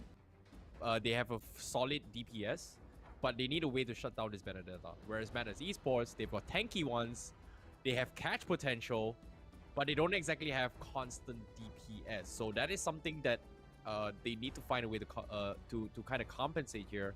And majors that do a lot of constant DPS are such as like Yves, and also maybe even a Farsa, which is kind of like a one-hit nuke. But it feels like they need something with a little bit more DPS rather than burst potential. Oh, never mind, it's gone. Never mind. It's gone. Yep, they took it out so fast, and I think Madness needs a little bit more time to decide on what mage that they actually want to go in towards the mid lane here. Because again, if they lock in, a traditional marksman, I don't think it's that bad, because the only catch potential they have from Chicharraga's side is Jawhead, and as long as you have Winds of Nature, you're generally going to be okay most of the time. Oh, yee, huh? Yes, that is a great pick here coming from Madness Esports. This is the type of burst that just literally deletes, Control C, Control X, Control Delete them from the get-go. And I would say, the wombo combos coming from Madness Esports is just ridiculous. And I feel like having this Loyi pickup just completely changes the dynamic of how Chicharraga has to play now. And oh no. I would agree. No. I would agree. The Loyi I helps agree. keep control over the mid lane. No. I mean Chicharraga's side. Okay, never mind. I mean, if they go for Akai, pickup. I think that's too much. That's just like you're really. I don't know what you're doing here. What's it gonna be? Like last 3 seconds here. If they go for the Akai, Madness Esports has no choice but to go for a Diggy or something like that. But yeah, going for Claude or even the carry is gonna be a great one. But like you said as well, sustainabilities here, Alice is okay. The Ruby is okay as well from Chicharraga. They've got a pretty balanced one compared to their previous first game's draft. I would say it's 50-50s, but Madness Esports, if they go for the carry, I don't think it scales that well, because Chicharraga is not really tanky. A Bruno would be a better choice for sure. Claude is pretty good as well. But I think Yishun Sin would be the safer choice, personally. Yishun Roger very safe. If he goes for Bruno, they want to play around the mid lane here. And yeah, it looks like they want to play around the mid lane, because Lunox cannot compete against Loyi when it comes to pushing those waves at all. Like, there is no comparison whatsoever. If both of them walk by, if it's support and jungler versus support and jungler, Madness Esports basically win hands down. However, I gotta think about this a little bit, because there are going to be problems when Alice is added into the picture, and I think around mid game is when she's going to pop off. And Madness Esports, I don't think they have much of an answer to an Alice who is either A, fed, B, has 3 items, or just her overall sustainability. Yeah, I definitely agree. And currently, this is going to be the all-out segment coming from this team here. It's tough to see Chicharraga kind of loses out, and for them to be putting everything on the line in game 3 right now, it's tough. Like, I feel like this might be the closest game throughout the entire series here. Both teams got a pretty clear objective. I feel like Chikaraga has like a 55% win rate in this draft against Madness Esports. Just my opinion. I would say that they might have a little bit more because again, Chikaraga's composition, like their team fight is going to be phenomenal. Like they've got the Ruby as well, they've got the Lunox. If they scale towards the late game, they're guaranteed a free win against Madness Esports. So it's really on Madness to be proactive during the mid game where they get really, really strong very, very quickly. Yeah, I'm looking forward to see how it all goes down here. But as of now, it's going to be a pretty slow start coming from both these teams here. Madness Esports going for the switch up, knowing that the Jawhead might be disrupting the bottom side of the farm, which we kind of see Asia kind of doing right now. But Madness Esports, they are going to try and force out some sort of rotations here, but nothing major yet. Sonic going to be securing his farm, but I really like what Asia is actually doing here on Jawhead, especially when he's trying to kind of cut off the jungle rotations, but because of him missing the mark here, he's gonna lose out in terms of levels. And look at this, Asia just only hits his level 2, despite trying to disrupt Sonic's rotation. So far, Sonic uncontested yet.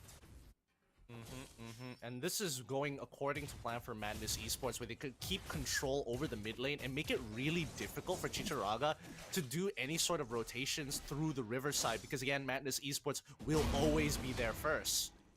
Yep. And as of now, here comes the attempt here. They are gonna go dive for the Hafiz as well. Triple combo coming in. Sonic will get the kill. Unfortunately, it was secured by Wasmero, but he will pay the price. But that means he is going to get a little bit more XP, a little bit more gold here with the gold plating. But as of now, does Posen does have the ultimate? No, he does not. So that's not going to be able to rotate between lanes yet coming from Madness Esports. However, Chikaraga, they are going to try and threaten the turtle. As you can see, Ryzen is already securing this here. Ideally does scout this rotation, but the rest of Madness Esports, they are looking to fight this. Jenny is going to go in, and that's going to be the Darkening popped off to secure the turtle. Meanwhile, bottom side, Jawhead will get traded off. Afiz is going to be next here, but he's got the Blood Oath available. Wasmero says he's going to flicker way through. But is this the right play here? He loses his teammate, but he might get a little bit more. Afiz is going to try and clutch this, but Sonic does have just the right amount of damage to take him out, and Jenny will fall to Poset as well. What is going on this game?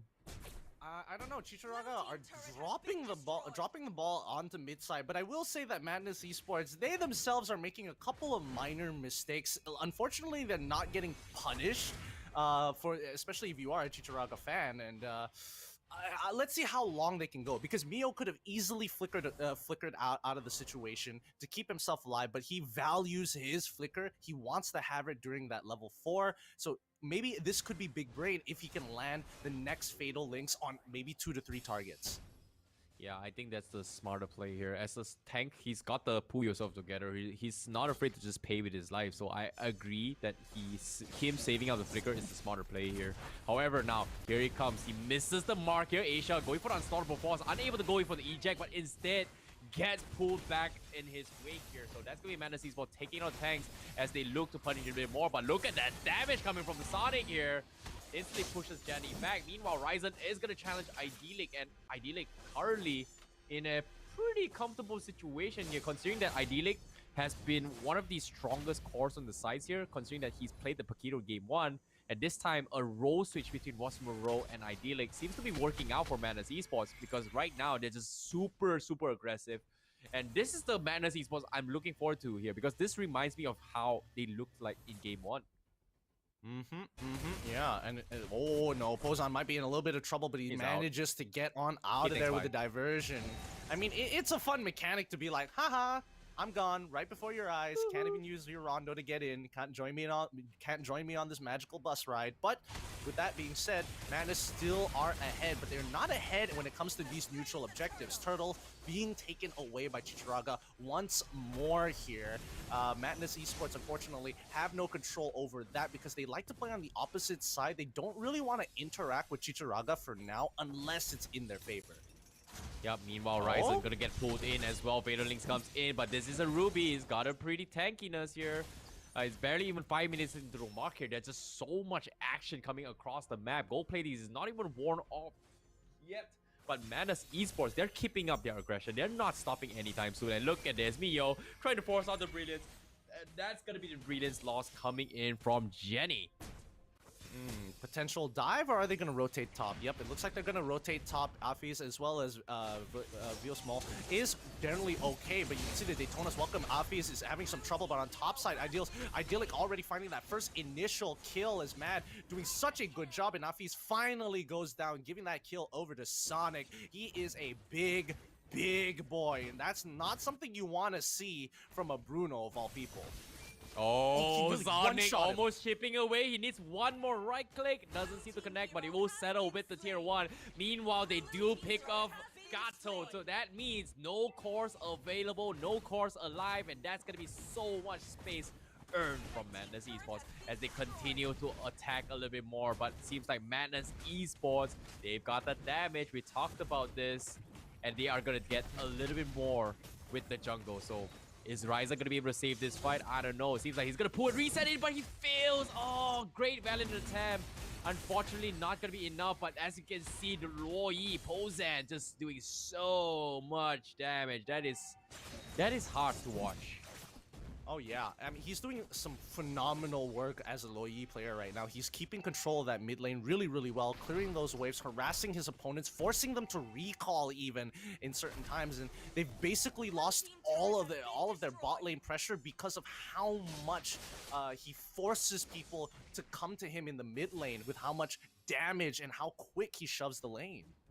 Yeah, I definitely agree. Meanwhile, Chikaraga, they have to make something work here. What's the win con right now? Afis, he's died 3 times. He needs to scale to the later stage gain. He needs to win the Trunkion if he kind of clumps it up. But as of now, Madness Esports, they've got the damage to burst I would say a clumped out fight.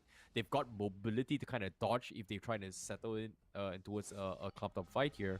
And I feel like Madness Esports, they just got so much opportunities to fight this, and whereas Chikaraga, they need to rely on Ryzen and Asia making the plays, and currently Asia hasn't been able to do so. And based on itemization right now, you can see they don't seem to have the damage, and Gato on top of them. We're going for the Hunter Strike, means that he has mobility but not enough damage. I like the way that this is shaping up. Ryzen taking a good amount of damage here, unfortunately, but he can heal it up very quickly. It is Ruby, so Daytona's welcome. Doesn't actually land, forcing Ryzen to actually flicker on out of there. But Madness, they're putting so much damage into the economy of Chikaraga. They can't farm in their own jungle. They might go for this dive onto Isha. The ejector does come out. I don't think it matters. He still walks away. Gato! Tier 2 is down. Oh! Where did he go? He just popped into Fatal Links, landing on 2 people. The investment finally paying off here. And you can see Sonic going absolutely insane. Gets hit by the unstoppable force. He knew he was going to die one way or another. But 4 for 2, you gotta give it to the guy. He knows his value. Oh no, Gato tried to save his teammates, but the crits coming from Sonic and the ultimate on power that just bursted him down. Now, Asia also getting caught in. Look at this Gato. He tried to save, but Sonic with 2 taps just instantly deletes him from the game. That is insane coming in from Madness Esports. Maniac on top of that for Sonic. Not a good look. Not a good look at all so far if you are a Chikaraga fan. And right now, Madness is doing just a really good job overall. But it's still anybody's game. 5k gold in favor of Madness Esports. If they maintain this lead for the next 3 minutes, I don't think Chikaraga will be able to come back from this unless they make a mistake. Oh, here comes Daytona's welcome, and they quickly see the diversion coming through. They don't only see Idyllic, who gets into the back line. The Electo final blow finds the mark. He gets so much damage off. 3 for 1. Vus Merol, he goes down, but he knows that he costed the enemy team so much in death and taxes. Yeah, Mio's Fatal Link was just spot on. Take a look at this recap as well. They took so much time trying to take it to this Vosmer role, but eventually got caught up by Mio's Fatal Link. And this is the exact same Atlas from game 1. And I'm surprised Chikaraga did not realize how annoying it is. It seems like Atlas might be back in towards the meta, because with this play right now, Chikaraga, they might be losing their tournament lives here, as Madness Esports so close to heading towards the next stage. But it's not over yet, because the Lord is going to be pushing down towards mid here. Chikaraga still has what it takes to defend against this, as long as Madness makes a mistake. So Chikaraga, they need to find one for the team right now. Yep, they're trying to sync up the waves, make sure that they all crash at the same time, because right now they know for a fact that Chikaraga, they don't exactly have very effective ways of clearing the lane without getting hurt by one of the members from Madness Esports.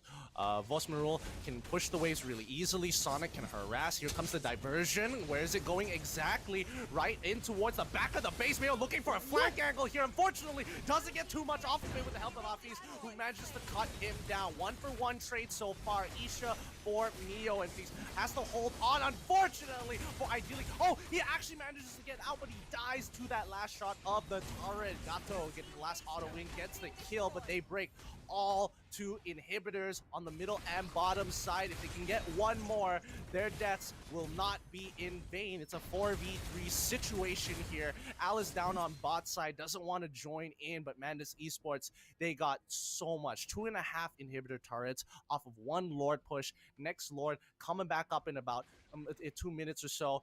This has been such a good game from Madness Esports. Such creative ideas. It didn't work out too well when they tried to go for the diversion, but I love where they are coming from.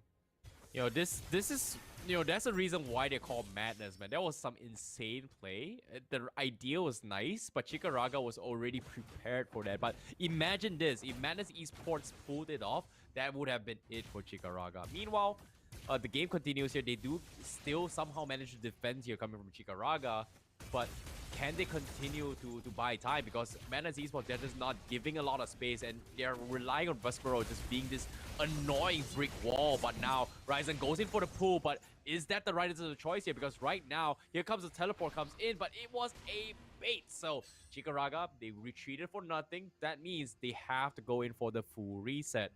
As of now, 80 seconds left before the next Lord. Madness Esports not gonna get a little bit overzealous in this next fight here. They're gonna play this a little bit more safe now. I think they have to. Let's look at the item list real quick just to get a good idea of where they are at, because we are seeing that this Bruno is pretty much at his full build. One item off from having the complete set, and the rest of Madness looking good, but Vos, he's gonna have to take a little bit of damage, and he needs to keep face checking all the time, because Chikaraga, they know they are falling behind in this game, and Madness only has 1 or 2 opportunities at the Lord to knock them out before they scale, because Afis, he is going to start hurting very, very soon. Yeah, meanwhile, they try to go for the divergence as well. Look at this, they're hiding themselves here. Chikaraga, they've learned their lesson here. They kind of, they're paying a little bit more attention of this potential shroud step coming in. Coming from Madness Esports. It's happened in game 1. They caught them off guard. This time they are more focused now. And they realize that the outplays coming from Madness Esports is insane. Like, they've forced multiple reactions with the divergence. Chikaraga is just very paranoid right now. And this is an interesting way of Madness Esports breaking down the mental fortitude of Chikaraga. They're just playing mind games right now. Well, this is pro play. It's merciless, but you will use any advantage that you can get, and doesn't go against the rules to mess with your opponents. And if I was in Madness Esports' position, I might just throw out my ultimates just to show dominance and to tell them, like, hey, I don't need my ultimate. I am going to disrespect you, hoping that they would bite onto the bait and make a mistake. Yeah, agreed here. Meanwhile, we do see an interesting play coming from Asia, going for the backlines, hoping to catch the Bruno off guard, but I don't think the rest of the members from Chikaraga are ready here. As you can see, they're opening up the map, but looks like the Lord is going to be on his way. Asia scout this out, but he's going to back off as the members are going to be coming in, but Divergent comes in. Are they going to go in for the flag? Looks like it's going to be a backline round, but they missed the mark coming from Mio, as well as ideally and Posen here. They are going to be split off the forces here, but somehow Madness, they are somehow prevailing here. But Jawhead, they finally take down Sonic. That means no marksman available, and Madness Esports, they're somehow coping their fights here. They're trading off 50-50s. They're losing out Asia, but Ryzen is just here tearing them apart. They still have Lo Yi, and they've just chucked away at Jenny and Asia. Ryzen trying his best, but he's gonna get surrounded here. He's got the sustains. He's trying his best, but eventually will bow out in this magical burst from Posen, whereas the rest of members of Chikaraga had to go back and defend against this lane. Well, it's MOBA Basics 101. When you have, you know, the big super minions walking into your base, you could potentially lose if it does go unattended to. Sonic takes the divergence to get outside right in front of his purple buff, and they will continue to start up this Lord once again.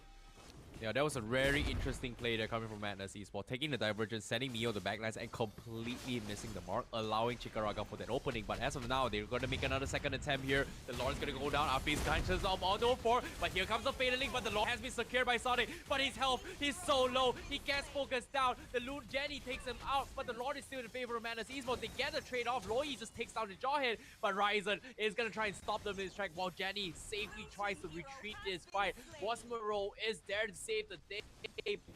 Shut down Ryzen.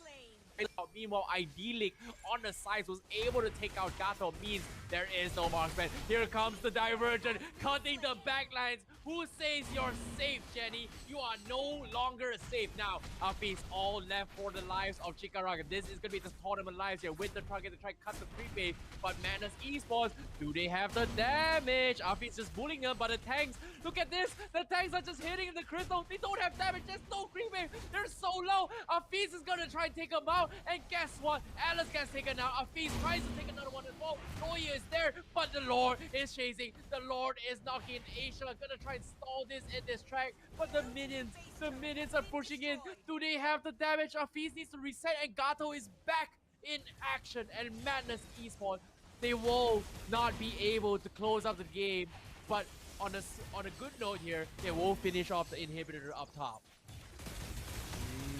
I mean, this fight looked really good for Madness Esports at first, but Chikaraga managed to come back hard, and this is what I'm talking about here. Madness Esports only have very few attempts left. This last one is going to be a make it or break it, and personally, I don't think it matters too much for Chikaraga because they should relatively be around the same amount of items, which would be 4 at this stage of the game. Yep, 4 items.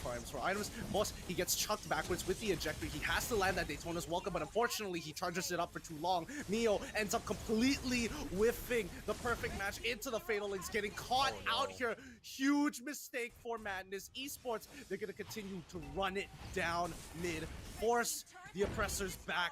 You have suffered long enough.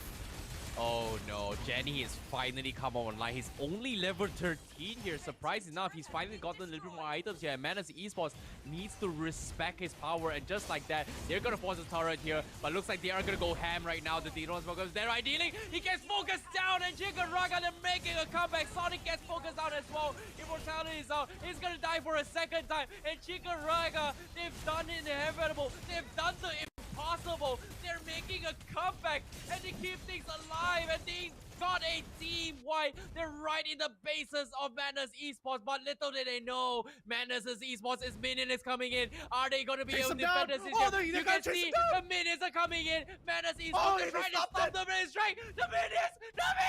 Oh my god! Chikaraga! They're gonna lose! Gato!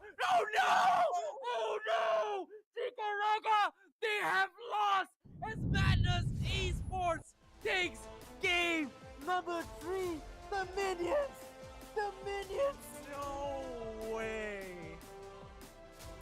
No, that is such a terrible way to lose.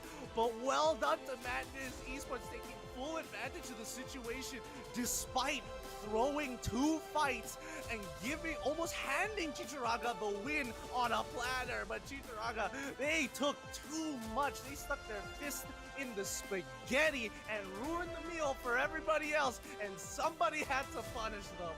Oh my goodness, I can't believe the game ended like that. Out of all ways to end, not like that, man. That is heartbreaking. Oh my god. I thought that So was painful. it for Madness Esports, but Chikaraga, they finally got the team white. They've got the comeback potential, but there was no minions for them to push out. Oh, that was heartbreaking to watch. Like, I feel so bad for them. I'm not gonna lie. I thought it was like, wow, they won. Chikaraga had this in the bag, and apparently they didn't, I guess, because, oh my goodness. Loyi is the pick. Loyi is the pick. That's all I'm saying. That wave clear saved the game. Oh my Oh my god, like that was so close, and I can imagine the frustrations on Jeb's face, man. Like I can't imagine, but wow. That is... Jeb, I'm at a loss for words. I wasn't expecting a game to end up like that, especially during the qualifiers. I thought it was going to be messy, and yes, there were moments of inconsistency, but I wasn't expecting the overreach to the point where you lost to minions when your inhibitors are open. You must be more aware of that. Basic 101s, but sometimes, you know, the chance to win, it blinds you. It just blinds you. yeah, that is just super frustrating. Like Nicaraga could have won that, but let's take a look at the highlights on how it all went down. Starting from game number 1 here. To give you guys a little bit of update here on what exactly happened in game number 1. We saw Madness Esports taking the export. I would say the export win on the left side here. They were able to just capitalize and just take down the members coming from Chicaraga, and they were just completely being picked off time and time again. And on top of that here, Idyllic's Paquito was super spot on in that game here, and it was something that Chicaraga eventually respected in game 2 and game 3. But like I said as well, Export just playing out of control. I would say Sonic has been playing he played a very spectacular Export game, but the Bruno game was a little bit iffy for me. I would like to agree. I would agree with that statement here, because I think, you know, overall, Madness Esports, they look really warm here. They look really clean overall, and unfortunately for Chicharraga, they couldn't do too much. But when we're looking at game 2 specifically here, this is where you see that Madness Esports has a little bit of their inconsistencies. They got a little unlucky. Like, look at Isha, literally 1 HP there. None of their trades were working out, and it eventually stacked up against them until they couldn't really come back. Like, look at these situations. Every single time they get that pick, they never profit, and unfortunately for Sonic here, he just ends up straight up dying, and Gato just nails his, you know, human form from that Hanzo. was so unfortunate, right? Like, if he stuck the recall, he would have been fine, because Gato completely missed the bullet, and you could see he was panicking in recall here, whereas, you know, Wasmoro, he kind of backed off immediate recall, so he was safe. So, like I said, there was a lot of sloppy mistakes, but I feel like in game number 2, the drafts coming from Madness Esports was just very, I would say, sus. You know, it was just very unrefined. The Hanzo pickup was just didn't work out at all, and Sonic was just struggling in game 2. Game 3, however, on the Bruno, he was able to redeem himself, and I really like how he was very aggressive, and his decision of prioritizing the the orange buff first before hitting the blue, that kind of messed up Asia's early aggression timing. Yeah, I mean, like, even if Asia wanted to, like, really start being a nuisance towards Madness Esports, I think he needs to do it a little bit more differently. I think he needs to start looking out for habits that Madness Esports, places that they like to kind of rotate towards to, or identify which paths that they most commonly use to try to get those pickoffs and go for that, you know, big catch when they are about to rotate. But even in game 3, we could see that, you know, Madness Esports in a lot of these situations just made sure that that river line, they could never walk past it. And Chicharraga, whenever they touched the river, they basically would lose a fight, or at least lose a member. I definitely agree as well. Yeah, Chicaraga, you know, even this kind of fight, this was crazy. And I agree, props towards Bozan. He was able to just cut off the entirety of the creep waves. And him clearing that final creep wave, I would say Bozan was the MVP, because he made this happen. And the rest of the tanks here, they were just cutting the creep waves, and there was just nothing Chicaraga to do. And I must say, congratulations to Madness Esports. They almost lost the game. But props to them, because they will be advancing forward, whereas Chicaraga, that will be the end of journey coming from all these veterans here. And it seems to be there has been 2 upsets here on stream, both the veteran teams getting completely denied their opportunity of making back into the regular seasons. Well, I mean, that just means that there's only one more stacked veteran team, in a matter of fact, with the little secret team. But we'll get into it a little bit later to see their, you know, their own personal work in this situation. But so far, this has been like, I'm still trying to get over the shock of this game. This really was a banger, I have to admit. Sonic, there is a lot of you got to give him a lot of props here, because there are times where he really has to bite down and double down on his decision making, because there are times where he goes in a little too deep. He knows it for a fact. He just tries to get as much damage out in hopes that maybe Idyllic or arguably even Pozan might be able to help him out and try to turn that fight around. But if we're looking in terms of just raw damage, we can see that Volse himself dealing 65,000 with Pozan just behind him at 75,000 worth of damage. Sonic doesn't even come close to those numbers. He hasn't even broken even the 60,000 mark here. And if we compare to the other side, like even Gato himself wasn't able to get too much damage. They're relatively even. So the big outstanding players who have been contributing the most in terms of overall team fight is definitely Pozan here. Yeah, I definitely agree. Pozan was just doing so much work. He's been playing a lot of mind games throughout the entirety of the entire matchup, and for him to be able to just force Chikaraga into a situation here means that Loi is still a very relevant mage. But their journey is still going to be a long one, because there's going to be another series for them to play later on. And for them to actually make the regular season here, they have to overcome the biggest obstacle. But before that here, you know, like you said as well, the stats here don't lie. I feel like Pozan definitely deserves the MVP. But nevertheless here, I feel like, do you think Rastia is going to be able to advance the next one? Well, honestly, I'm not entirely sure. Like, there's a lot of opportunities for them to do so, but you know what? Just to calm down my heart, and maybe for you guys at home who are watching this, here's another redemption code just for y'all here, especially at the MPL-MY. We like to give back and make sure that you guys continue to watch and engage with us here on stream, and more importantly, keep up with these teams, because people say, oh, MPL-MY is so boring, but when we have qualifiers like this, imagine what MPL-MY will happen once it goes into full swing into the league style all over again. You know, not gonna lie, we've casted almost every single qualifiers together, I guess.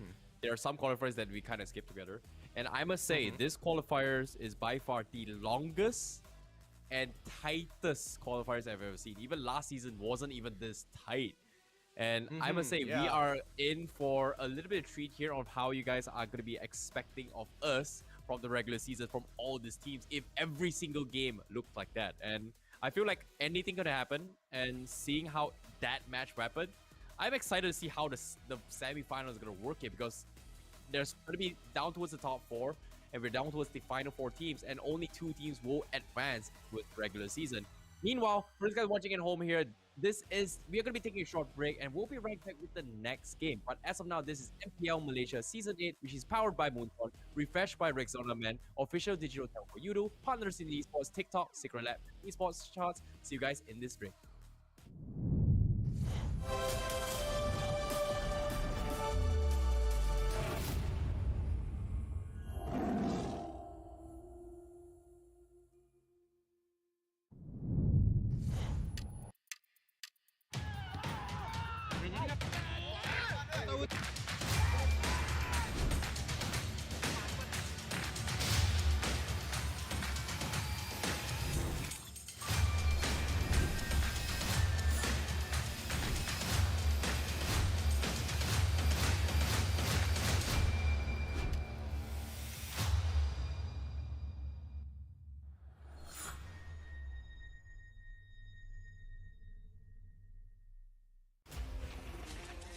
Come on, Dexter. It's our showtime.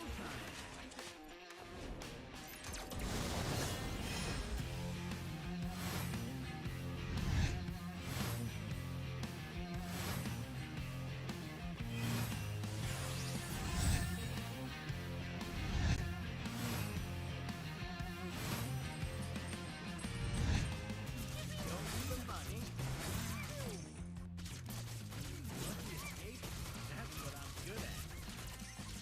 Fire, Dexter!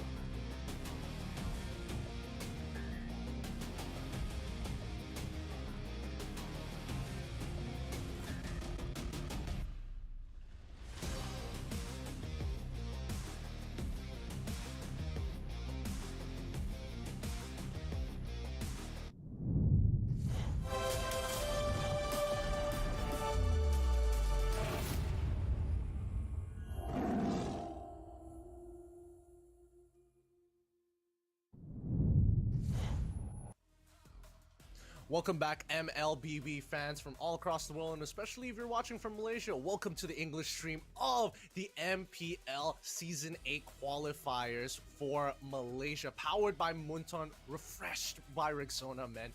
The official digital telco Yudu, as well as our partners in esports, TikTok, Secret Lab, as well as esports charts. It has been a phenomenal day so far, but we still got 2 best of 3s to go on through. Before we even get to it, guys, make sure you hop on over to the Yudu app and sign up for Yudu today, because they are giving away 100 free diamonds if you are switching your digital telco, or if ever you were thinking, you know what, I haven't really thought about which digital telco to choose. Yudu might be the answer for you guys. So quickly do that. My name is Getting Cute. This is Terrence, ICBaby12. You can follow us at our social medias right under our names at the Fatal 5-Way or at ICBaby12. Let us know what kind of prizes that you guys have been earning from these redemption codes, and maybe if you got lucky, hit us up on Instagram. Now, today has been quite the shocker so far, Terrence, but I want to talk about the next upcoming games that are happening, because we just found out recently that one of the teams managed to make it through. It's not too much of a surprise once I'll let you know on the name, but it was going to be Pasukan Rahasia. This team with the ex-Orange members easily made it through and will be going up against Madness Esports in the upcoming bout. So, any thoughts about that? Because again, veterans, is it going to be good enough? Let's look at the bracket and maybe we can talk about it some more. Yeah, let's talk a little bit more on the brackets here.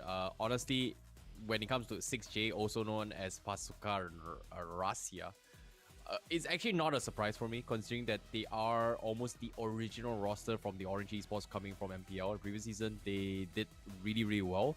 The only pretty much difference here would be Kuja no longer playing with them, so that's going to be super unfortunate, considering that when Kuja was playing with them, they looked so good during the entire regular seasons and also playoffs. And now with Kuja being subbed out, I don't know, can they live up to the expectations?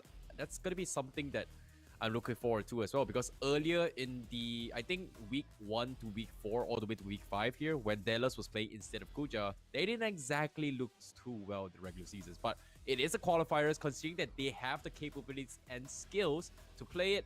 I wouldn't be surprised for them. It's going to be an easy take for them as well. But that's the thing, right?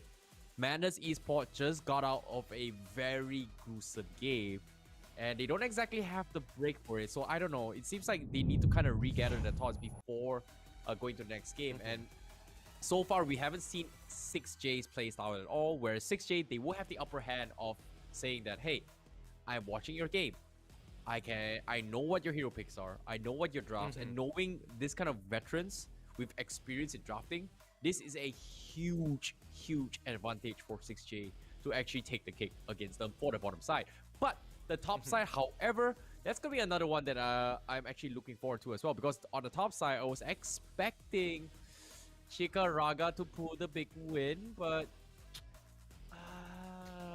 I mean, storylines don't always have to be linear these days. And I mean, one of the few fun facts that I did find out looking at the bracket is that 6J is the only other team so far in the top 8 to 2-0 their opponent, and it's not an easy opponent as well. Like these were favorites to actually qualify for the MPL, coming out of the group of death, or a hell group, some might even call it, of A, which is anonymous, OZ at the time being, and yeah, so I don't know. They could be on a completely separate level, and maybe Madness, if luck strikes twice again and the minions happen to be walking through towards the crystal, they could maybe squeeze out a win, or they might just dominate the matchup. We don't know. I'm not gonna lie. I feel like Madness is in a situation where they have the, I would say they've got the short stick in the draw here, just because they have to face not one veteran, but 2 veterans in the same series. If you think about it here. First series against veterans like Ryzen and the rest, and then now they're going for the true veterans in the name of ex-Orange Esports players, which is now 6J. Whereas the top side, the veterans are all gone. They've all got knocked out. I'm looking for anybody who, I'm looking through the list of anybody in my notes, whether or not there is anybody else, and it doesn't look like it so far. The veterans a large majority of the ex-players who started off in the MPL early on just haven't made it through, unfortunately, which means a lot of new names potentially coming to the MPL Season 8 this time round. And that's very exciting. Maybe they can pull off another Suhas EVOS and dominate the regular season again. But Agreed. we'll see. We'll have to just wait and see. Yeah, I'm looking forward for that as well here. But you know what? I'm really glad to be watching here. Really? The What? WWE All-Star OG team is going to be playing later on, because that's going to be Purge Esports up next. You know, I'm always down for some RKO, TKOs, or I don't know. I can't see John Cena or what you can't see me thing. I don't know. I'm a boomer. Sorry. How does it go? You know? You can't see me. You can't see me. John Cena. Come on, man. There's so many memes around it, man. Come on. How could you forget that one? Out of all of them, that was the one I expected you to just know right off the bat. The RKO one, okay, maybe here and there. The chokeslam from Kane, like, definitely that's the boomer one. Yeah. Well, don't worry about it. We're going Don't worry there, about aren't we? It will be.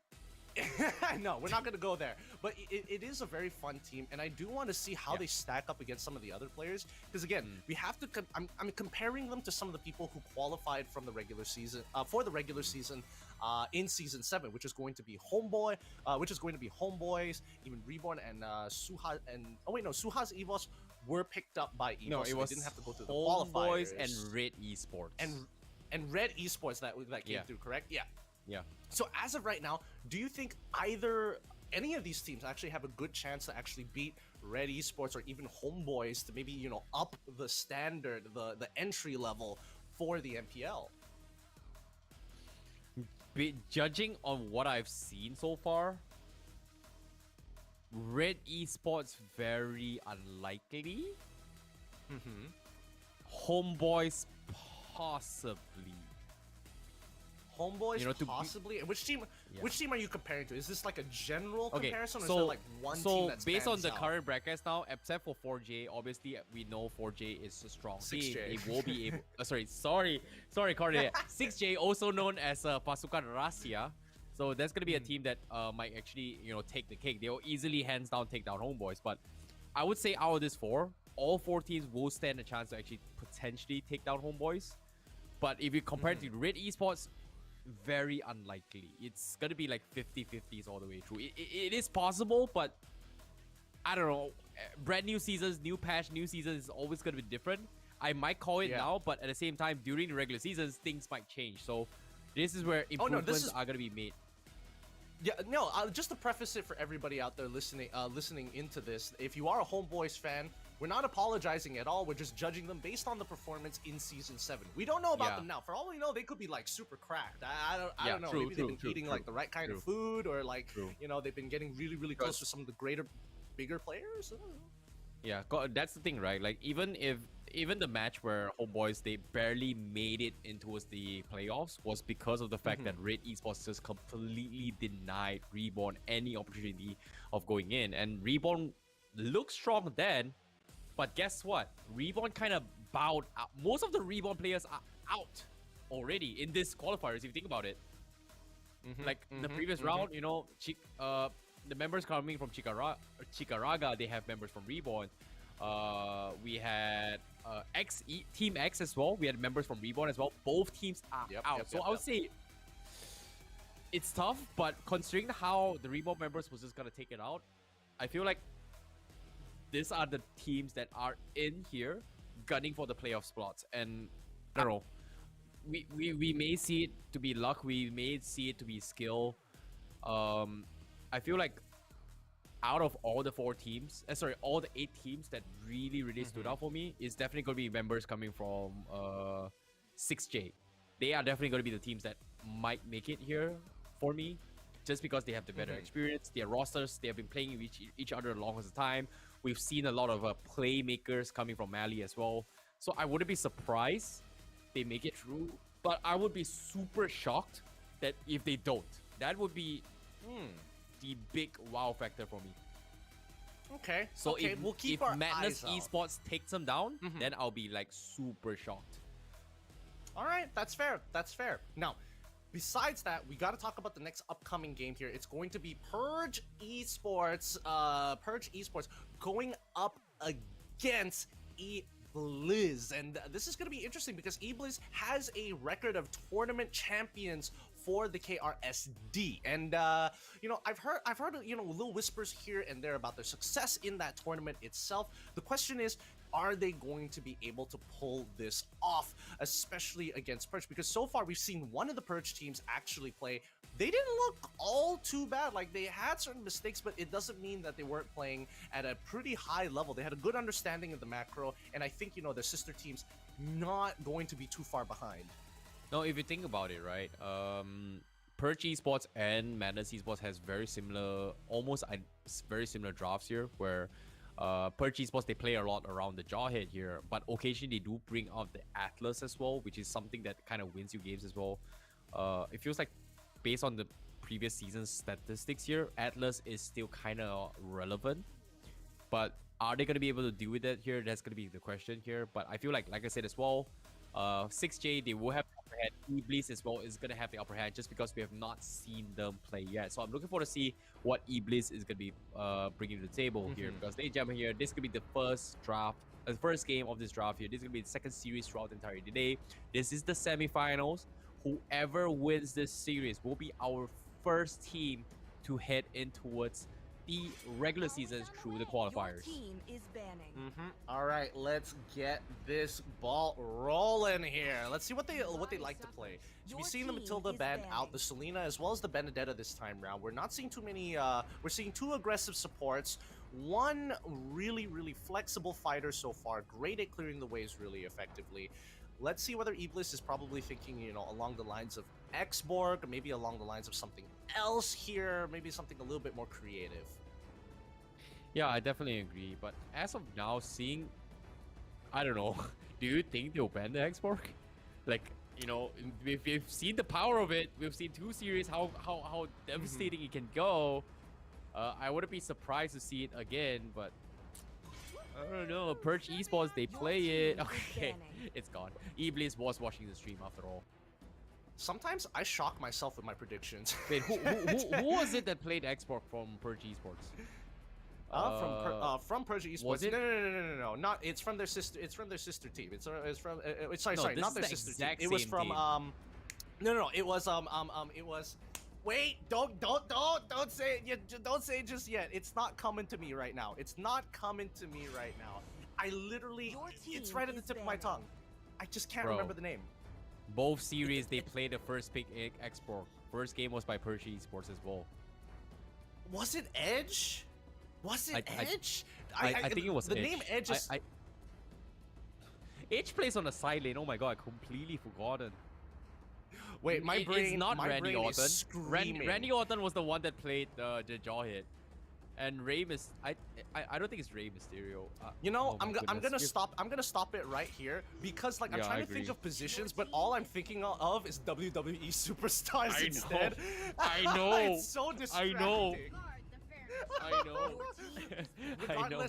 Regardless, I love it anyways. I love the names that they came up with for PRG. But let's see. First pick's already locked in. They got rid of the Kaja. They got rid of the Jawhead from Iblis. They lock in the Harley again.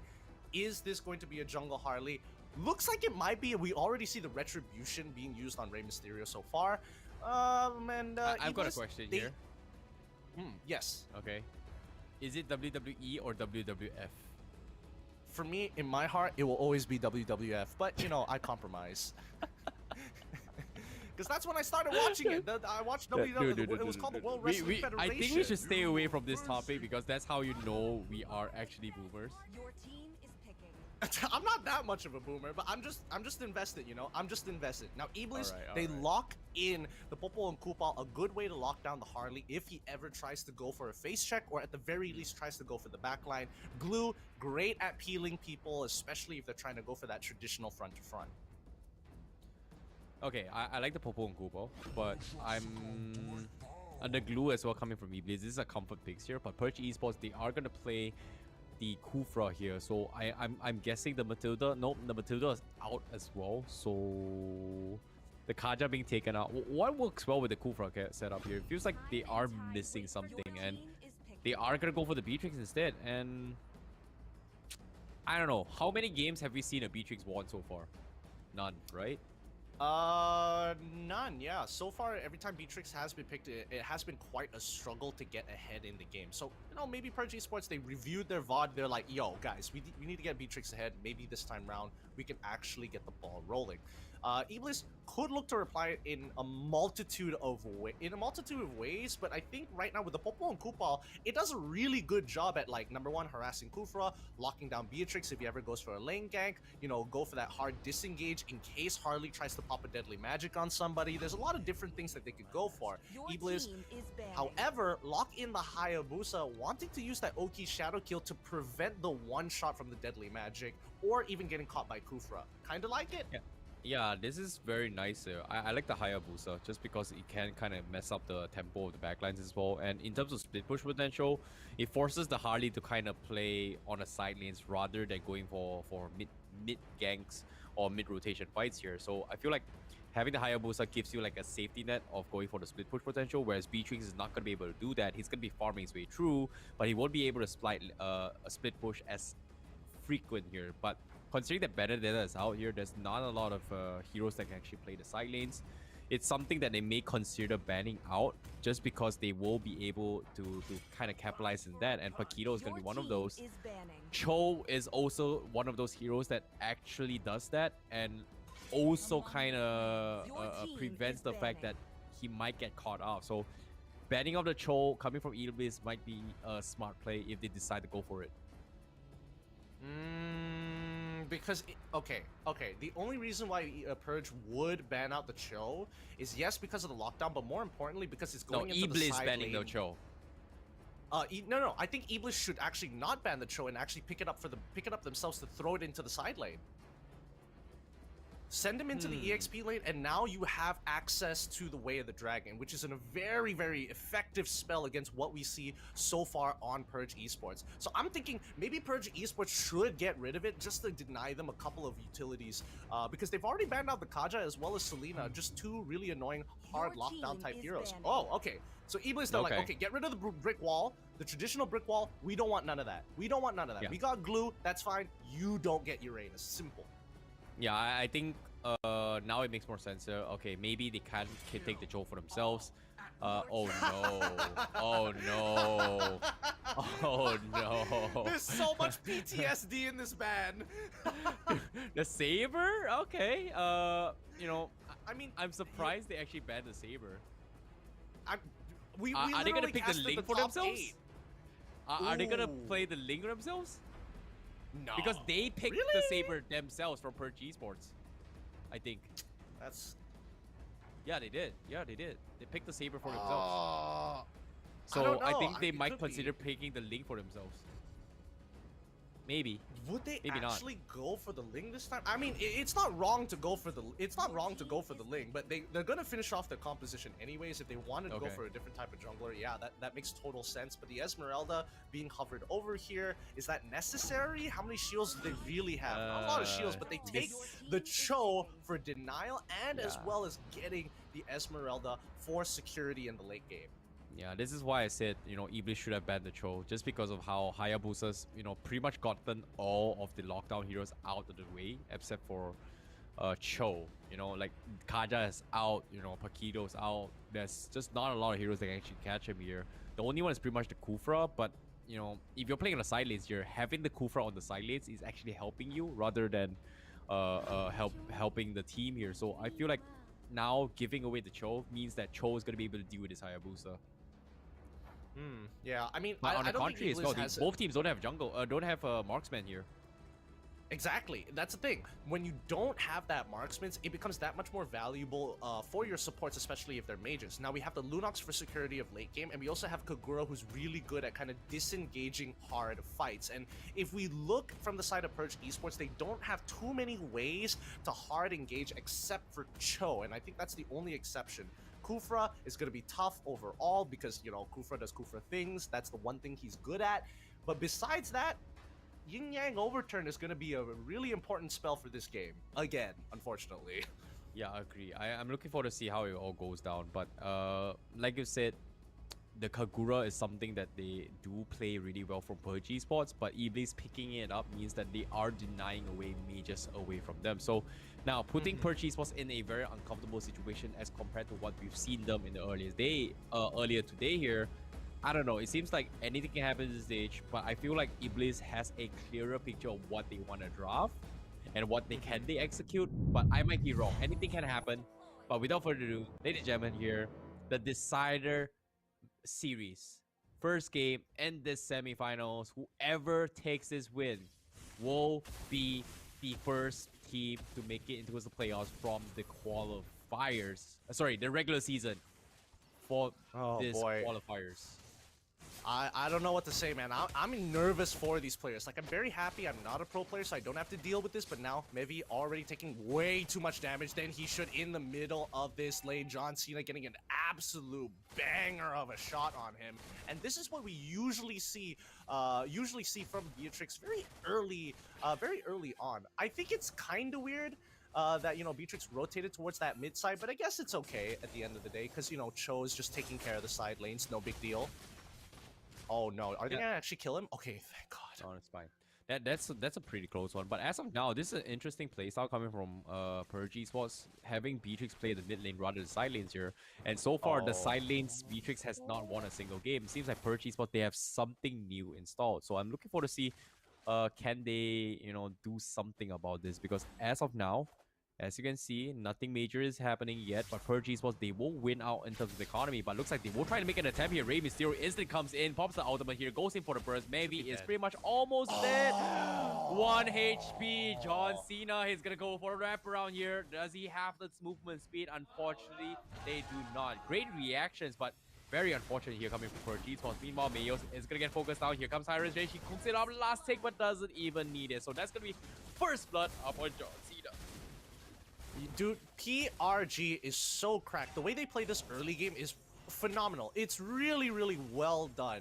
They're constantly being proactive on the map. They understand the timings for the jungle. They're relaying that good information. You can see even Edge, he's just saying, no, I'm not gonna let you do this, turtle, for free. We're just not gonna let it happen. And they're already using their ultimates to zone them away. They get a good way of the dragon onto Mevi. He might be going down, but the bouncing ball is not really going to stop him. They're gonna walk back. They want to prioritize getting this turtle more than anything else. And unfortunately, Rey Mysterio, he's got to hold up that retribution. He can't be looking for these jungle invades.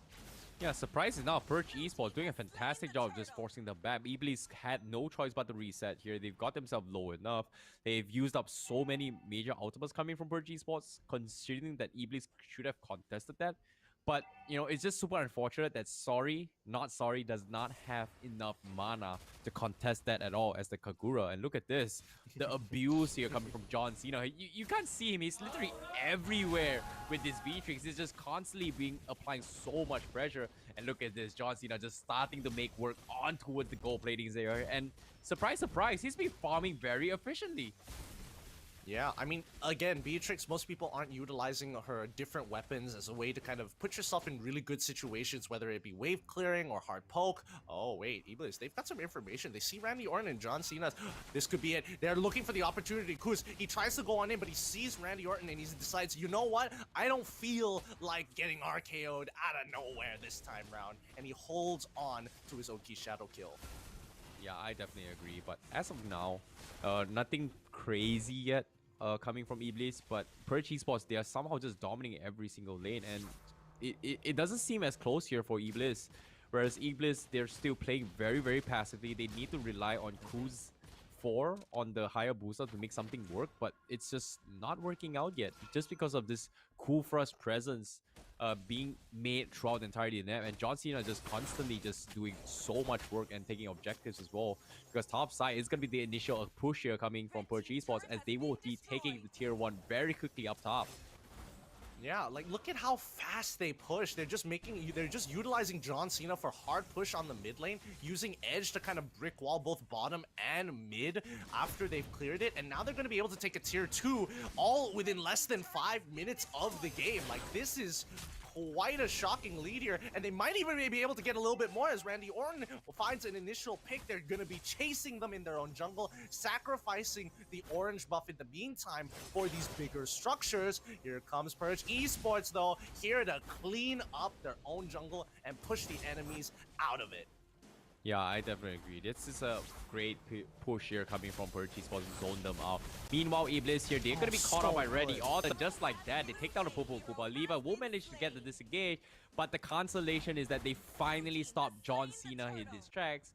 However, Purge Esports will still redeem their turtle for themselves.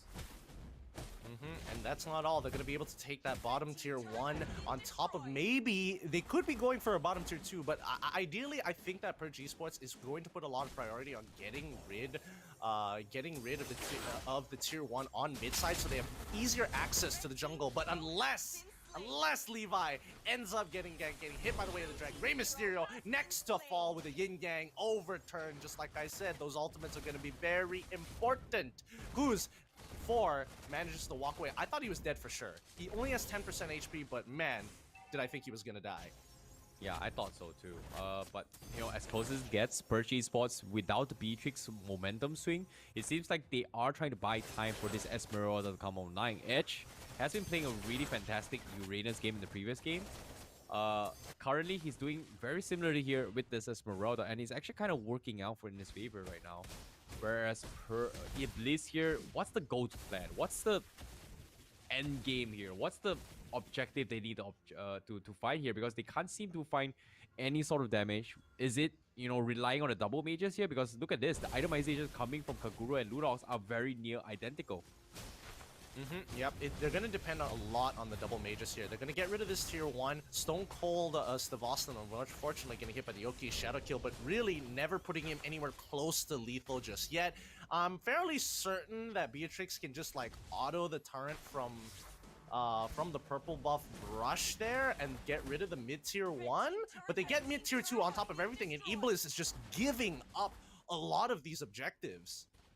Yeah, it's gonna be tough here, what they are trying to do, because if you think about it, Iblis, they need to cut the creep waves, and so far every single time Kuz 4 tries to do something like that, which you can see on the minimap, so it's so far away in enemy territory, Purge Esports is just cutting the creep waves and making sure they're getting more objectives, and they're trying to force some sort of fights. And Iblis, they can't capitalize on Kuz 4's play at all, and that is going to be another turtle heading in towards Purge Esports' favor. On top of that, now with the purple buff being jeopardized here, Iblis, are they going to be able to contest? No, they cannot, as Kuz 4 manages to steal the purple buff away from Purge, but still, this is great game sense coming from Purge Esports, realizing that Kuz 4 is, you know, all the way back lines in their own territory. Yeah, right now I think Iblis, they need to show me something. I need my humanity and faith restored in them right now, because right now PRG is absolutely dominating them in every stage of the game, whether it be micro mechanics or overall macro play. It feels like Purge Esports is warmed up while Iblis is just waking up from a really long nap. Yeah, I definitely agree.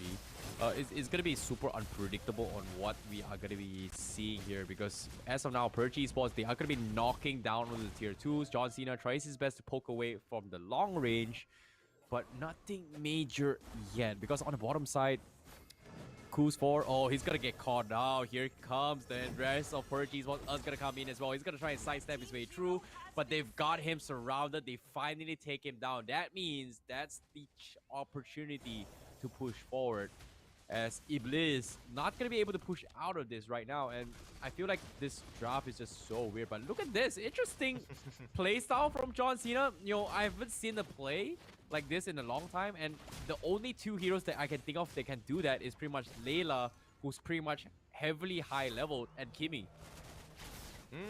Yeah. Well, those are the only 2 that can stand outside.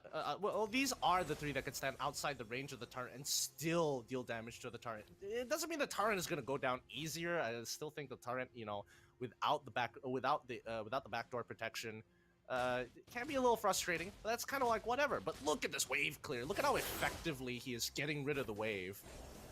I agree. And currently, Perch Esports is dominating every single wave right now. 8k difference in terms of economy. Iblis, they have to do something, but this John Cena is just out of control. Stone Cold will fall. That's a good sign here coming from Iblis. And now with the Lord being jeopardized here, Iblis, can they make it in time? It seems like they're pretty clueless of what's happening coming from Perch Esports. Oh no.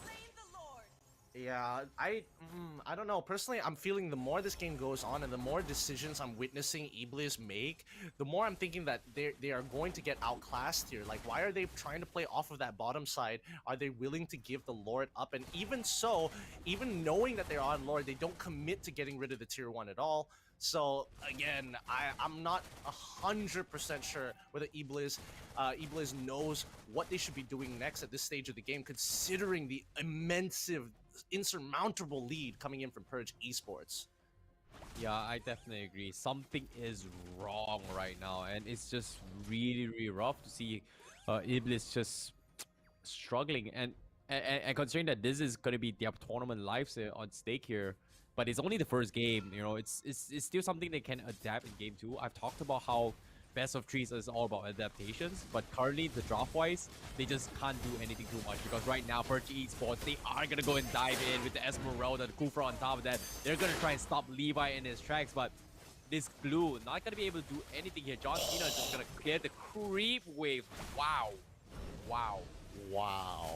I mean, it absolutely shredded the little minions, but now they're going in for the full-on fight. No Yin Yang Overture to actually protect them this time around, but they've already gotten the kill onto Mayos here as they try to pull on through. Kuz tries to get some good damage, but again, they're so well packed together, it just ain't worth using the Oki Shadow kill. John Cena continues to push on through. Kuz can't walk up at all as Edge zones him out, and even Mevi trying to use the I'm Angry in hopes to catch out the right target. It's not looking good. He finds one onto Randy Orton, but again, he's got immortality. It is worthless. Kuz continues to poke his Levi, uses the split to hopefully clear the lanes, but PRG continues to dominate.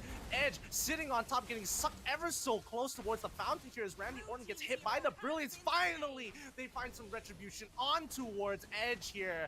All it took was massive dedication from Levi to keep sucking him back under the turret. Yeah, I don't think it's gonna be enough here because as of now, Iblis, they took almost every single ounce of their energy to defend against that. And guess what? They only took down Edge. Whereas the biggest threat right now is none other than John Cena and Rey Mysterio. But little do they know, you know, a player who we didn't exactly talk too much here is going to be Stone Cold Steve Austin because he's got 3-1-1 with this Cho. And he's looking to go in for the party here because now Kufra, they managed to catch the... Oh no, Levi's dead, and sorry, he's gonna be taking the full bounce of Rey Mysterio. He gets knocked off, he's gonna tap out. Kuzfor immediately runs for his life, and Stone Cold says, "Hey, mama, do you smell what it's cold right now?" Never mind, I whipped that, but yep.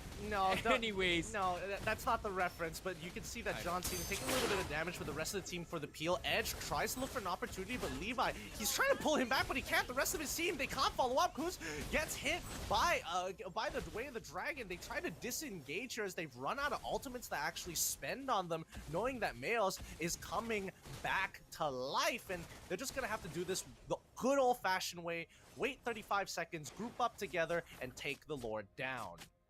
Yeah, and currently seeing how this is going here, coming from Iblis, it seems like they're just lost, and I can't blame them here just because they don't exactly have the damage here to catch up John Cena, and they need to figure a way to shut down Edge right now, and it's extremely hard to do so.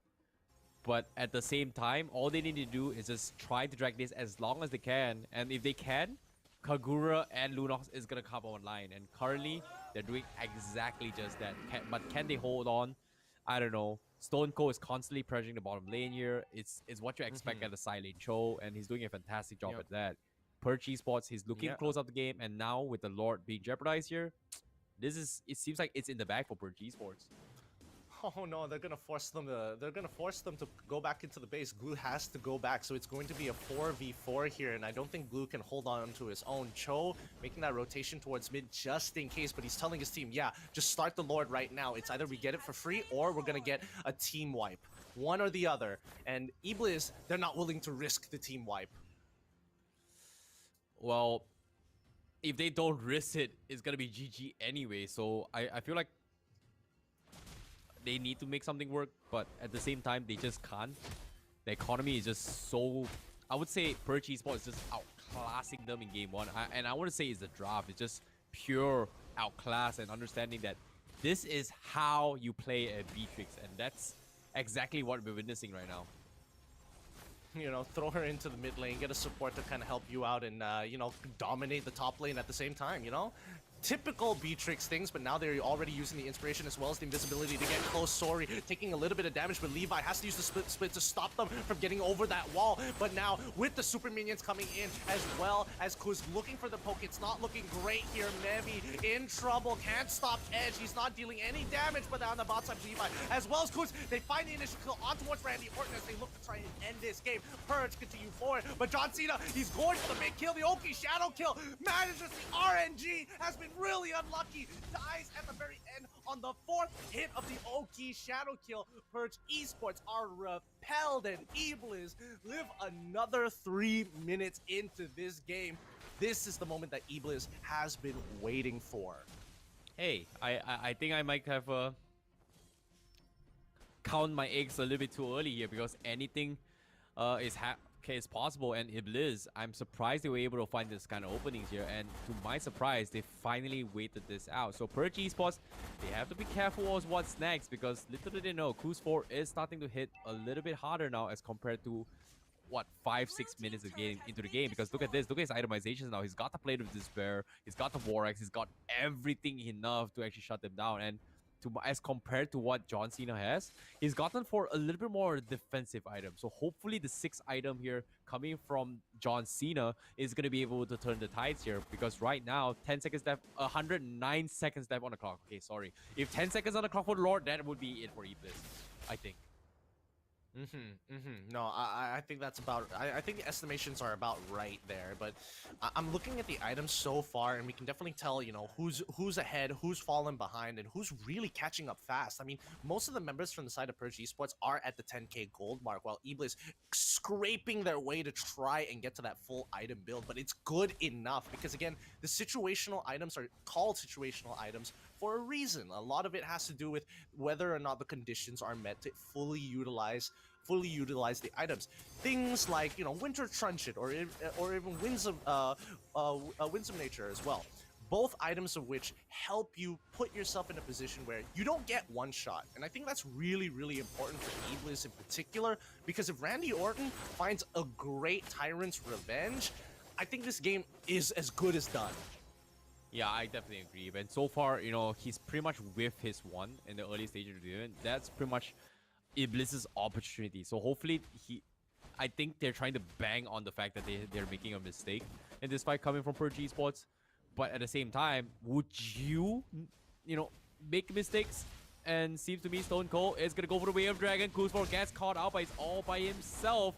And the rest of the teams are coming in. Edge is gonna try and say hello. Falling Star Moon does connect with Kuzfor. Kuzfor needs to run for his life. If Kuzfor dies, he's over. But he manages to escape with the shadow on the contrary as well. The split push coming from Sorry here. They tried to cut the back lines. And here comes John Cena.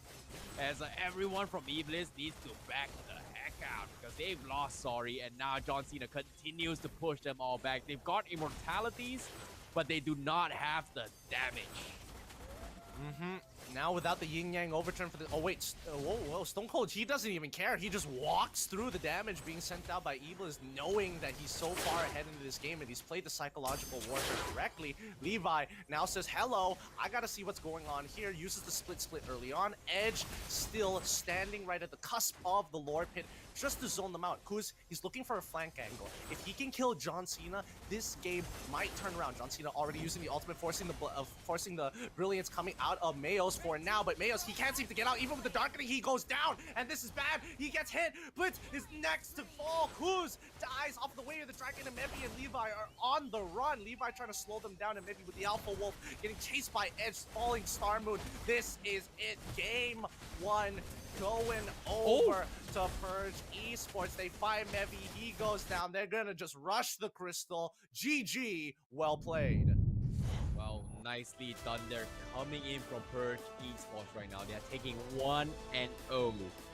And currently, you know, Iblis, it seems like they are struggling to find some sort of momentum here. It seems like they're not warm up. Like you said as well, they're kind of lost in terms of what they need to do.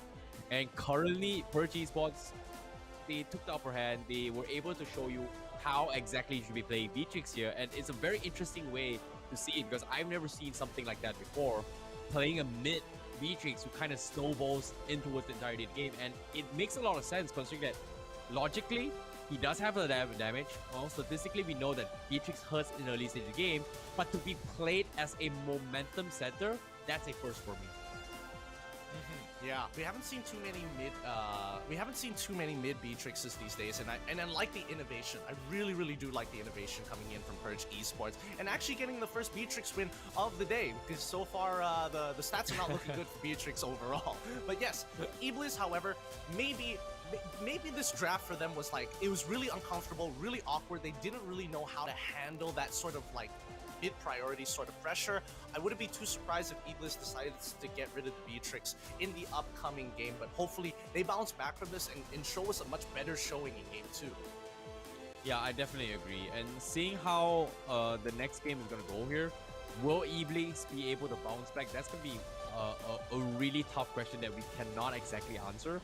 Because based on that performance here, it feels like they were still learning and adapting to playstyle. They were so afraid, but at the same time, I might be wrong because based on the drafts as well, they can't exactly do that as well because the only one who can pretty much get out of the lane was pretty much the Hayabusa, which I feel like he's done a tremendous job at doing that, but it's just, there's only so much you can do based on the draft. So it might be an out draft, and I think based on this performance coming in from Purge, seeing that the Harley finally being played as a jungle role, kind of shows you that why Harley is actually strong and in the meta now, and that's the reason why people are banning Harley instead.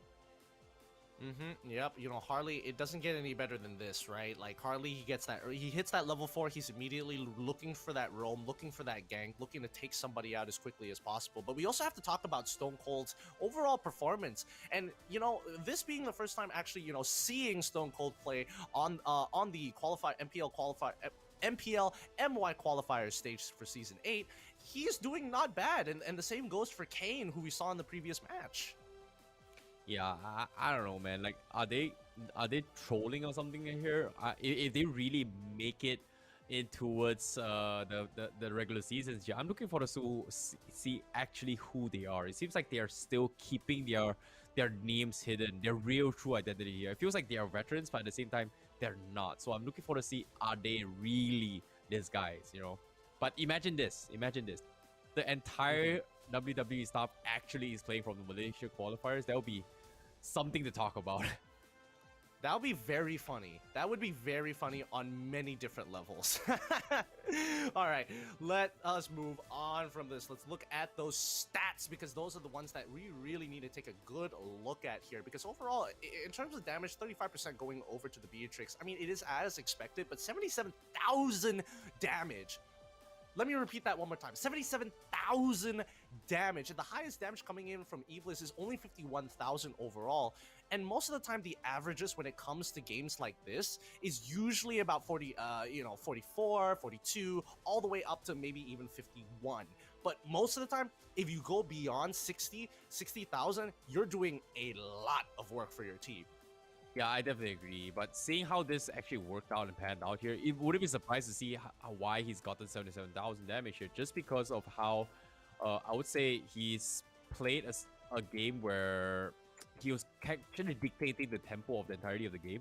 So it makes a lot of sense why he's doing that amount of damage, right? From start to beginning and all the way towards the end, he was just dishing out damage from the get-go. So from mid, transitioning to top, and he's been engaged in every single fight. So I wouldn't be surprised to actually see him being this highest damage dealer. But for a Beatrix being played like this, it's interesting to see how the meta has kind of shifted into this playstyle where when Beatrix was introduced the previous season, no one kind of played it a lot. It was often times played on the side lane, which came in as a surprise factor. It wasn't exactly meta as well. And for me, you know, when the Beatrix is picked here, it's just a counter matchup against a Benedetta. So seeing how the Beatrix now being played like this, I don't know. It seems like this might be the new meta. It might be, but it might not. But I'm looking forward to see how, if they can pull it off a second time and make it to the regular season, and if they consistently to bring this meta to the Malaysia region, we are in for some really interesting draft play styles between every single team that's going to be competing later on for Season 8. Okay, that's an interesting take. I think, you know, I don't know enough about the professional scene, especially what goes behind what organizations and how the team practices together. For all we know, this could be like a really popular thing in scrims. For all I know, I will have to do a little bit more research and talk to some people to get a general idea or maybe a feel for how this is turning or shaping up. But based on what we've seen so far, logically, if we look at it, that is a logical way to get into things. I'm trying to phrase it in a way where it seems plausible, because we know for a fact that, you know, Beatrix has some great wave clear. Has it ever been utilized in this particular way where you are taking full control over two lanes with the help of your support and as well as your top or bottom laner, depending on which side you want to play for? Not really. And as you mentioned, it is brand new. It looks brand new. It feels brand new. And hopefully, if this is an OG strat coming in from Malaysia, we've got something to be happy about, you know? Too many times, everyone's like, you know, Indonesia, Philippines, and Malaysia can come up with their own meta, and it looks something like this. I have no issues with it. Yeah, exactly. Because if you think about it here, this brings me back to Season 3, Season 2, where mid lane mages are I would say mid lane mages / assassins are the one that kind of do this very similar identical play styles here. And remember the time where Gushan was a very popular thing. That was how you exactly control the lane. So maybe this, and in a replacement of the Gushans, in replacement to whatever mages back then, having the Beatrix in this playstyle here is gonna raise some noises here, or raise some flags for some of these teams. However, do I remind you that Iblis's draft in Game 1 wasn't exactly standard, or to say the usual playstyle. So if we were to see Purge Esports face off a very standard, or say the common meta of drafts, would it still be able to dictate the tempo or control the momentum? That is something I'm looking forward to see. If it does, it means that this meta works.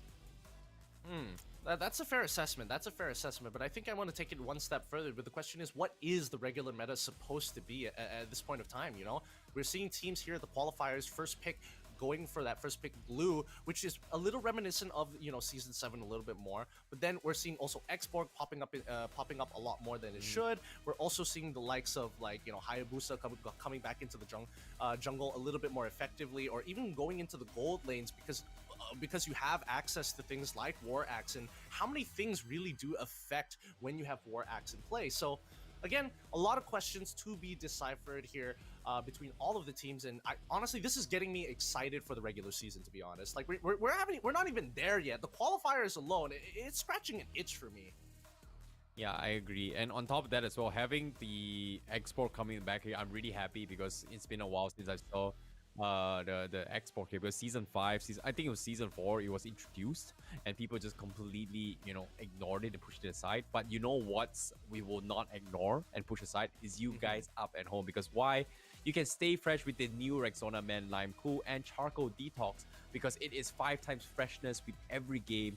And GG, still fresh. Scan the QR code, get yourself a brand new Rexona Man deodorant right now to keep things a little bit interesting. And who knows, your partner might enjoy your smell. Haha. right? You never know. You never know. But, you know, we're keeping it fresh every single time these patches come out, a new season comes out. We got to stay on top of things in Rigzona. Thank you so much for, you know, making MPL a little bit more refreshing than it should be. But overall, this upcoming game here, I'm not entirely sure where the draft is going to go anymore. I'm still stuck on this Beatrix all the time. It's revolving around this Beatrix. I want to see whether PRG is going to be able to pull something else, maybe for Stone Cold here. Because maybe Stone Cold opens more options for the team. And yep, Beatrix immediately first ban. You know, it's interesting here, right? Considering that the three series they were kind of briefly watched, Beatrix is kind of like picked or banned. And, you know, from our experience, besides this series thus far, Beatrix has not won a game. It seems like it might be the norm here, maybe among the screams here, among the pro scene here, or maybe even the amateur scene. I don't know. It seems like that might be the new meta. So we haven't exactly dived into yet here, as we haven't seen too much of the pro teams yet. But like you said as well, we need to do a little bit more research. We know Beatrix has been strong. We've argued that Beatrix is one of the strongest marksmen coming to the game, but it's very cheesy, and there's not exactly a lot of I would say examples or references to copy as compared to other regions here. So I agree to the fact that, hey, Malaysia may be a little bit slow to adapt to playstyles, but they're finally keeping up, you know, because if you think about it here, we've seen the Indonesia region, Beatrix was a very popular pickup as compared to our side, you know, the entire season 7. There was only 1 or 2 picks here just as a pocket slash situational pick. So it's a difference of playstyles coming from both teams, but I don't know, anything can happen, and I'm looking forward to see whether or not, you know, Purge Esports is going to bring something new to the table, considering that Beatrix Harley is taken out, Selena as well. Very identical bans coming from Iblis. And if you think about it, compared to the previous few series where Purge Esports kind of banned as well, very identical ones. Your team is picking. I mean, Purge Esports, they basically wanted to make sure they got rid of the Hayabusa and Jawhead for sure. The Benedetta, I guess, is a freebie, but Iblis, they really turned it around, especially, you know, with the Harley as well. The Harley as well as the Beatrix bans. The Selena one still remains standard. The question is Glue going to still be the first picks for Iblis? Because this kind of opens up the draft a little bit more. Previously, we were seeing, you know, we were seeing things like Export on the table, and Iblis, like, it should be Export because they first banned it in the previous game, and now that they're on blue side, first pick, simple, done, easy. Yeah, as of now, Purge Esports, I'm looking forward to see how they counter against this Export. And considering that the Divine Judgment will be in play, the Kaja is going to be a great pickup just because of pushing Export out of position. Before him breaking his Viraga armor, he's going to be so far deep into his enemy territories here. This is where you can actually catch up and punish him. So I'm looking forward to see how who's going to play the Kaja here? Is it going to be Randy Orton, or is it going to be Stone Cold, or is it going to be John Cena?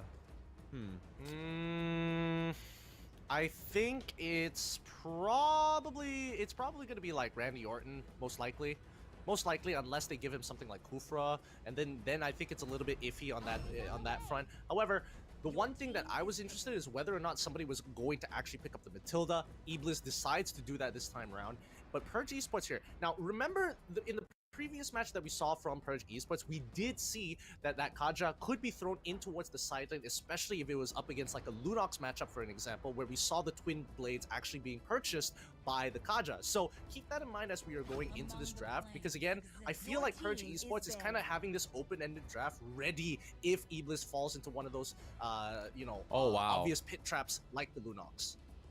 I actually like the idea behind Purge Esports drafts here. They're just going for full magical burst potential.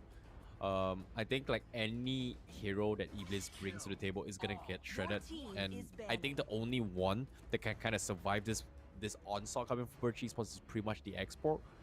But we shall see. Export with the last Insanity not gonna be able to pull. But if John Cena gets a very nice pull onto his Export and forces him out so far deep into his enemy territory, they might stand a chance to actually take him down. So that's gonna be a risky gamble, considering that Export is the type of hero right now in the meta where he wants to be right up in your face. Yeah, I think they need to lock in Alice here for the side of Iblis.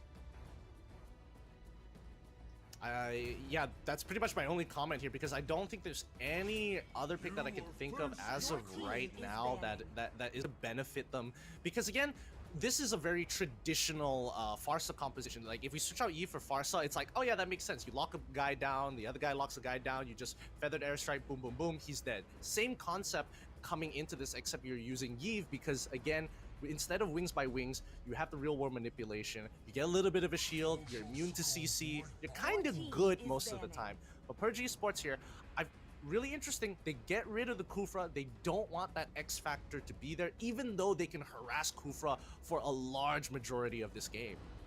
Yeah, I think Kufra is something that actually stops them, but at the same time, it feels like based on this draft coming from Iblis, I feel like the link coming from Perch Esports is gonna throw them off, and Kufra is the type of hero that actually stops him in the track. Maybe they might consider picking the Link for themselves, maybe even the Roger, maybe even... Okay, I don't think they would pick the Hanzo, but Iblis, they might... Okay, I like the Esmeralda pickup here. I agree with you that the Esmeralda pickup is great for Iblis, but they have to take into consideration that the Kaja and Yve is going to be able to one-shot an Esmeralda without a doubt. So maybe a Uranus would be kind of nice. Any hero that has really tankiness would be nice. Esme is kind of okay. Baxia is kind of okay as well. Gatot, not really. I don't know. It's tough to draft against this right now. Like, they need some sort of magical resistance, and they don't exactly have it. And now having the Farsa, it's okay, you know, escape mechanics, but Yes! if you think about it, oh yeah. Yeah, I was waiting for this one. I was waiting for you to kind of like wrap your head around it so I can bring up Yuzong, because again, Yuzong is really good at kind of sustaining in a lot of these fights. It doesn't mean that he's impossible to kill. He's just really difficult to one-shot in a lot of situations. If you know Yuzong is able to get a full combo out, and you know with the new additions of War Axe, it might work out quite nicely. Now that you mention it here. Okay, if it was last season without the War Axe, I would say Yuzong was just like... he won't be able to do with as the much. War Axe now, maybe. When you think about it, maybe. But I still think that if the Kaja pulls in a Divine Judgment combo on towards Yuzong, he's just gonna get deleted to get-go. So I don't think he's gonna be able to do too much, but I'm looking forward to see how it goes. But as of now, this is the drafts. For these guys watching at home as well, predictions, because this is rough. Like, is Purge Esports gonna take 2-0, or is Iblis gonna make a reverse comeback here? But I feel like Iblis' draft this game seems to be a little bit better. And if they do win and drag it into game 3, means that Xbox will have a 100% win rate thus far. That is a good point. That is an interesting stat to keep in mind in this upcoming game. I don't know. I think right now, you know, Farsa is a way to try to counter the Yve. It really comes down to execution. And unfortunately for Game 1, we didn't see too much executional outplays from Iblis, and we did see it from Purge. So keep that in mind as we go into this game. This is it for all the marbles for Purge Esports. Are they going to qualify, or is Iblis really going to bring it to them and bring this game to a 1-1? Let's get into it. Yep. And as of now here, Randy Orton going to be, you know, I'm just sad to see that Randy Orton is not going to be playing his usual jaw hit. But as of now, he's getting harassed pretty hard as well. As you can see, he's going to take a little bit too much damage. But seems like Iblis, they are going to dive on this here. So did they get him out? Yes, he is going to force the recall. He's going to be backing out for now. But Iblis now looking a little bit more confident game 2 here. They are getting extremely feisty and aggressive. Meanwhile, Levi is going to be on the side lanes here with this Yuzong. Does have to fight a Festival of Blood as well. So that is going to be two very tanky heroes coming from Iblis here on the sides. Yep, they're just making sure that they are being as much of a nuisance in the mid lane as possible, forcing them to like either recall so they won't actually match them on the rotation. You can see, he's quickly running up to that top side, but good communication from Purge, letting Uranus know not to go too far. Mayos losing his Firaga armor as Randy Orton harasses him, making sure that Stone Cold has an easier time in lane. Maybe that's how you deal with the X-Borg here. You know, have a Popo and Koopa just harassing him from a safe distance here. Losing Koopa is fine. You know, it's not that much of a big deal compared to a main hero. Yeah, and here comes the full-on dive on towards Edge of all people on this Uranus, quickly flickering out, and even the Mountain Shocker is not going to connect. However, if we look on towards the bottom side, it is being mirrored exactly the same. They all just want the energy shields, they all just want that one potential free kill, and you know, get the beetle while you're at it. Yo, it seems like Iblis looks like they've waken up because they look so different this game. And meanwhile, Mevi here, it's gonna take a little bit of damage here. He needs to be extremely careful what's that. But here comes the trap, here comes the follow-up, and that's gonna be the... Oh, that's a note on the sidestep. Mevi so close. Black Dragon has been expanded to try and zone them off. And John Cena not gonna be able to disengage here. The Real Manipulation try and zone them off. But guess what? The rest of the teams, they were caught off. And Levi was able to shut them all out. And Purge Esports now, they have to respect this year. They've lost Rey Mysterio, they've lost Randy Orton and Iblis. They want to come back. They don't want to lose like this. They want to go into this game 3. And guess what? They will find Edge. Edge does not have the alternate in time. And that's going to be Yu Jong 2-0-1. Levi showing them who's boss. I'm sorry, did they switch phones or something? Is Iblis like, were they playing on like 150 ping or something and now they only just got like 2 ping? They feel sharper. They feel like they have more direction with the way that they walk. Like they don't look as lost. They feel like they are walking with purpose. And I think now that they are 1 game down, they feel that pressure and it's really waking them up. Oh, Divine Wait, Judgment. no, Farsa. Oh, is she gonna actually make it out of this one? Maybe not, but they are able to get some good damage, and John Cena is the next who has to go onto that 1v1. Mevi is able to clean it up, but I did not expect Sari to deal that much damage before he hit the dirt. Yeah, that was a very nice clutch check, I'm sorry. Knowing that he was pretty much done and done here, he was willing to trade his life for Stone Cold, and that was a 50-50 trade. Nothing much lost, and Iblis will continue to win out this fight here, because with the Divine Judgment out of the count in that fight means that Kuz 4 is going to be safe for the next few fights. Likewise coming from Levi, likewise coming from Mayos, and Sorry dying means is going to be building up more traction for Mayos and Levi for the later stage of the game. In this case here, it is bound to happen if Purge Esports doesn't make some sort of attempt. But as of now, 10 seconds left before the next turtle here. Purge Esports, how are they going to do this here? It seems like Iblis, they are going to try and force Randy Orton back, and to my surprise here, Purge Esports, they are playing on defense. Yep. I mean, after that little scuffle and the fact that they did lose a little bit of a lead, quite a significant lead here as Levi tries to turn this around, but unfortunately with 4 members, he's going to just dance around them, trying to build up the Raksha passive, and here comes Mevi here, but Levi, he's too low to re-engage into the fight. He didn't get his passive up, and he didn't get that health regeneration, so he's just going to back off. Good play coming in from Purge, but don't forget that Iblis, they have more control over this map than you realize as they continue to wrapping around after thwarting Purge on the top side. They're going down to bottom side. They're threatening them on bottom side. Yeah, agreed here. Meanwhile, bottom side as well, this tier 3. Are they going to be able to jeopardize this here? Because Rey Mysterio, he's got the War Axe, but the Farsa Feather Airstrike with the Mountain Shocker combo. We completely forgotten that here. Nukes from above. Looks to be a scary force here. Purge Esports, they can't seem to dodge it at all. Because of this play, everyone from Purge Esports needs to disengage, and that means tier 2 is going to be secure. I'm thinking of outlets. I'm thinking of outlets in the way that Iblis can really start accelerating this game, because now that it is taken a step back, you can tell that, you know, Purge don't really want to force this, but now here comes the circling evil onto Mevi, getting on top of Randy Orton, making it easy for Mayos to blow them up with the last insanity. What a combo that was! And yeah, and that was just, you know, Iblis just taking full advantage that they can abuse the fact that they've got the burst potential, they've got the sustains. And like I said as well, Stone Cold, despite having Kaja, it's great. They can find some sort of pickoffs. But when you have side lanes that are just in your face and doing out damage here, it's not going to be easy here. Because the Divine Judgment can only catch one target, or in this case, one crucial target. Whereas Iblis, they're playing from a very well-rounded draft where every single hero is going to be able to dish out some type of damage. Whereas Purge Esports, I don't know. But if you think about it here, the Popo and Koopa doesn't exactly do a lot of damage, whereas Levi, he is a tank, but he's able to do some sort of damage as well.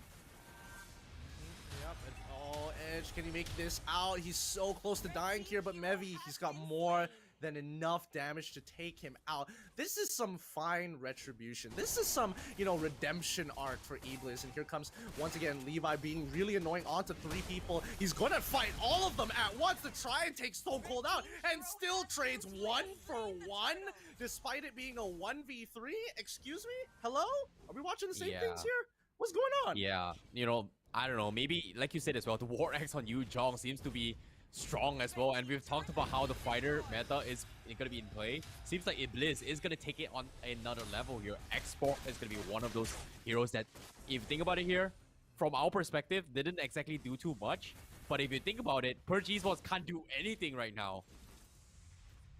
That is a fair point. They really are kind of stuck in the dirt here, because again, they're down by 5 objectives in this case. They only have been able to get 1 back. They're playing exceptionally slow. You can see how timid they are to walk out of their jungle, but you can see that Iblis, they know how to maintain their lead. They are focusing on disrupting the economy, and based on the items we see so far, Yuzong is equally as strong as Rey Mysterio at this stage of the game, even though one is a gold laner and the other is going to be a jungler, and they full on go into this fight. That Mountain Shocker absolutely devastating their opponents. John Cena didn't have any time to react to that at all. Oh, that is crazy coming from Iblis here. But Purge Esports now, I don't know, this is gonna be tough here.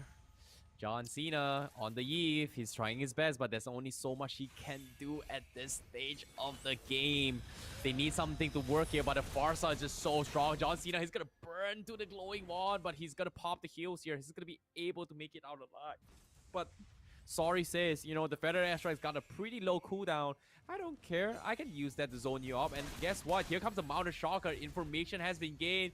They have to retreat, and Purge Esports constantly picking fights that they can't exactly win just because they're blind in most of these fights. This is not a good angle. This really isn't a good angle for Purge Esports, because the longer this game goes, the better it is for them. But with an 8k gold lead at 9 minutes into the game, this is a substantial lead. Like, this is very difficult for Iblis, for Purge Esports to actually come back, because for Purge Esports to make to cover that 8k worth of gold, they're going to need to win 2 full team fights to at least go even with Iblis. Yeah, and how? Okay, what's the win con here? Currently, I don't see a win con coming from Purge Esports, because the Kaja, if they catch off Granger, if they catch off Yishun Sin, it's like, meh, it's only Yishun Sin, because the main damage dealer is Export and also Yu Zhong. So I wouldn't be surprised to see that their damage output is going to be very, very high later on.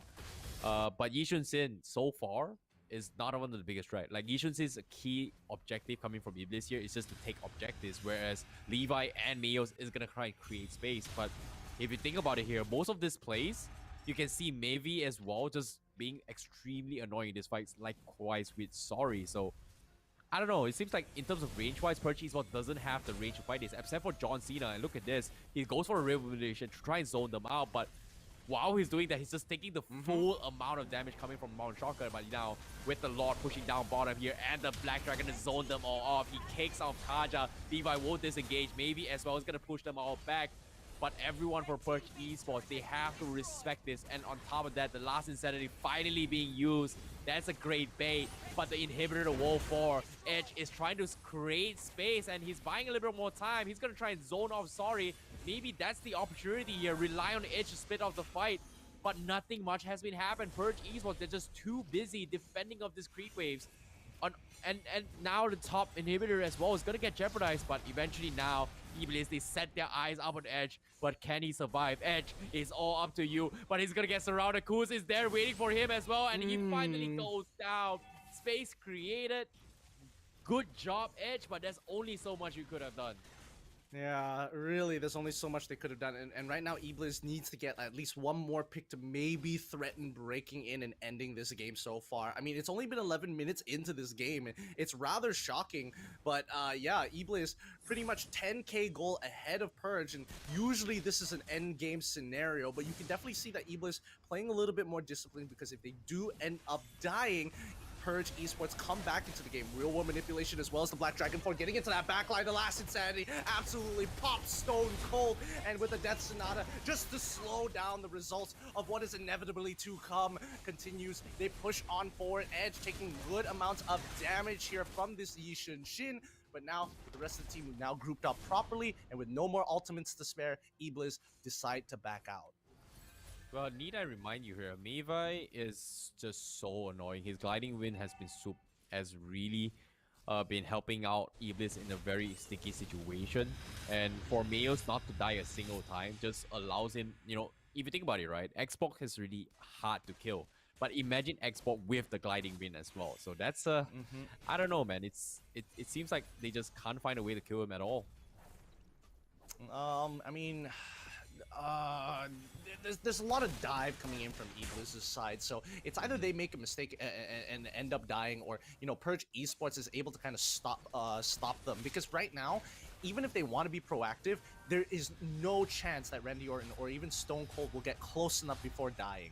So they just have to build a little bit more tanky, depend on Rey Mysterio to help them out. Edge, he built in towards Avarice as well, so hopefully the gold that he has invested will start paying off. If we could check the items real quick as well, just to see what are some of the defensive items that Purge Esports is building currently, because I don't think they want to stack up on any more damage, especially if you are going to be one of the beefier front lines. Yeah, I definitely agree. But Lord now going to be up available here, coming from Iblis to up for grabs here. But if you think about it, right, Purge Esports currently, they need Necklace of Duress. They need a boxer in this game, because everyone coming from Iblis has so much sustains here. Look at this. Now with the Kaja coming in. Oh no, the Divine Judgment almost connects. Levi with some fast fingers immediately pops the Black Dragon, turns the tides around, gets a solo kill instead. And that's going to be Lord Grab coming from Iblis. Purge Esports is going to be having their lead thrown away here, as Iblis is going to be knocking on the doors here as they want to drag this in towards game 3. Is not over yet for Iblis. Levi going to take the first damage as well. Real manipulation right, zone them all, but do they have the damage here? Insanity catches on too. Does it connect? They have to back off, but the Lord is going to be knocking the crystals here. And ladies and gentlemen, Iblis makes a comeback, taking game 2. Oh boy, we're gonna head in towards game number 3 right now. Yep, it looks like this entire day, especially if it's going to be put on broadcast, is going to be those 2-1s all across the board. But this game, really great showing coming out of Iblis here. They showed that they can actually execute, but unfortunately in the previous game, their draft just didn't allow them to do too much with the resources that they had, and at a certain at that particular point of time in the game as well. But now that they have a little bit of a better draft, they can get more aggressive. They can really start showing the Wombo combo with the Matilda, Yuzong, as well as the X-Borg. Really fantastic. It's very hard to track what's going on, but the moment you realize it, it's too late. You get blown up so fast. Yeah, I agree as well. And it seems to me the trend will continue here, as Xbox will have a 100% win rate up on screen. Okay, up on screen from our statistics, up on screen. We haven't seen the other matches, but it seems to me Xbox is just something that wins games now in the meta. Yeah, that is a fair point. But I don't know. Like, these players, they excite me because they show so much talent and are able to really take advantage. You know what? Let's double check the items real quick to see whether they are really big brain here. Because how are they getting so much damage off so quickly? And we can see from Levi's build, yep, he's incorporated the War Axe, he incorporated the Bloodlust Axe at the same time as well. So he literally has plenty of damage. People are switching out that Blade of Despair to go for this War Axe. Yeah, I agree. The War Axe just does so much damage, as well as give you so much value in terms of mobility, so it makes a lot of sense. But for me, Purge Esports, their biggest downfall is the fact that they do not have the Nexus of Durance to deal with all these sustainabilities here coming from the list. And like I said as well, the win con coming from Purge Esports is if they have a Baxia and also Necklace of Durance up on John Cena. And even if they had that, it's going to be a tough battle because there's just too many targets with so much sustainability. If you think about it here, Mayvi, he can heal himself with his skills. He's got the Oracle. You've got Yuzhong is constantly going to be having Spellbam. You have Export is going to be constantly having Spellbam as well. Kuz4 may not be the most sustainable ones just because it's a DPS. But if you think about it here, Export is already hard enough to kill. So I must say, damage output wise is going to be pretty consistent coming from the Yuzhong. But for me, I'm a little surprised that Meos did not actually pop off in terms of damage output. It feels like the entirety of the game, they didn't even need him this fight. It was all Levi, Sorry, and Kuz4 just taking the entire show. And look at this, Sorry, 46k damage. Yeah, I mean, it's normal. It's just Farsa things, you know, the living artillery fire from halfway across the map. It's very frustrating to deal with, let me tell you that. And I can definitely see why she got the most amount of damage, especially with the amount of AoE damage she is pumping out when her team is diving in that hard with all three of their members. It's crazy. It really is a crazy time. And, you know, based on what we've seen so far, it is fun. It is a lot of fun where the meta is pointing in its own direction. And if teams, and especially if Purge wants to move on to the next round, they have to look at this and figure out what exactly are some of the patterns that come out with this draft. Or is it something they really have to be concerned about in this upcoming game? I don't know. It seems like the moment they take the export out, it will be a problem. It seems like Yuzhong might be a bigger threat as well here. I'm looking forward to see if it comes up. But as of now, for those guys watching at home, we are going to be taking a short break for now. And after this break, we'll be right back with game number 3. But as of now here, once again, this is MPL-MY Season 8, which is powered by Moonton, refreshed by Rick Stona, man, official Digital Telco Yudu, underneath Esports TikTok, Secret Lab, and as well as Esports charts. See you guys in a bit.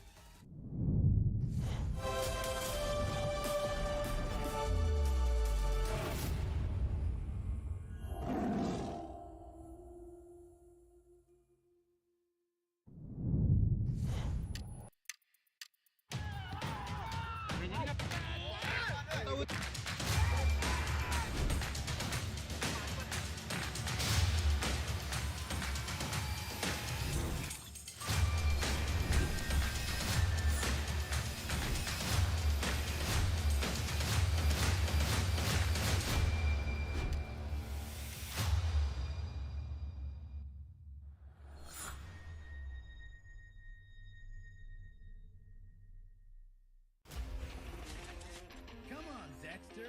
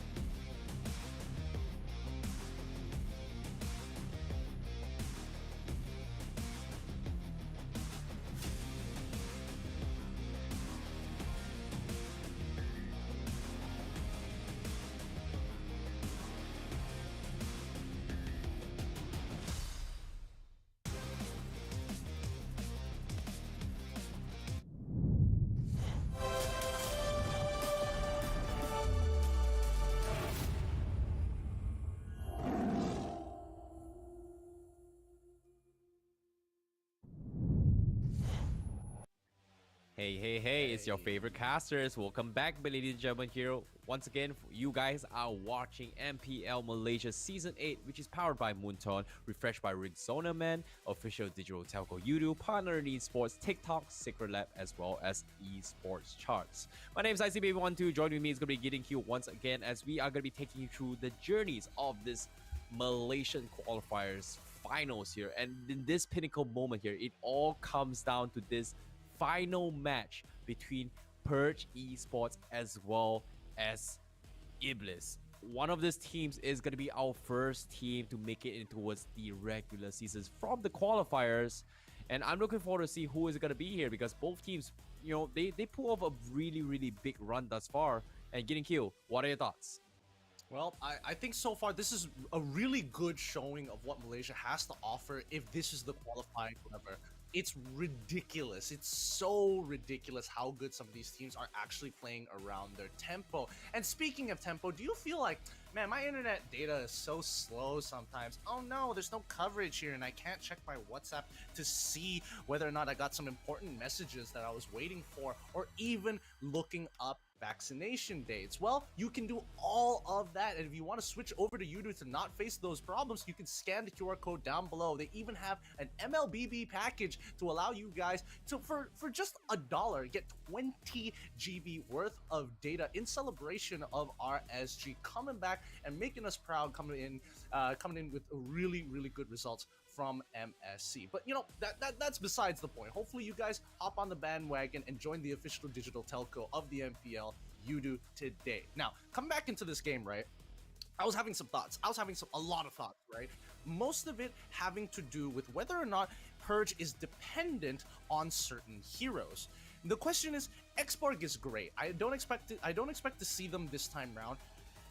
But what determines which team is going to make the first move? And I think it's all about the first 2 minutes of the game. Can they play around tempo? And there we go. We see the Beatrix ban coming out from Iblis, and also Purge Esports banning out the exports instantaneous. They're like, hell nah, I don't want to get one shot like that again.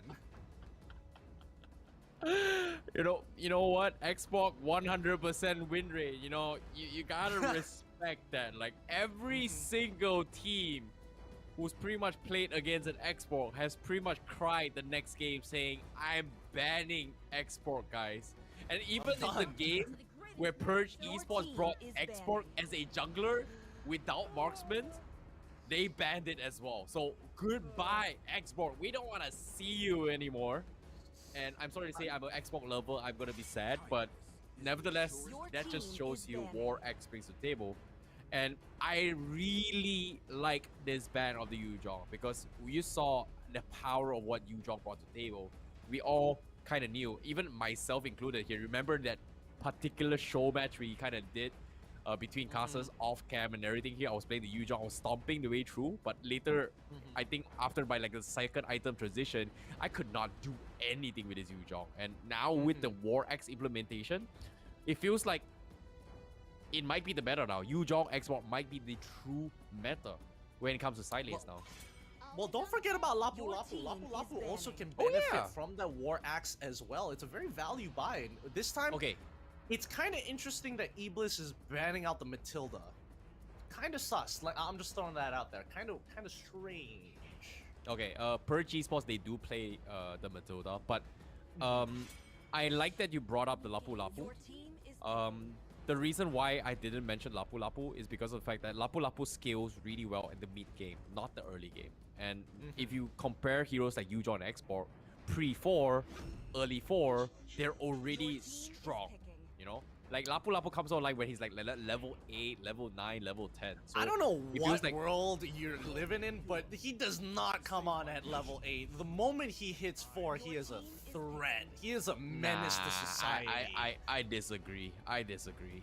Like, besides that one hit stun, aside from that, he's not the type that can actually win like a drawn out fight, you know? Like, at least until he gets like 2 items, you know?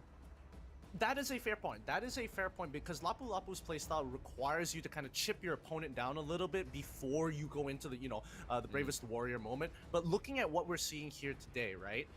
I don't know. I don't think Lapu Lapu is going to come out based on the way the teams are playing, because they're playing a lot around the tempo. We could see Yishin Shin and Kaja being the first picks for Purge Esports this time around on the red side, but first pick starting off with Iblis. They went for the Jawhead, then went for Glue, then Benedetta, which I thought was particularly interesting. Your team Because a lot is of this banned. means that, you know, Iblis didn't want to show Glue first. They go for a strong playmaking support. Purge Esports is like, you know what? We'll do the same. Better yet, we're going to one-up you having that flex pick in that Kaja and locking in another support that can harass you Your from team afar. is Farsa, banned. the next ban, Purge Esports is not having it. They are not having it today. They're like, game 3? Nah. I'm trying to get over game 2, guys. Okay. So, for those guys watching at home, if you guys are wondering why we're smiling and laughing, like, okay, sorry, maybe not Gideon. Gideon is reacting to me by starting, what the hell is going on? The reason why I'm laughing is because right now, Purge Esports is just deleting or banning off heroes that Iblis was playing in game 2, you know? The Farsa was a big threat, the Yuzhong was a big threat, the Xbox was also a big threat. But when you put all this into pictures here, yeah, it's strong, but that just means there are a lot of meta Your heroes in the team is pool. banned. I would say, when I mean meta, pre-seasons, I mean season 7 metas, yeah. Benedetta, Glue, Jawhead is gonna be slid off. So this is gonna be a little bit old school strategy coming from previous season. Purge Esports, they might be comfortable with it, but do you think they can adapt? Because right now, Iblis, they've got the Benedetta, they've got the Glue, they've got the Jawhead. There's got a lot of mobility, disposition coming in contrast to Purge Esports, where you have the Kaja for the Divine Judgment, it's only one. But Iblis has got 2. So do they want to kind of like mirror each other by getting a Barrage for themselves as well? Coming from Purge Esports? Ooh, that wouldn't be too bad. I don't think that's too bad, other than the fact that, you know, Paquito is Your still on the team table. is banning. Thamos is still on the table. Those two definitely benefit really well from the war axe, from the recent item of the war axe here. I don't know. It's a little hard to tell because again, I don't know. I don't have enough information on both Iblis or Purge Esports to make some hard reads on them so far. But based on their patterns, they really like to kind of force that early game, and it's no surprise that we are seeing, you know, things like Jawhead, things like, you know, Popo and Koopa on top of Kaja being picked up for the side of Purge Esports. But if we are noticing at the bans itself, Hayabusa, Farsa, I'm just gonna neglect because it's a part of the previous game. But the Hayabusa in particular, okay, we don't want you to snipe somebody on our side, which is most likely going to be the Yishin Shin. Blizz is like, okay, we're gonna make sure you don't have a second outlet for the later stages of the game. We're gonna ban out Esmeralda. That's the vibes that I'm getting here. That's a good ban here, considering that Purge Esports, they need some sort of magical damage that scales with the Kaja. But I agree, the Lunox would be a better matchup here from Purge Esports. It scales even better compared to the Yve in terms of burst potential. Yve just doesn't burst as quickly as compared to Farsa. You can see the Kaja and also the Yve here. It took quite a number of time for John Cena to actually burst down one player, despite, you know, pairing up with the Divine Judgment, which arguably is gonna hit hard. But now, considering that most of the mages have been taken out here, means that there are some strong hard ones. In this case, Luo Yi is being covered right now, and I agree, it is a very strong mage burst potential. There's a lot of CCs, but now with Lancelot and also the Benedetta being picked from Iblis, this time they're playing on a different wavelength. They are gonna play at a split push potential, which I kind of question it just because of how the drafts around Iblis with the Jawhead and also the Glue here is to kind of like catch one off guard and burst. Maybe relying on Luo Yi and Lancelot is gonna be enough. Maybe I don't know. It could happen, but Purge Esports, they need some sort of mage. They needed some sort of tanky ones, and the Uranus makes so much sense. And I think like Purge Esports, they've got this 50-50. I like the drafts right now between both these teams, and I've talked about how Best of Threes is all about adaptations here. The reason why these drafts and heroes and bans are literally up in your screen right now is literally because two teams adapting to each other's playstyle from game 1 and game 2, and this is pretty much the end result. One of this team is gonna be walking home with nothing, and one of this team will earn themselves the ticket to MPL regular seasons. A lot is on the line for both of them. They want to make sure that they are the ones having their names in lights in the exclusive MPL-MY Season 8. And, well, I'm just very happy not to be in that position, honestly. Honestly speaking with you, like, I'd be sweating out of my mind. Ain't gonna lie, we're both sadistic here. We we enjoy watching teams struggle, and we're just here talking, commentating about their journey. And yeah, you know, hope you guys enjoy yourself as well, because we're all really excited to see how it all comes down. Because, ladies and gentlemen, this is it, the decider match between Iblis and Purge Esports. One of this team is gonna make it in towards the regular seasons here. Who is it gonna be? Hashtag right down below. But on top of that, be sure to scan the QR code right on the screen right now, because stay fresh with new Rexona Man, Lime Cool, and Charcoal Detox with 5 times freshness with every game. GG, still fresh. Scan the QR code below and purchase the new Rexona Man deodorant now. All right, let's see how this game is going to shape up here, with Mayos getting some good trades onto Stone Cold for now, forcing forcing the regen as quickly as possible. This is how you want to play that level 1. You want to make sure that you're getting some good damage in, control the lane as much as you can, force those trades and deny EXP from Stone Cold, which Mayos is doing a really good job. He hits level 2 and Stone Cold hits level 2, but look at that life difference, 50% in comparison to only 90%. Randy Orton as well, he can't afford to take such bad trades. Oh, this is looking good for Iblis here. It seems like a mirror matchup from game number 2, whereas he was able to force Randy Orton back rather early as well. And in this case, likewise coming from Stone Cold, seems like Purge Esports, they might have lost out in their mid and bottom lane control in this first wave. And this is, I don't know, what happened to Iblis here, because they look completely different from game 1. Wait, let's keep our eyes down on towards bottom side, even top side. They're trying to mirror each other to bait out that fight, but Edge, he's in trouble. He manages to survive with ever so little life, but he dies anyway. I guess he died to the orange buff burn. But let's look down on bottom side real quick to see how Mayos is handling up. He manages to pull on through, despite there being Randy Orton alive. It looks like, I'm assuming that the eye-to-eye was effectively used. Sorry, not execute though, coming from Kuz 4. He's actually got the retribution, so that's just right enough damage to actually get himself a very nice kill up top. So that's gonna be first blood in the hands of Iblis. That just means Turtle will be secure. Purge Esports not gonna be able to respond to this, but at the same time, Orange Buzz being contested as well. But bottom side, oh my goodness, Iblis, Mayos, he's gonna be able to get a kill onto a Stone Cold while they're going for this fight. And meanwhile now, Kuz 4, he's gonna try and get extremely aggressive in next team fights, but because of this play and this aggression from Iblis means that Rey Mysterio is gonna struggle into the next farming here, as he doesn't have his orange buff. He's gonna try steal one from the bottom side, but is he gonna be able to do it though? He's in deep under enemy territory. He should. Benedetta is trying to, you know, be annoying, cut the waves on her side of the map, so she unfortunately won't be able to respond. Mid lane is getting shoved out really well, so again, he is back down to even Stevens. He's only 1 level down on Kuz so far, but again, it's about this mid lane control. Oh, Mayos manages to get on out with the Electo final blow. Rey Mysterio unfortunately won't be able to do too much with Randy Orton to cover his back in case things get a little dicey.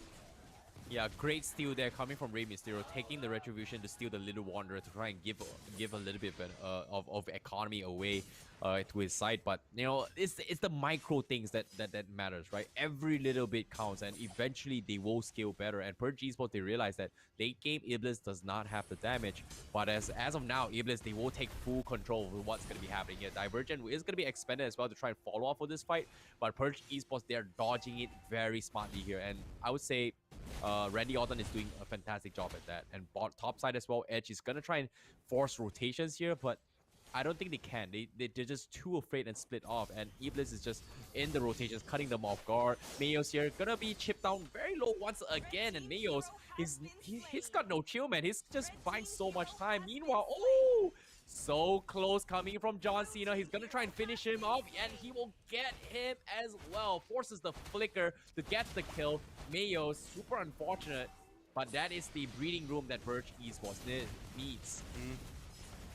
I mean, at this point in time, both Iblis as well as Purge Esports are showing each other a lot of respect. You can see that they're walking with direction, but you can also see their hesitation when they get near enemy territory or when comms are clear and they're telling exactly where their opponents are. They don't want to overstep their boundaries, and you can see it from both sides. Here comes the diversion from Iblis. Sorry, is in the.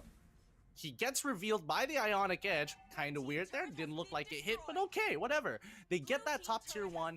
Bottom takes their bottom tier 1. No problem from Purge Esports. They're mirroring each other perfectly right now, but Iblis still holds the lead. Yeah, I agree. War X finally up on Rey Mysterio. Without buffs, he's not going to be a big of a threat. But in this next turtle fight, you can see Purge Esports, they're trying to set up for this next fight. Meanwhile, Iblis is going to try and cut the rotation. And guess what? The Divine Judgment comes in. Kuzfor gets caught out, but he's used out all his utilities there. That means Mysterio will get a freebie, but now the counter engagement comes in, and he's going to be A-okay. And finally, Purge Esports finds the breeding room. But Levi, he's going to try and stop Rey Mysterio from securing his buff and buy time for Kuzfor to come back online. And Purge Esports now, they're looking very dicey here. Stone Cold was able to make a big comeback with that, but Edge now gonna get dived on. But this is a Uranus you're talking about. He's gonna be super tanky. He's gonna be able to sustain his way through. As you can see, Iblis has got him trapped, and the turret is gonna be focused down. Now with it down here, Edge, is he gonna fall? Yes, he will. Unstoppable Force is there, but Edge, he's by so much time. Space created. He will eventually fall, but can Purge Esports take anything from his death? Nope, not at all. None of their members, they were just recalling, walking back in towards that lane. No plays were being made, no setups were being done. Purge Esports just said, Edge, do as best as you can. We'll eventually get there, but hopefully something will come out of it. And you can see that even Iblis, they see, okay, 2 people on top side, 2 people shown mid. This is a free turret. Nobody's gonna stop us. Yeah, on top of that as well, with that free turret means map control being swinged into his Iblis to contest the turtle, and they're not going to be able to do too much. Levi is down to his last tick. Will he fall? Yes, the last final crit from Rey Mysterio will connect the dot, but the tier 1 is somehow still taking a very long time. Meanwhile, Iblis is going to take the third turtle for themselves. And Takira's finally up on Randy Orton, and to my surprise, despite Iblis winning out on this objective games, the economy lead is not that major. Well, yeah, I mean, it's so early on into the game that it still takes a little bit of time to clear the waves or even clear jungle camps at this point in time. But they are being very, very respectful when it comes to these brushes, making sure that they are throwing out the dispersions into the brushes so that they don't have to face check necessarily. You can even see even John Cena is showing them respect, making sure that they don't want to be put in a compromised position just because they lacked the aptitude or the awareness or the game sense to do so. Oh, so close for me by Stone Cold. Almost forcing the flicker for that. But as you can see, it is only a jawhead. Doesn't exactly want to expand it yet. But Purge Esports, they've got a little bit more control. Edge, he's going to buy a little bit more time. But Kuzfor overcommitted before that. So that means that's going to be 3 members down below for Iblis. Means more map control up top for Purge Esports. As you can see, they are pretty spread out. Edge is keeping tabs on where Iblis are. And they finally got a little bit more info. Means the next 50 seconds, the total up top is going to be a huge contest here. As of now, John Cena will get bursted down. Means Iblis, they finally going on the hunt. They finally found someone. But Randy Orton is going to be next. The divergence setup is going to be there. Edge is there to help, but to what available? The rest of the teams are crumbling. Stone Cold a little bit late to the party. And that just means they will lose the middle turret here as the rest of Purge Esports was caught off guard with this dive. What is this rotation coming from Iblis? That was so quick of them. Yep, they knew that they wanted to collapse towards that mid side. They were making sure they were checking the obvious angles to ensure that when they collapse, all the factors have been taken into account. However, the one thing that hasn't really been taken into account is the objectives here. In the next 5 seconds, the next turtle is going to be back up. And you can already see that Iblis taking a really advanced position, showing only glue. Benedetta hasn't even revealed herself mid just yet. Yeah, and currently Iblis, they are going to start to try and threaten this turtle. Meanwhile, Purge Esports, they are going to go for another hoorah attempt. But unfortunately to say, they have to respect the fact that Iblis has been getting so much economy in this team fight. They need a little bit more items up on John Cena before he can actually do anything for the next few fights. Rey Mysterio is leading the charge, but they need to drag this out for as long as they can. And currently, Iblis, they do not want to allow this here. And currently, they are in a choke point. As you can see, they are going to make a dive for this as well. Orange buff has been stolen. Who is going to be getting it here is not going to be Purge Esports. Means Iblis will go in for the assault. Killing spree coming from Mayos. And they lose too. This was an overextension price that Purge Esports has to pay just because they do not have the upper hand. Red team turret has been destroyed. I'm trying to think of a situation whereby they can take the Lord freely, and then at this point in time, Randy Orton, he needs to set up those frost traps much earlier down by Iblis's jungle, especially towards the brushes nearer towards the orange buff pit. And I don't think he can get that close, so he might need an escort to join with him. But if we look at the items right now, we can see that John Cena, he's got 2 items. He should be able to deal damage. The only issue is that Iblis, on their side, they already have Athena shields built up. So now John Cena will need to have a glaive to dish out damage. Yeah, I agree. And on top of that here, interesting itemization coming from Edge. Instead of going for the Enchanted Talisman, he's went for a little bit more defensive, means that he will not be able to dish out a lot of magical damage coming from him.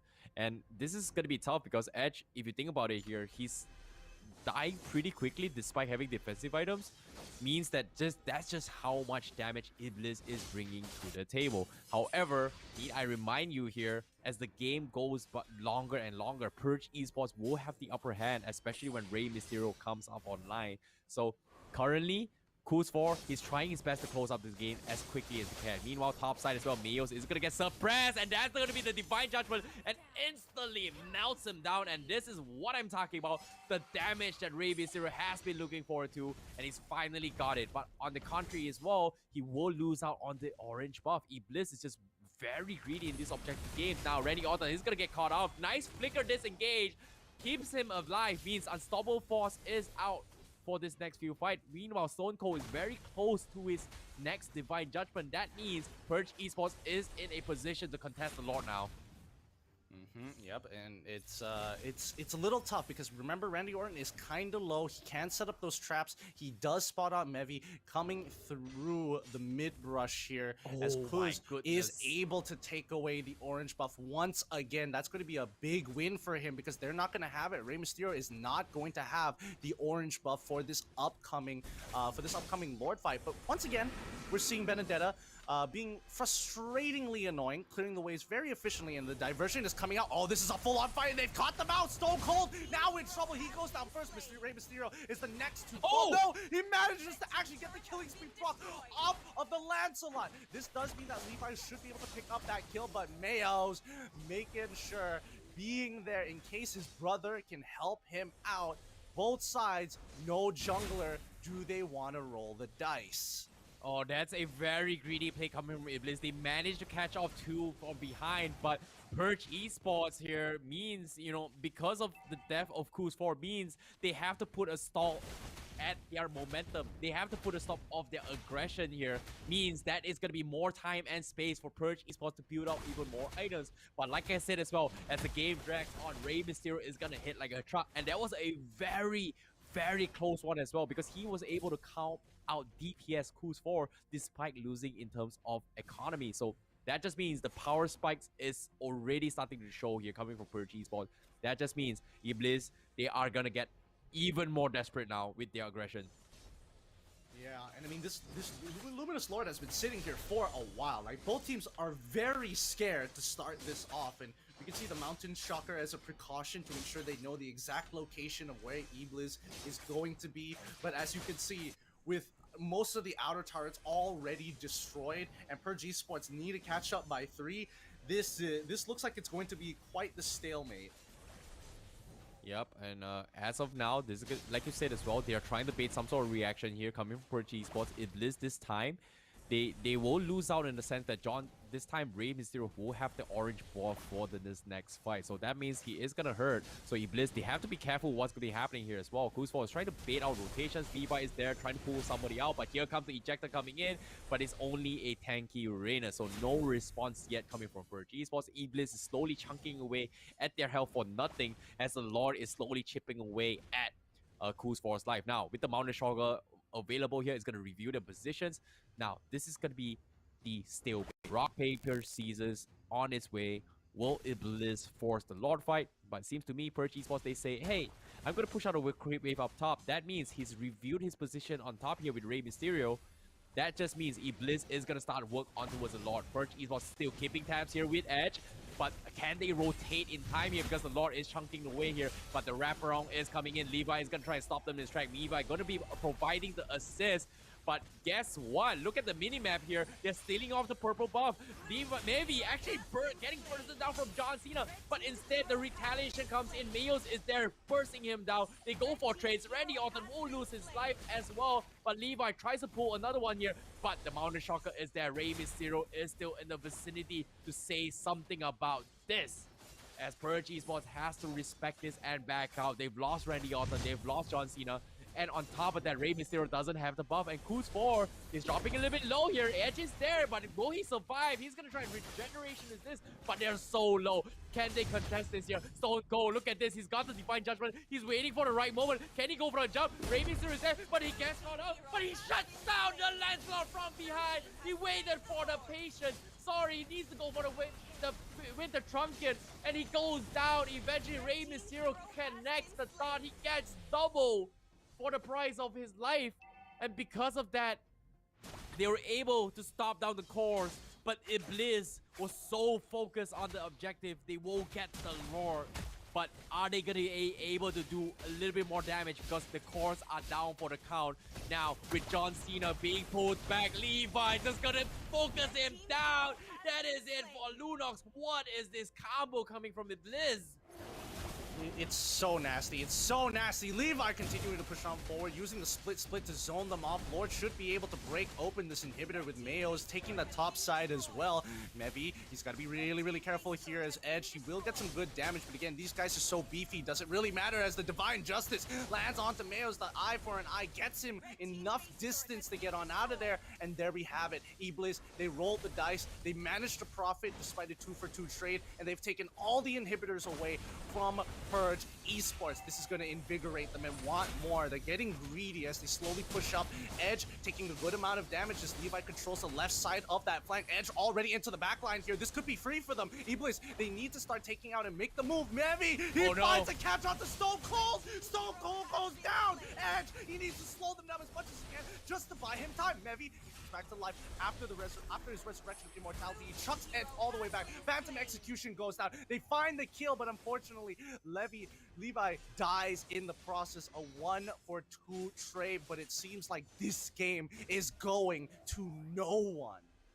What a game here coming from Iblis as well as Purge Esports here. Iblis giving them their all to try and close up the game. But need I remind you here, Edge, he does not have the damage to take down Kuz4 at all. And imagine if he had that Enchanted Talisman here, he might have been able to get them the kill onto his Kuz4. But I might be wrong. I'm looking forward to see how the itemization has gone here. Because in that fight, Kuz4, he was so low. And it seems like Edge is got it in the back, which you kind of expect from a Uranus. But seems to me he dropped the ball and got bursted down instead. So that's just super unfortunate here. But that just means Iblis, they'll get all the inhibitors, they will got the damager. And this time, Purge Esports, they are on the hunt. And currently, they can't seem to find anyone as of now. Mountain Shocker reviews the position, means that this Shrouded Step is not going to be able to help them at all. Oh, well, no. Yeah, he got the Enchanted Talisman. Okay. Yep, he got the Enchanted Talisman. Everyone's pretty much at full build at this point. There's no real way to optimize your build, and I love the new changes, especially taking away the masks in general to ensure that we're just gonna slap it on your boots, you know? Have more money to have more fun with cooler items. And in this particular situation, they're going to need it because people are not dying as quickly as I expected them to be, but I'm looking at Lunox specifically now. She's one item off. She's already got the 4 that she's been waiting for. The Lightning Truncheon, Genius Wand, Rock of Destinies, and I think she is going to either go for a Holy Crystal, but is that what she really needs at this point in time in comparison to a Winter Truncheon? I definitely agree. I feel like the Winter Truncheon is better. I feel like Purge Esports, they have the damage, and I feel like right now they just need to sustain the initial burst before the counter engagement. And currently Stone Cold is looking for a Divine Judgment, but I don't think they can follow up as well because Purge Esports, they are in a situation where the creeps are constantly gonna push them back. And it feels like in the minds of PTSD wise, Purge Esports, they're afraid of the fact that, you know, the minions might be the true MVP. But look at this. Sorry's damage, just instantly one skill, and Stone Cold is almost melted. That was just so crazy. Ooh. Ooh, that is brutal. That is brutal. And I'm now, as they are going to, I think Iblis is going to try to bait out another fight against Purge Esports because I think they're sick of waiting at this point in time. Oh no, they're going to full commit to this, are they?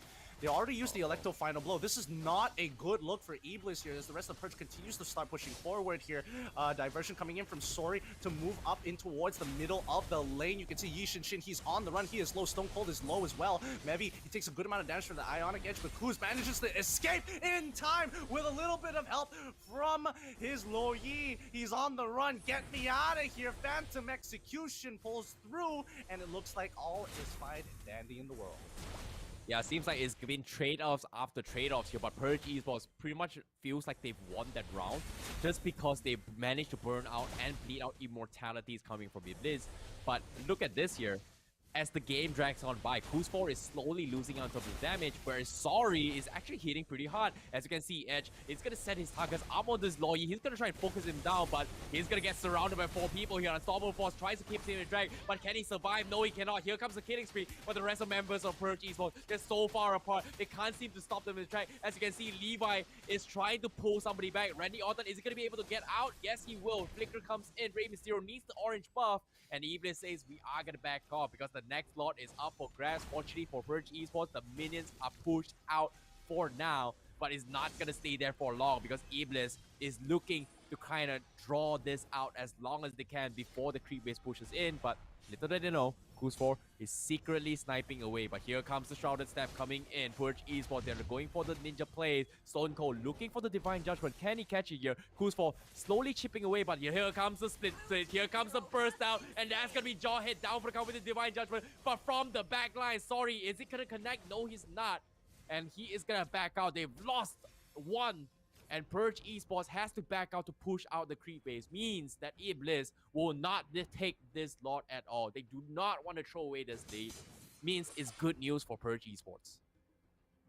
Good news indeed, but again, the stalemate continues. Like, both sides don't really want to play too risky overall, and even Purge Esports, it feels like they're giving them way too much respect to Iblis at this stage of the game. Like, it's Luminous Lord. If you get the Lord, you basically win the game at this point of time, because if we're really looking at it, Iblis doesn't exactly have a strong lineup when it comes to clearing multiple waves. Like, Sorry is good, Benedetta is great, but everybody else is going to struggle a little bit with Lord Empowered minions. Yeah, I definitely agree. And it seems like based on what we're seeing right now, Purge Esports, they push out creep waves. Now they're going to try and threaten a lot. They've got the damage, but Iblis, are they in position to contest this? I don't think they are. But at the same time, Purge Esports doesn't have enough information. They're going to start things out with the Divine Judgment. They will try and take down Levi. Levi forced to go for the split. He's going to try and force the fight. But the rest of the teams from Iblis is going for the backlines. They're trying to take down John Cena, but they could not. But he will pay the price. Randy Orton will be the next gen. John Cena is there to survive on top of that. And Rey Mysterio is going to give chase from the back lines. He's going to try to cut them all up. But look at this, enemy on the other side of the map as well. Mayos is going to get focused down. Eventually splits off the entirety of the fight. And Rey Mysterio, he went to the back lines all by himself. He took down Kuz4. And the rest of the members could not do anything about that. Yup, so that just means that Purge Esports finally, after 23 minutes, net themselves the Lord without too much contention. Even John Cena using the Darkening to speed things up. PRG just needs the hard reset and look to end this game. Randy Orton will join them shortly. However, Iblis, Kuza should be, Kuz4 should be ready to fight as soon as he gets out of spawn, because Purge Esports is going to be knocking on their door.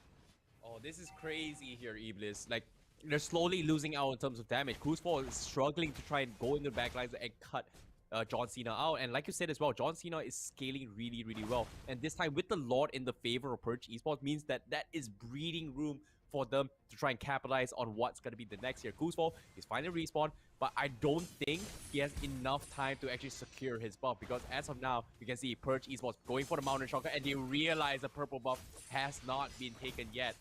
Do they want to contest this? No, they will not. So Kuzfor, they are going to be protected with their members coming from Iblis here, as they are going to try and secure this. Meanwhile, Purge Esports, they are going to be happy and content to steal the orange buff. So that means that is going to be even more damage taken away from Iblis as Purge Esports continues with this assault. Sorry, going to make work on towards the Lord now, as Purge Esports going to be making the next move. Yeah, what's it going to be? What's it going to be? Mid lane turret is out as well.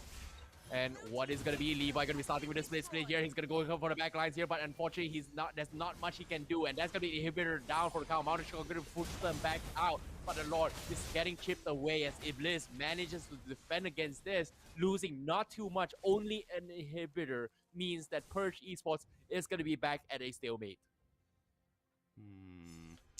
So far, with only one inhibitor turret, I would still say things are pretty much 50-50. Both teams, they've got to commit to something. They want to get this MPL slot, but if they're not willing to take risks, then nothing is going to happen at all. And they're trying to get onto Edge, but he's basically a human punching bag at this point of time, as Purge Esports looking to maybe bait somebody in towards this orange buff side. So let's see whether Iblis, is this 25 game just a huge tax on their soul? Is it looking good? Is it looking bad? Well, it looks pretty bad for the man who had to walk up, because he's already down by 50% of his HP, but here comes the diversion, absolutely shredding the entire backline. John Cena died so quick there, and Kuz finally popping his immortality. Stone Cold tries to get on top of him as Edge will chase him, but Sorry as well as Mayos needs to go into the backline. They get one. They were able to get another one, but it doesn't matter as the immortality kicks in. Benedetta continues her chase against Stone Cold until finally it should come to a conclusion right about here. There we go. Is it going to be fine? Yes, he is. But Purge Esports, they've just lost their main damage dealer. But Iblis, they threw the lead. They're out of position. Randy Orton is going to try and take Sorry's life. And they've got it. They've lost the damage dealer. But literally, no, Mayos is still there. But look at this. It's 9-3-5. He doesn't have the immortality. It's going to get focused down. Edge is going to try and take him down. That's going to be immortality burn. And the Divine Judgment comes in. But Mayos survives. But Kuzfor from so far from the base, he's respawned, he's back in action, he's gonna take the cake, and Iblis will be your first ones to make it into his MPL regular season here for season number 8. What a game coming from Iblis. What a game. Really, what a grueling game. It must be so crushing for Purge, unfortunately, who won't be able to make it to the next round. However, a very valiant effort, and definitely names that I will be keeping an eye out for maybe next season or any other tournament out there. But congratulations, Iblis. You have earned yourself that golden ticket that you've been working so hard for to the MPL Season 8, and hopefully you'll be ready when the real competition begins. Ooh, what a game! You know, in my mind, after seeing all 3 series that we played so far, Loyi is strong. Like, you saw the chunk of damage that Sorry was able to bring to the table here. And to my surprise, you know, Purge Esports, they had the upper hand in the first initiation, but it immediately turned south the moment Sorry was able to catch multiple heroes with his skills and just completely shreds them off guard. And you can see John Cena did not even have enough time to react just because of how much damage that Sorry was bringing to the table. And I'm looking forward to see more coming from Iblis when they play in the regular season here. Okay. I mean, it sets a precedent here, you know? I mean, what we see here today is going to let us know what the regular season is going to look like, what MPL standard teams, whether the bar is being dropped lower, but this time I can say for sure the bar has definitely been raised since the last time, and we brought it up throughout the cast. So well done to both of these teams. Soon, we'll be moving on to the second bout here to see who else is going to get that golden ticket to get back into the MPL or visit for the very first time. It's going to be epic. But before we even get into that, we got to break down this game. Let's see the highlights right now. Now, let's walk through game number 1, because here it was all Purge Esports. It's all of them just like clap, clap, clap each and every time. They had control over tempo. Iblis could not breathe playing the game. Yeah, John Cena was just doing such a fantastic job in controlling the first game with the Beatrix mid-control, and eventually they just completely snowballed the competition, right? Like, Iblis could not respond at all in the entirety of the fight. And you can't exactly blame them, because based on the draft, there was just nothing much they could have done. They're playing around the main strategy of just, bursting out their team fights. But Iblis, it feels like Purge Esports was just one step ahead, just because they have so much catch potential, they have so much split push potential as well, which kind of wanted the game as compared to Purge East, whereas compared to Iblis, where they didn't exactly have the tools to work with. But in game 2, they turned things around by taking a different approach, by going for the sustainability build concept, where you have the Yuzhong, you have the Xbox just consistently winning all these team fights with this War Axe, and Purge Esports just could not do anything about that in game 2.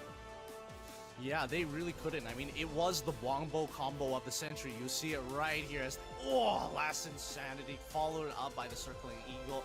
Circling Eagle, followed up by the Yuzhong Dragon, followed up by the Last Insanity. It is ridiculous. And see, even in that clip, Yuzhong didn't have to use his execute to make it work. Let's see it one more time here. Boom! Instantly, 2 people gone for just on the canvas at this point in time, and the real world manipulations each and every time. Like, John Cena is not about it. He had to get out each and every time. It's just well done, like really, really well done. Smart composition, smart way to look at the meta and come up with these cheeky combos to get ahead of your opponents. Well done to Iblis this time. But this game 3, this was truly grueling. Yeah, this was pretty much both teams adapting to each other's playstyle. It could have gone either ways, and Iblis, they took a gamble in a sense where, hey, we are going to try and storm the early competition, which they kind of did.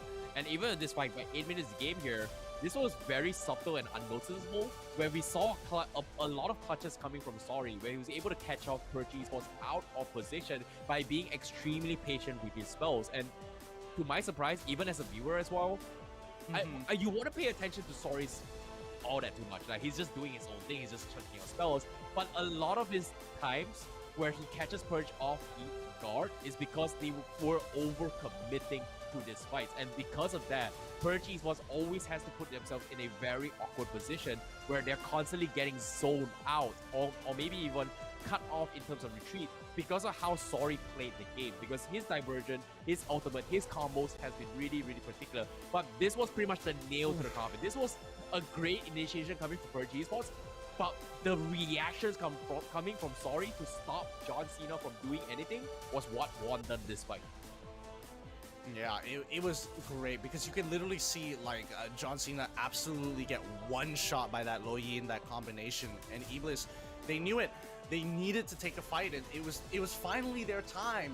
They got brave finally at the end of the day. But let's look at the items so far, and if we're looking at Sorry in particular, all he has is a Genius Wand with a Winter Truncheon, with a Talisman on top of Necklace of Durance, and that's all he really needed, which to me is rather shocking. Yeah, I did not expect this at all. But based on his utilitarian kind of playstyle here, he's been dishing out so much damage.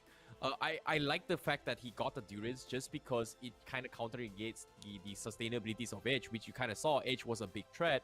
And to top it all off, instead of going for the usual like Holy Crystals or Divine Glaive or even the Lightning Truncheon here, the Genius Wand makes a little bit more sense, because if you land your spells, it does bring out the best of the Genius Wand. So I'd say Sorry did the best he could done. And look at this, despite those, like you said as well, not so strong magic items here, he's able to dish out 91k as compared to Ku's 4, which is only 92k, which is about 100 damage behind.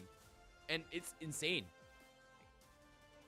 It is indeed. And the gold distribution, all that we need is up on screen. I'm just trying to get over how long this game was, because you can definitely see the hesitation from both Purge Esports and Iblis to take that risk. And honestly, whoever won this game, they have to be ready to move on to the MPL and not have that same kind of nervousness when they're facing against bigger, better teams helped by organizations that have been in the MLBB scene for quite a while. So hopefully when we see Iblis in the MPL Season 8, that they're a little bit more confident in their capabilities and are willing to pull the trigger when the time is right, rather than really dragging out the game and really waiting for everybody to get full items before the fight will occur. Yeah, and I must say that is a great game coming from them here. But of course, all things considered here, you know, congratulations from Iblis first for making towards the MPL regular season here. It is going to be our first time witnessing you guys when it comes to the regular season, and I'm looking forward to see whether or not can they prove themselves to be the better team. However, we are going to be having one more series coming up for you right after this game, and that's going to be another match you guys want to stick around for here. But as of now, this is the MPL-MY Season 8, which is powered by Moonton, refreshed by Rixona Man, official digital telco Udo, partner in esports TikTok, Secretnet, and esports charts. We're going to be taking a short break right now.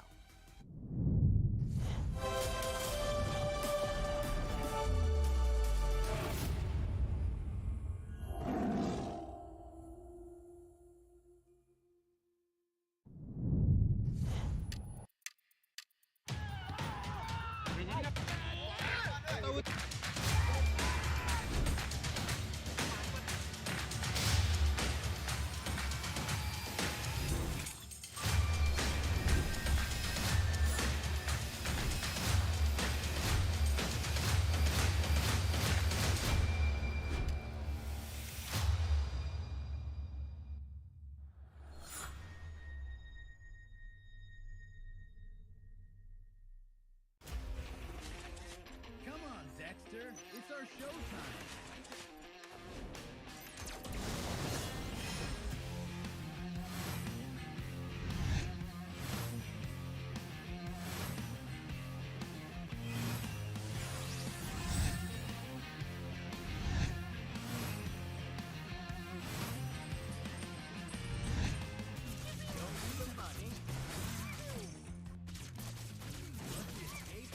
That's what I'm good at.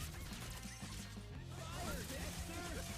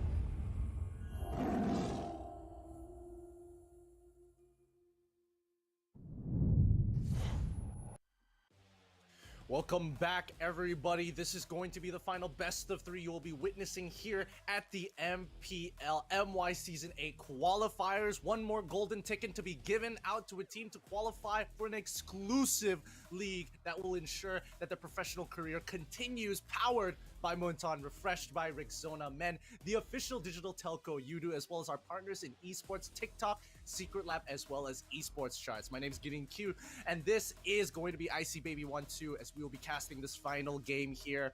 What are your thoughts, Icy Baby 1-2? Because today has been quite a ride. You know, based on the list here that I've kind of see as well, I'm looking forward to see how 6J is going to be playing here because they are veterans in towards this tournament. But before we talk a little bit more details on who's coming up next year, for these guys watching at home, scan this QR code, sign yourself up because you are going to be getting yourself 100 diamonds for absolutely free by signing up. And guess what? You can enjoy the promotions with the 20 GB data add-on Mobile Legends for only not 3, but 1 ringgit. Wow, so good. Value. That's all I'm hearing about. Just even more value than I was expecting. On top of the 100 diamonds as well, Terrence? Yeah, sorry. No way. What? No I way. know, That's right? crazy, Terrence. That's like, oh, ridiculous. But guys, we I totally forgot. We totally forgot to give this guy to you. Terrence, please, take it away. Take it away. Take it away. Let him know. No, I know your fact. Like you had this sudden pause. You were like wondering, hey, we're building suspense for the audience, but at the same time, guess what? There's a code right down below for you guys, and with this code, you're gonna be able to redeem yourself some amazing codes.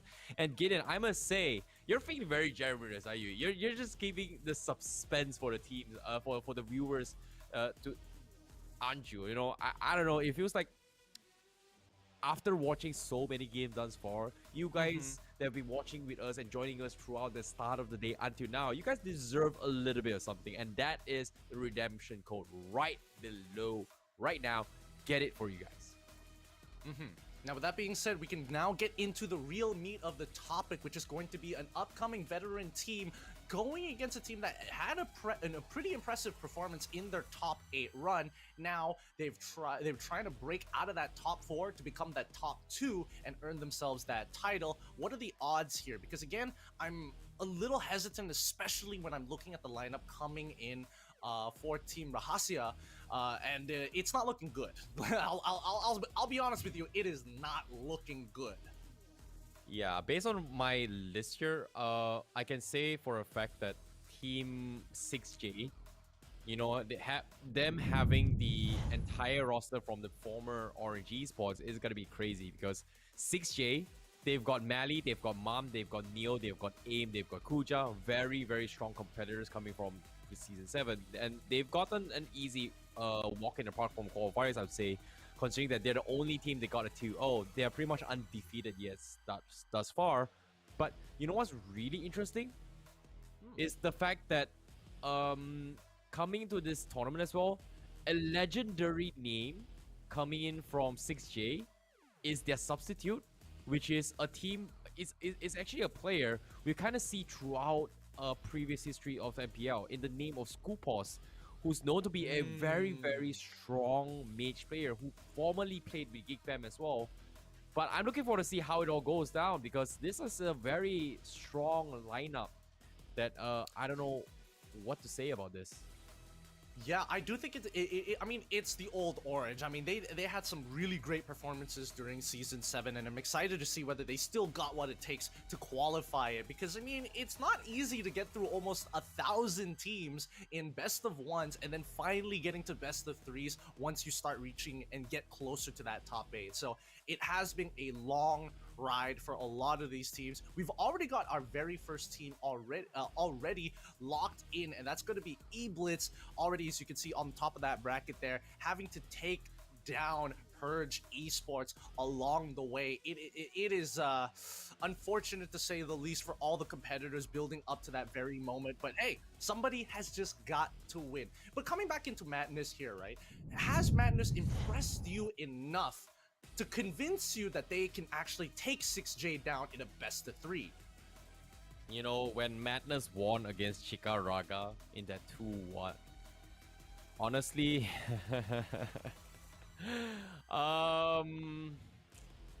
okay, when we're talking about their playstyles, their unorthodox playstyles, they definitely caught me off guard. You know, they definitely caught my eye. But considering that now you're facing up one of the biggest obstacle, you know, like we can say, hey, veterans of MPL, they're good, they're strong, and yada yada, right? You know, Reborn Esports from the previous ones, the previous members coming from season 7, yes, they were in the bottom of the pack. They were eliminated from the regular season. But the former Orange Esports players, that is a team who's actually in the top 4, top 6, if I'm not mistaken. That is not a team you gotta be messing around. So I would say for Madness Esports, this is their first taste of what a MPL level team is gonna look like. This is their promotional game. This is the game that tests their might, almost, some might call it. And it is going to be quite a tough call. I'm not entirely sure, but at the very least, what we can get from this game is what Orange. Sorry, I keep thinking that they're Orange because of the players, but really 6J. I know, right? What kind of a meta they are going to bring to the table, and more importantly, where's Mom gonna go? Where's Mom gonna go? Where's he gonna fit in the team? He has been the player that we all know and love as, you know, proficient at basically everything. He's not the best at everything, but he's extremely proficient, which is like less than half a step down, maybe even 1/8 down from perfection. Difficult to say because a lot of players haven't even gotten to that sort of level, and with, as you mentioned, Scoopos coming into the group, who's going to be the guys changing in and out? Where is Mom going to sit in? You know, I'm expecting him to be the jungler, and you know, Kuja and Scoopos both are interchangeable at this point in time, but I'm expecting Scoopos to be the main lineup while Kuja is going to be managing and coaching the team from the sidelines. I don't know, man. No, it's gonna be tough here. This is gonna be our first time seeing them here. We know they've been around in the brackets, but we know they got a 2-0. For your viewing pleasure here, this is gonna be their first experience here. So I'm looking forward to see what kind of drafts they're gonna be bringing to the table here. Based on MPL statistics here, we kind of have a rough idea of what kind of unorthodox playstyle they play. We know that 6J, or in this case, the former Orange Esports here, Pasukan Rahasia now, they have the tendency to play a very interesting mid laners here, which throughout the day, pretty much only Purge Esports managed to bring out the Beatrix mid. But from Kuja, if Kuja is playing here, we do occasionally might see the Belmont mid from the get-go. So I wouldn't be surprised to see like triple side lanes from the get-go to kind of just catch people off guard. So this is very hard to draft against. Yes, arguably from all viewers' experience here, all Mobile Legends fans, or even ourselves as well, we've seen so much of Orange Esports to have a rough idea of what is going to be their priority picks here. Rafaela, Jawhead on Mally, Rafaela, even for Mom is going to be on the jungler here. It's going to be pretty much the Yishun Sin or the Claude, or maybe even the Roger. Maybe occasionally we do see... Okay, we don't see the Link too much, but these are the heroes that we kind of expect. I'm going to be playing a lot of Farsa, Luoyi, Lunox as well. So it's pretty, I would say, wide of choices when it comes to drafting against 6J. They've got a huge hero pool. They're not afraid to experiment, and I'm a little bit worried for honestly, I'm a little bit worried for Madness Esports, considering that their hero pools may not be that comfortable. We saw a couple occasional exports, but besides the export, what else? Is there anything else that proves, or I would say defines their identity as Madness Esports? Okay, that's a fair point, but it's also the fact that we don't have a lot of information to kind of go off of. Like, we don't have a history of all the games that Madness Esports has played thus far, making it a little bit more difficult to predict what the draft is going to be. But, you know, when it comes to these players, they're a little bit more well-versed in meeting each other in solo queue, making sure they're keeping track on their rivals, what they're playing, what they're practicing even, sometimes even going into their streams just to get a good look at what they're trying to do. And I think at the end of the day, Orange, they've been through the process before many different times on many other teams at the same time. So, you know, it truly is whether Mad has what it takes. Do they have the grit? Do they have a good idea? Or are they just indefinitely qualified already because they are that good? Yeah, that's the thing. Right? I agree with the solo kills in the ranks as well. Try and identify what kind of hero pools here. I want to bring out a really fun fact, interesting fact as well here. Was yesterday I was screening through the leaderboards. I actually saw Long on the leaderboards from SMG. He was in the top 3. When I clicked in, I tried to check his history. It's all hidden. So it's extremely hard to actually kind of keep tabs on what pros may or may not be thinking when it comes to this kind of meta here. All we can hope is just pretty much pray that we are right, or maybe in this sense, guess like what is going to be the meta here through experience. And so far, my first guess was export, and guess what? It actually kind of paid out throughout this entire tournament here. 100% win rate thus far. We haven't seen a single loss on screen. Okay, not sure about the ones on the qualifiers here, but on screen we have not seen a single game lost yet with export. Yu Jong might be a return here. You mentioned about this. This is something that I think when it comes to playing against 6J, they have got a lot of very, very strong side laner players here in the name of Kuja as well as Neo. Has proven himself to be extremely great side lane players. And Neo with the Benedetta, which is kind of still relevant in the meta, might be something that you have to take into account too, coming from 6J. And I must say, 6J's roster right now, after swapping Dallas out, having Skupos as a sub, they can be a little bit unpredictable. Maybe. It's honestly tough to say, and I think the big question is whether Kuja or Skupos is going to be playing in the main lineup for this upcoming matchup, and I think that really will kind of determine what we're willing to expect, because I feel like if Kuja does decide to come into this particular game, I'm expecting to see like the weird stuff. I'm like the famous support with War Axe, might as well, combinations of Raphaelia and Angela on an Alucard. Like, I don't expect Skupos to know that off the top of his head. So if Skupos does join the lineup, I would expect something a little bit more standard, along the lines of what we've been seeing here today. You know, the Matildas, the Kaguras, the Lunoxes. One of those 3 is probably going to show up in the draft at some place, whether it's going to be banned or picked. Yeah, I agree. And currently, it's super, I don't know, it's super unpredictable, right? Like, let's think a little bit more into the drafts or what Madness Esports brings to the table, right? One of the biggest significant for me would be the Luo Yi coming from Bozan. Idealix per Keto is something that you have to worry about as well.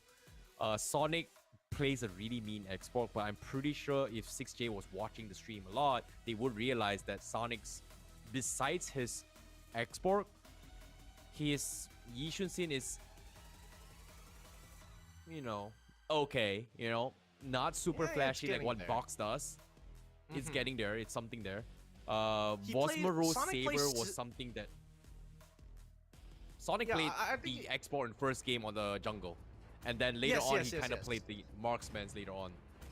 You know, going back to the role that he's comfortable with, and I think, you know, Sonic overall plays very similarly to Potato to a certain extent, where he doesn't have to do flashy moves. He just needs to do his job really, really effectively. But it's time to get into the draft here. Madness Esports on the blue side with Pasukan Rahasia on the red side here. First bans, Harley straight away gone. Looks like Madness Esports really doesn't like dealing with the Harley in general.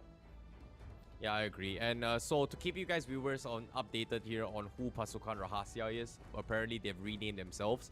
Pasukan Rahasia is the former Orange Esports lineup, and currently Mumbala is actually Neo, Paragas is actually AIM, Karambit is actually Mali, and KT Pang is actually Mom, and Jagindas is actually Skupos. Okay, cool. So Kuja is actually not playing, and Skupos will be playing in this roster here. So considering that Jagindas is a mage player, a very aggressive mage player, I wouldn't be surprised to see the Gushen pick up. Considering that Harley has been banned, right? So they may have the option of kind of switching up where, hey, Skupos, why don't you play a Harley jungle and let Mom play on the side lanes or maybe on a supportive role. So they have the flexibility to kind of mix and match their cores now, as compared to previously where Mom is always going to play the core, and the only other sub that can play any other cores is pretty much Dallas in the previous Orange Esports draft. Roster, sorry. That's a fair point. Yeah, no, that's a really, really fair point here. And based on what I'm seeing so far, like there is, like AIM and Skupos kind of fill in the same role. However, AIM does go into the gold lanes at times, whether he's bringing a Lunox or even a Kagura. It doesn't really matter to him, because at his core, AIM, or Pargas in this case, is a mage player, and I don't know whether Scoopause is going to be very similarly along that sort of line of play, or more towards that supportive line of play where it's like, yes, I can play an Estus if you really need me to, or even a Matilda. Just don't like throw me on a Lunox into the gold lane because I'm not entirely sure how to play the lanes in comparison to just being impactful on the map constantly. Your team is I think we've banned. kind of see AIM kind of play that role before in the gold lane. I'm not exactly having really good memory on or a good impression on how it went out, but I'm pretty sure they did it before. I remember that because the reason why they did it was because Kuja was playing the power mode in mid, but this time Kuja is not going to be playing on Pasukan Rahasia, so I don't know. Pasukan Rahasia going to be, you know, banning off comfort heroes coming from Madness Esports. They're going to let the meta heroes aside. So Your team is Kaja being banned, Popo and Kubo being banned, Hayabusa also being banned. Now, question is, Pasukan Rahasia, do they ban the Matilda, or do they let it slide, let Madness Esports decide, and then pick the Benedetta for themselves, which is comfort heroes coming in from Neo in the name of Mumbala?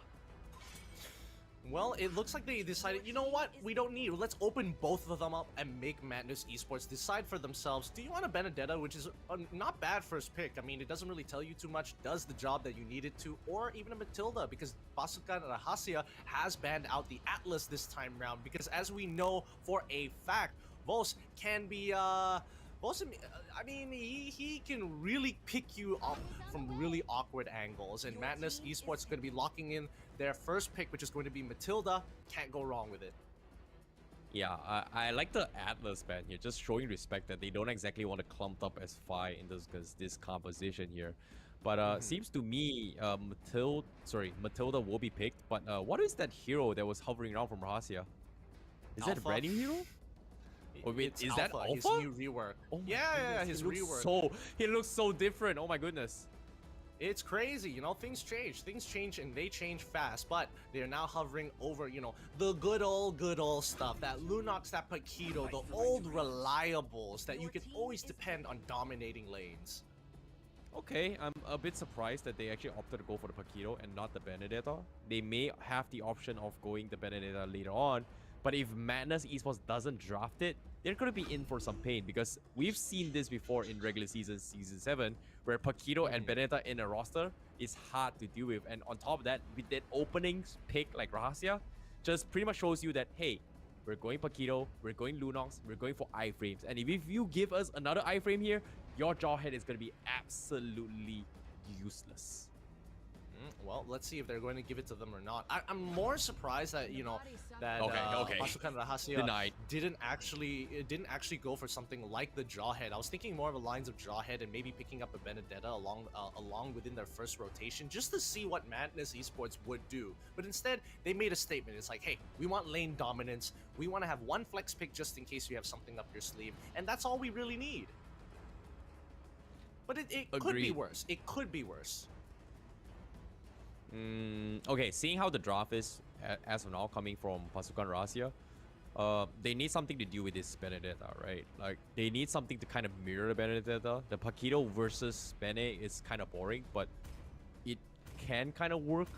But right now, the biggest threat should be the Matilda. So having a Kufra or maybe even a Cho is okay. So I feel like the Cho is great.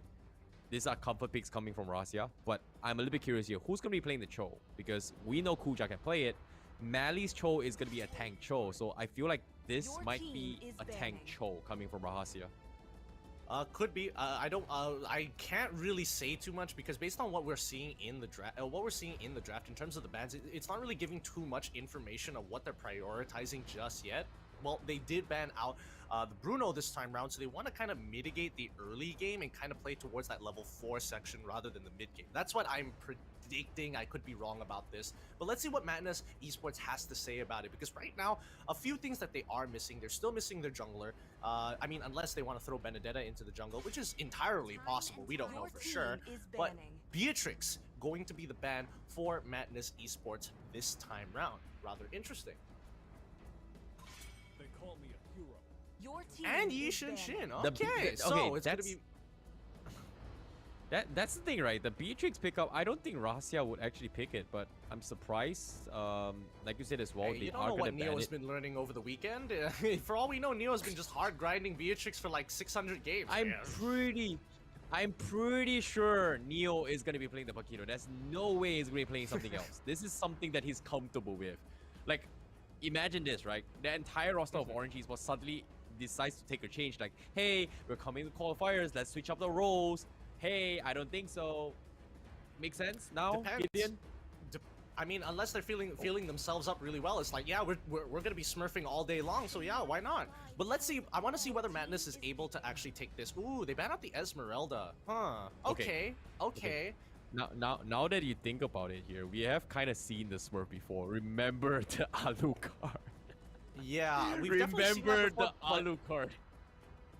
I don't think it's the best right now, especially since they haven't really selected their supports just yet. Like, you want to have that Angela, you need to give him that extra bit of sustainability, or maybe even a Diggy to kind of like get him out of these awkward positions. And it's been so long, but Sylvana has been brought back into this game. Yeah, I like the Sylvana just because it kind of just keeps the Matilda in track here, just prevents him from actually escaping. So it's a very nice pickoff coming from Rahasia. But my question here is this: is the Sylvana picked intended to be flexed, or is it gonna be a pretty clear cut here? Because if Madness Esports, if they've not done their research here, if they do not realize that this is Scoopos actually playing here, this might be a side lane Sylvana and just, you know, Mally playing on the Cho as a tank. But I might be wrong. Like you said as well, we haven't seen Scoopos for a longer time here. He might be playing a tank Sylvana and then Mally playing on the side lanes with the Cho, which It's might entirely actually happen. possible. It is a possibility. It is a possibility. Your team It is a huge possibility. But now let's analyze Madness Esports composition, because they just finished off with the blue as well as the Ling. Like, there's a lot of peel, not a lot of magic damage here, which is good for Rahasia because a lot of them can actually build into that physical defense to protect themselves. And finally, they get their last pick here. Oh, Roger. Okay, so again, iframes, making sure that when he goes into either that Lycan Pounce or even that Metamorphosis, that Lycan Pounce, he's not going to get hit by that unstoppable force. Rather interesting here, and it looks like Jagindas is going to be the one playing the Cho, which I need to double check is going That's to Scoopos. be Scoopos in the side lane. Okay, so it's expected, That's a first. right? It is expected, you know. I wasn't expecting to see Sylvana in the side lane. She really struggles to clear the lane, especially when you're up against matchups like Benedetta, for an example. It's pretty unplayable for the most part of it. I agree. And as of now here, I feels like the biggest trouble that 6J is gonna struggle here, in this case Pasukan Rahasia, is that how can they catch Sonic's Link? This is his first appearance on screen showing himself the Link, so I'm looking forward to see can he play at that level. And considering that, yes, arguably the Sylvana's game will be able to catch that, but can Mally live up to his expectation? But ladies and gentlemen, here, this is going to be the final series for the qualifiers here, the final ticket to make that exclusivity to head in towards the regular season is going to be happening right now. But before that, be sure to scan this QR code, because why? Stay fresh with new Rexona Man Line Cool and Charcoal Detox with 5 times freshness with every game. GG, still fresh. Scan the QR code and you'll purchase yourself the new Rexona Man deodorant. Gotta be making sure that you're smelling good as you game, man. Am I right? Am I right? Yep. But Pozan already taking some early trades here to be really, really frustrating. Mio actually chucks him into Voss. Not a good look for Gatepang for now, but Babala down on that bot side continues to keep Glue in check. Yes, and as of now here, Voss Moreau is gonna try and do a little bit more. I don't know, Voss Moreau playing on the better side. It seems like Madness Esports, they've kind of switched up their roles again. It seems like this is something they're comfortable with. Meanwhile, Mio with the Jawhead is gonna try and harass with Mally here, as Karambit is gonna be annoying him with the Sylvana pickup. Meanwhile, Jagindas is actually struggling on this Cho lane. This is a high and dry Cho. Scoopos playing on the core here. Surprise, surprise, he is actually going to be losing out his lane just because of how annoying Westmoro is on the top side with the Benedetta. I mean, this is expected. This is normal, especially if you are a troll player going into the Benedetta matchups. Like, unless you get a really good trade, which most of the time you're not because you're very but ability dependent, cooldown dependent is what the term I was looking for. The moment it's down, Benedetta hits back so much quicker, and she goes in with those guerrilla tactics, bobbing and weaving in and out of fights. So it is still going to be quite a tough matchup as they go in for the full-on fight.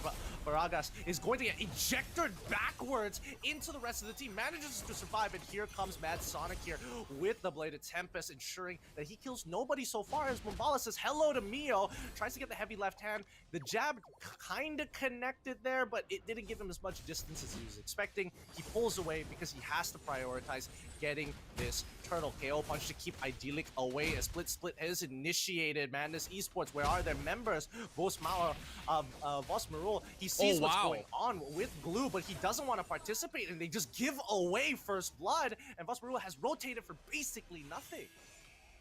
Yep, now Karambit is going to be in some trouble as well. Mio says, hey, that's only the tank. He doesn't want to contest too much, but he's going to be able to escape very, very safely. He still has the flicker, but Madness Esports, they were able to retaliate with this turtle here. Is it going to get the steal? No, he will not. That's going to be Sonic taking it away from Bazooka Rahasia, and also then some, because Mumbala is going to pay with the price. Well, Katie Pan is going to get dropped pretty low. Sonic is going to be on a rampage here. He gets one for the team alongside with Mio. So that's going to be 2 kills swinging the way of Madness Esports. And slowly but surely, we are seeing this link come up online. Meanwhile, that's happening here. Jagindas is going to try and chip away at the gold plating. So that's going to be a little bit more money here. But yes, it does. Way of the Dragon comes in. Vesmero actually getting chipped half HP.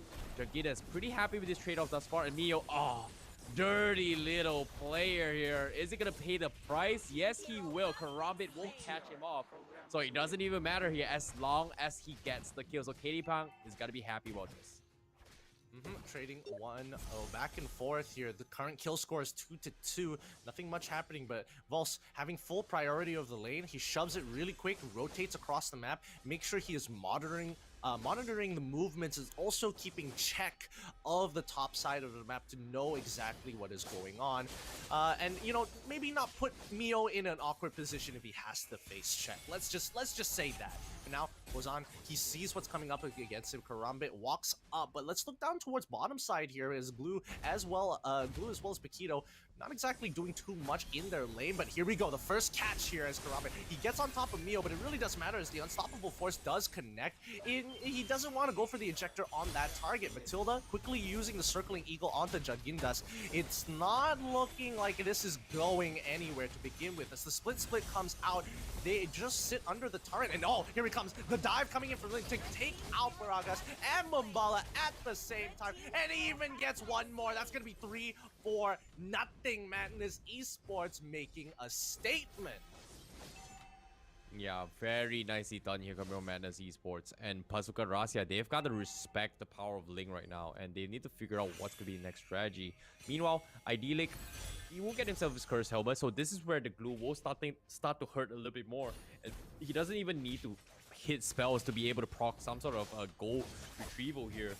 So that's something that Madness Esports can try to take advantage about that. But Bazooka and Rahasia, now finally with the War Axe up on Mumbala, is this going to bring a little bit more value to the team fight here? We've talked about how strong the item is, but does it scale well with the Paquito? What are your thoughts on this? I mean, War Axe pretty much scales good on anybody who can utilize it and requires to hit multiple times, because the movement speed is already phenomenal when you have a gap closer like the jab, and you can like proc it 2 times within a fight. But here, they're going to attempt to dive onto Benedetta of all people. Kind of interesting here. I would have expected the Cho to be here instead of Paquito, but hey, you know, things happen. It's fine. Bazooka and Rahasia goes back into the jungle, back to farming, just taking their time and really just playing this game very slow. Yeah, that's gonna be really, really tough here. Meanwhile, as you can see, Bazooka and Rahasia, they are gonna try and make some sort of retaliation, but they have to buy a little bit more time for KD to come online. And currently, like I said as well, their biggest threat right now is Sonic, and they can't seem to catch him off guard, as Sonic will be able to get a War Axe himself. So that means that's gonna be more damage up on Ling. And now here comes the retaliation coming in, but it's not going to do too much. This Jawhead is just super, super annoying. Matilda having so many escape mechanics here as Bazooka and Rahasia. it seems like they might have underestimated their opponent here. Not just yet. I don't think it has hurt them just yet because they haven't lost too much. Oh, here comes Circling Eagle to try and get on top of this Lunox here, but the Brilliance has come out perfectly as Paragas is going to try his best, but Jaginda gets a good way of the Dragon and flickers on out of there. Nobody dies this time as Jagindas is so low, and Madness Esports conglomerating into the mid lane to try and make something happen as Mubala is going to be the first target split to try and zone away Paragas at the back, allowing Karambit to fall under the pressure of Madness Esports. Now, Pasukan Rahasia has underestimated their opponents because this is a great punishment coming out from Madness Esports. If you're not going to do anything, that's fine. We will.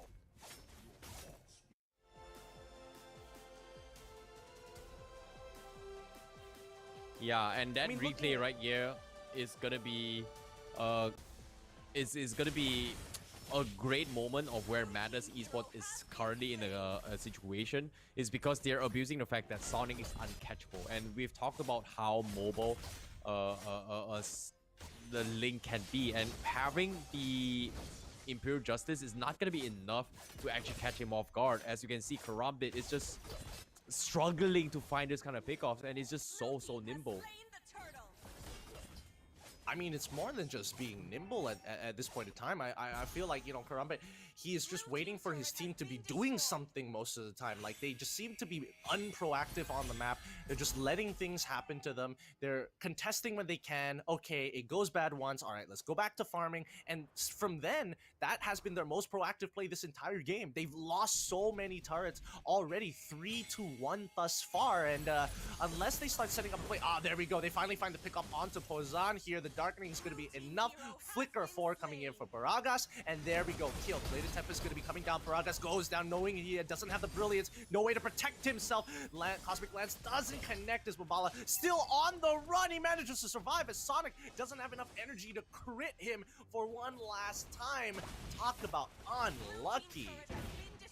I would say this is a great trade-off here coming from Pasukan Rahasia. They realize that they cannot exactly challenge this here. They need to buy time for KD to come online. And the only one who pretty much has a very hard lockdown on Sonic would be Jagindas. And Jagindas, as you can see, Scoopos, he's doing a fantastic job just, you know, going for the split push, which in this case, he is just, you know, getting objectives after objectives, and he's just buying time. And as the game drags on by, Pasukan Rahasia, they will have a lot of damage and a lot of sustainability to actually out-sustain whatever burst that they bring to the table. And it's going to be all up to Pozan to outmatch that. And it's not an easy thing to do, considering that magical damage output here from Madness Esports, they only have Pozan. And Matilda, I don't think it's going to bring a lot of damage at all. I'm gonna be real with you for a second. Oh wait, hold on. Let's check out what this fight is. Gatipang is on the way, trying to run. As Idyllic goes into the split form to hopefully catch Mumbala. Gonna jump over the wall here, and Mio follows suit right after. That is such unlucky timing. The Unstoppable Force comes out, but because of the channel time, Mumbala was able to get over the wall with a single jab, throwing Mio into a complete death trap that he was not expecting to fall. Yeah, this is super unfortunate here, considering that Pasukan Rahasia is just, you know, completely, you know, able to identify that, hey, Madness Esports, they tend to have this tendency where they overextend the stage, which you can see that was a perfect response reacting to how Mio was playing here, or punishing their over-aggression, which we kind of saw how Madness Esports played in the previous games against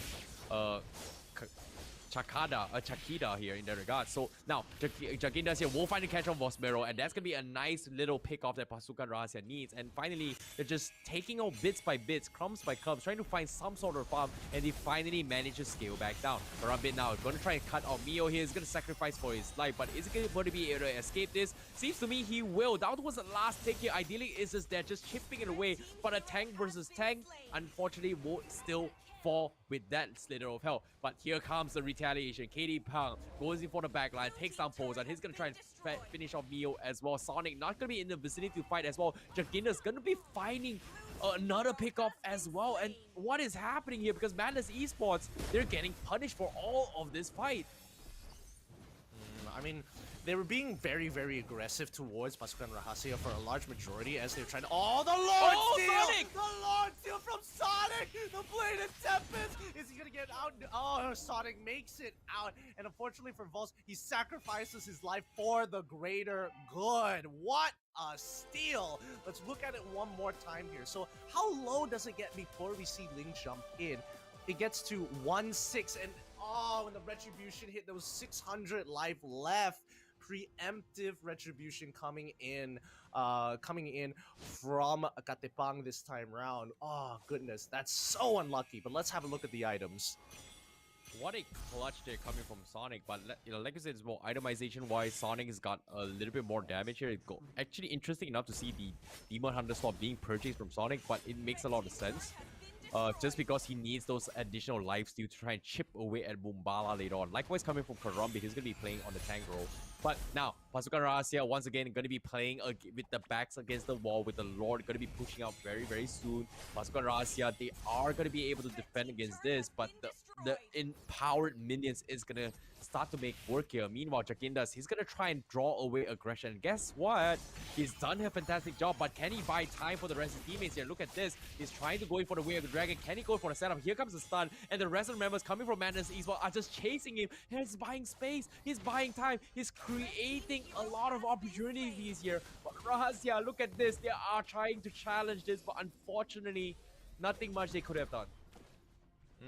Really nothing much they could have done there. And I think even for Pasukan Rahasia, they weren't expecting Jagindas to be able to buy that much time. Now they're setting up right in front of their tier 3 to ensure that Madness Esports doesn't push any further. With no objectives on the map, you know, Pasukan Rahasia is just taking their sweet time, waiting for the right opportunities. When Madness Esports is split, then they can take on those individual 1v1s, which, you know, Pasukan Rahasia with this composition is particularly good at. Split has already come out, but stopped with the Cosmic Lance, and they are willing to sacrifice the tier 2 here because at the end of the day, it's about how much of those minions are able to get close so they can free farm for as long as possible. They will be losing their purple buff though, which is a little bit of a bummer, but hey, it's going to be a Roger. It's not like he uses a lot of mana to begin with. Yeah, and as of now, Madness Esports, they are gonna try and, you know, take into consideration that the fact that currently Katepang is hitting like a truck. They need to figure out how to shut him down, and currently the only way to do that is pretty much force a 5v5 fight, which Pasukan Rahasia cannot afford to do so, because eventually Madness Esports, they want them to fight in 5v5, whereas Rahasia, they have this annoying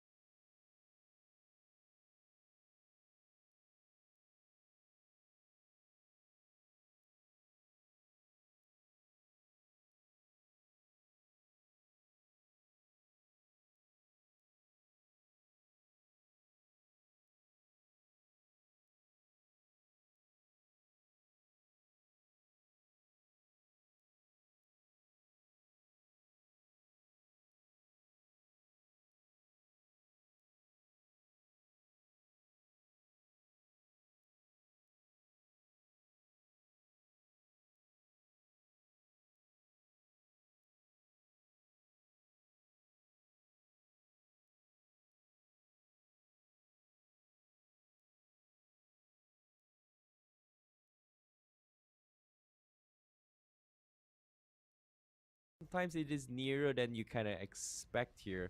As Madness Esports, they might be walking into a trap. Mubala going to be opening up the mat, but the damage, somehow a couple waves coming from Paragas pretty much just forces everyone from Madness Esports to back out. And currently, with the Lord sinking up on the top side, Pasukan Rahasia, they are going to try and go for the dive here. And look at this, Idyllic needs to back off. He goes for the split, but he's taking a little bit too much damage, and he will bow out. He'll be the first to fall, and the inhibitor is coming there, but the response coming from Madness Esports, they're trying to fight back, but the Tempest Blaze is not enough to scare them off at all, as Pasukan Rahasia very targeted on towards the objective. They've cleared off all three. This time they are gonna get a little bit more. Jagintas with the Way of the Dragon catches on Yuzmero, and that's gonna be the Vendetta out. Sonic is there without the purple buff. What can you do? He's got no charge. He needs to go for the reset, but the minions are knocking on towards the crystal. Maybe this is it. It might be it. It is it. And Pasukan Rahasia makes a comeback in taking game one.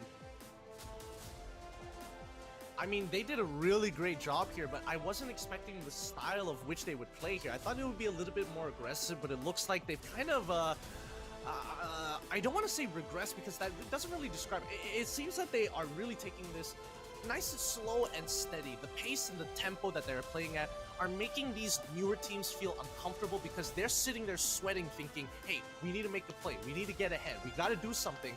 And in these more experienced players' minds, all they're thinking of, as long as we trade 1 for 1, if we trade up 2 for 1, 1 for 2, that's not too bad. At the end of the day, we're earning more in the economy, and that's big difference from both of these teams. Yeah, I would say it was a pretty close call coming from Madness Esports, considering that they managed to get a really clutch steal from Sonic. But for me, personally, I feel like Sonic kind of dropped the ball because maybe a little bit miscommunication from Madness Esports that he did not have the purple buff for the next few fights. And ever since that just shows you that, hey, I feel like 6J, they will have the upper hand just because they will have the I would say the damage scaling when it comes to later stage game as compared to a Link without a purple buff. The Roger is gonna outclass you anytime. Yeah, I mean, obviously, Mom, he still got it. He really still got it. He quickly jumps out of the, rolls out of position, Lycan pounces to the right targets, times it perfectly. His tumbles are great. Like, there's nothing much I can really say about that. But for Madness Esports, they really have to start taking into consideration about, okay, if the enemy team wants to play slow, what do we do? How do we force? How do we mirror? Because in that case, pumping up the tempo is about stealing and invading the jungle, forcing your opponent who is playing slow to say, hey, you gotta play faster. If not, I'm just gonna earn more gold than you per minute. Yeah, I definitely agree. And I feels like currently the Link strat should have worked. If you think about it, it should have worked. But it feels like they overextended their push a little bit more. I think one of the biggest blunders coming from them was that they overextended the push to try and catch Scoopos on the side with the Matilda and the Benedetta combo, which forced out multiple massive spells, which allowed Orange Esports, oh my goodness, Pasukan Rahasia to kind of like find this opening to actually break towards the defense of Madness Esports. I would feel like that was the one opportunity that Pasukan Rahasia managed to kind of capitalize on very, very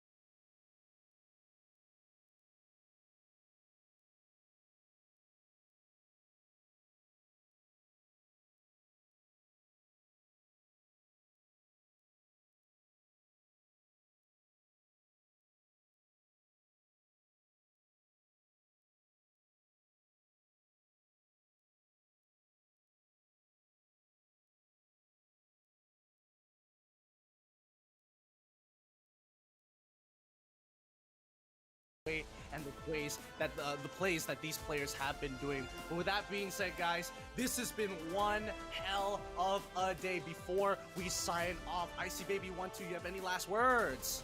I don't know. I'm looking forward to see you guys back again. Be sure to come back. But aside from that, what about you, Getting Q?